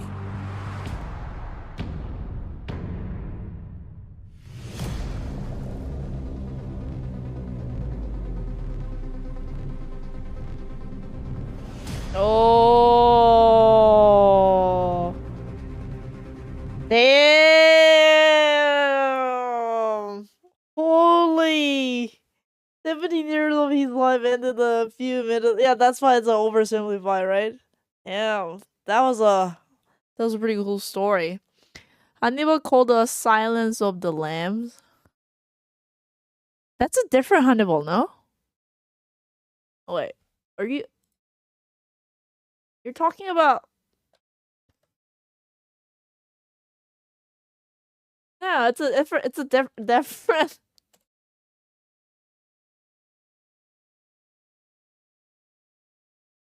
You're talking about different Hannibal. Yeah, I know what this movie is. I don't think I have watched this, but I know this one is like super. Maybe I have watched it, but I forgot the story of it. Yeah. Nah, it's not the same guy. It's not the same guy. I know. Damn.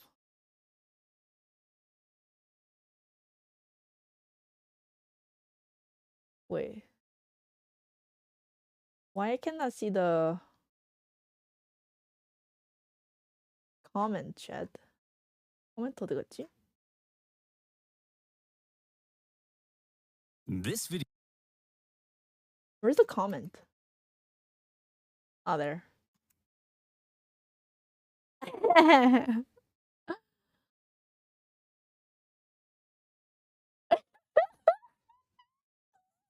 You cheeky bastard! You left us. You left us on one of the history's biggest cliffhanger. You said you weren't going to take a year to finish it, and you took 365 days, but it was a leap year, so it technically didn't take a year. I will accept this. Ah, so funny.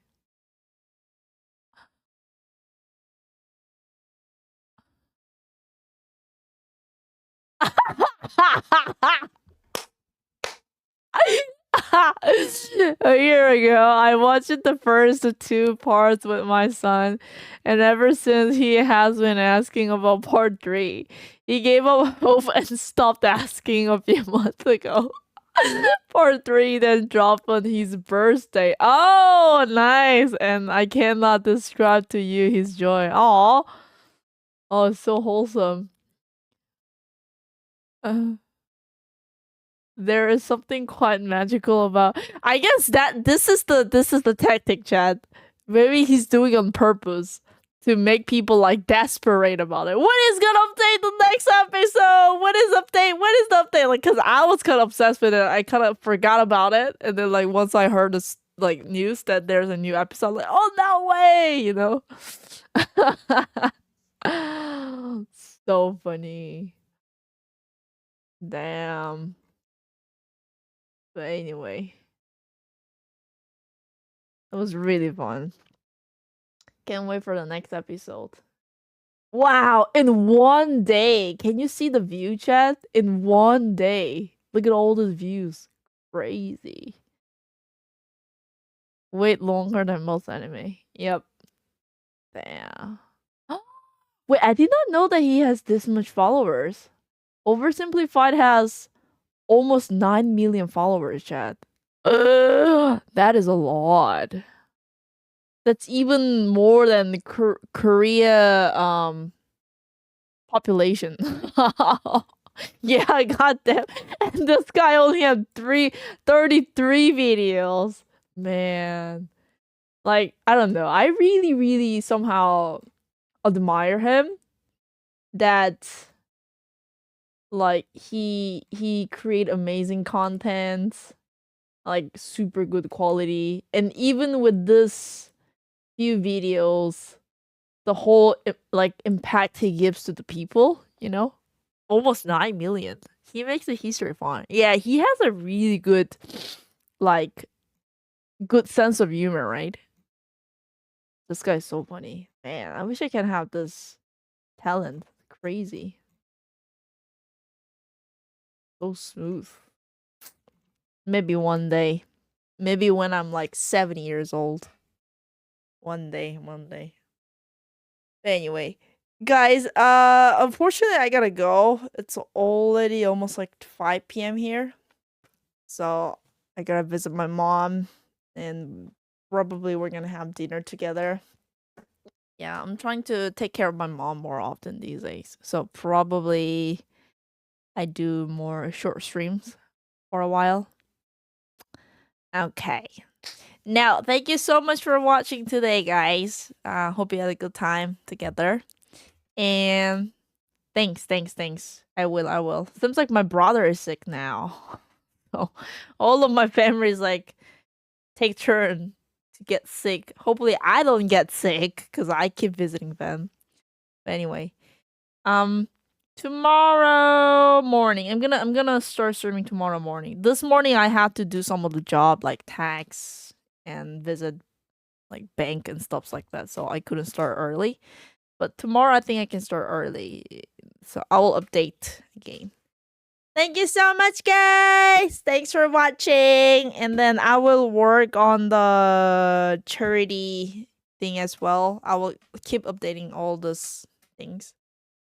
Thank you. You too. Have a nice day. Have a good night. Have a good evening. Take some good rest or have a good day. I will.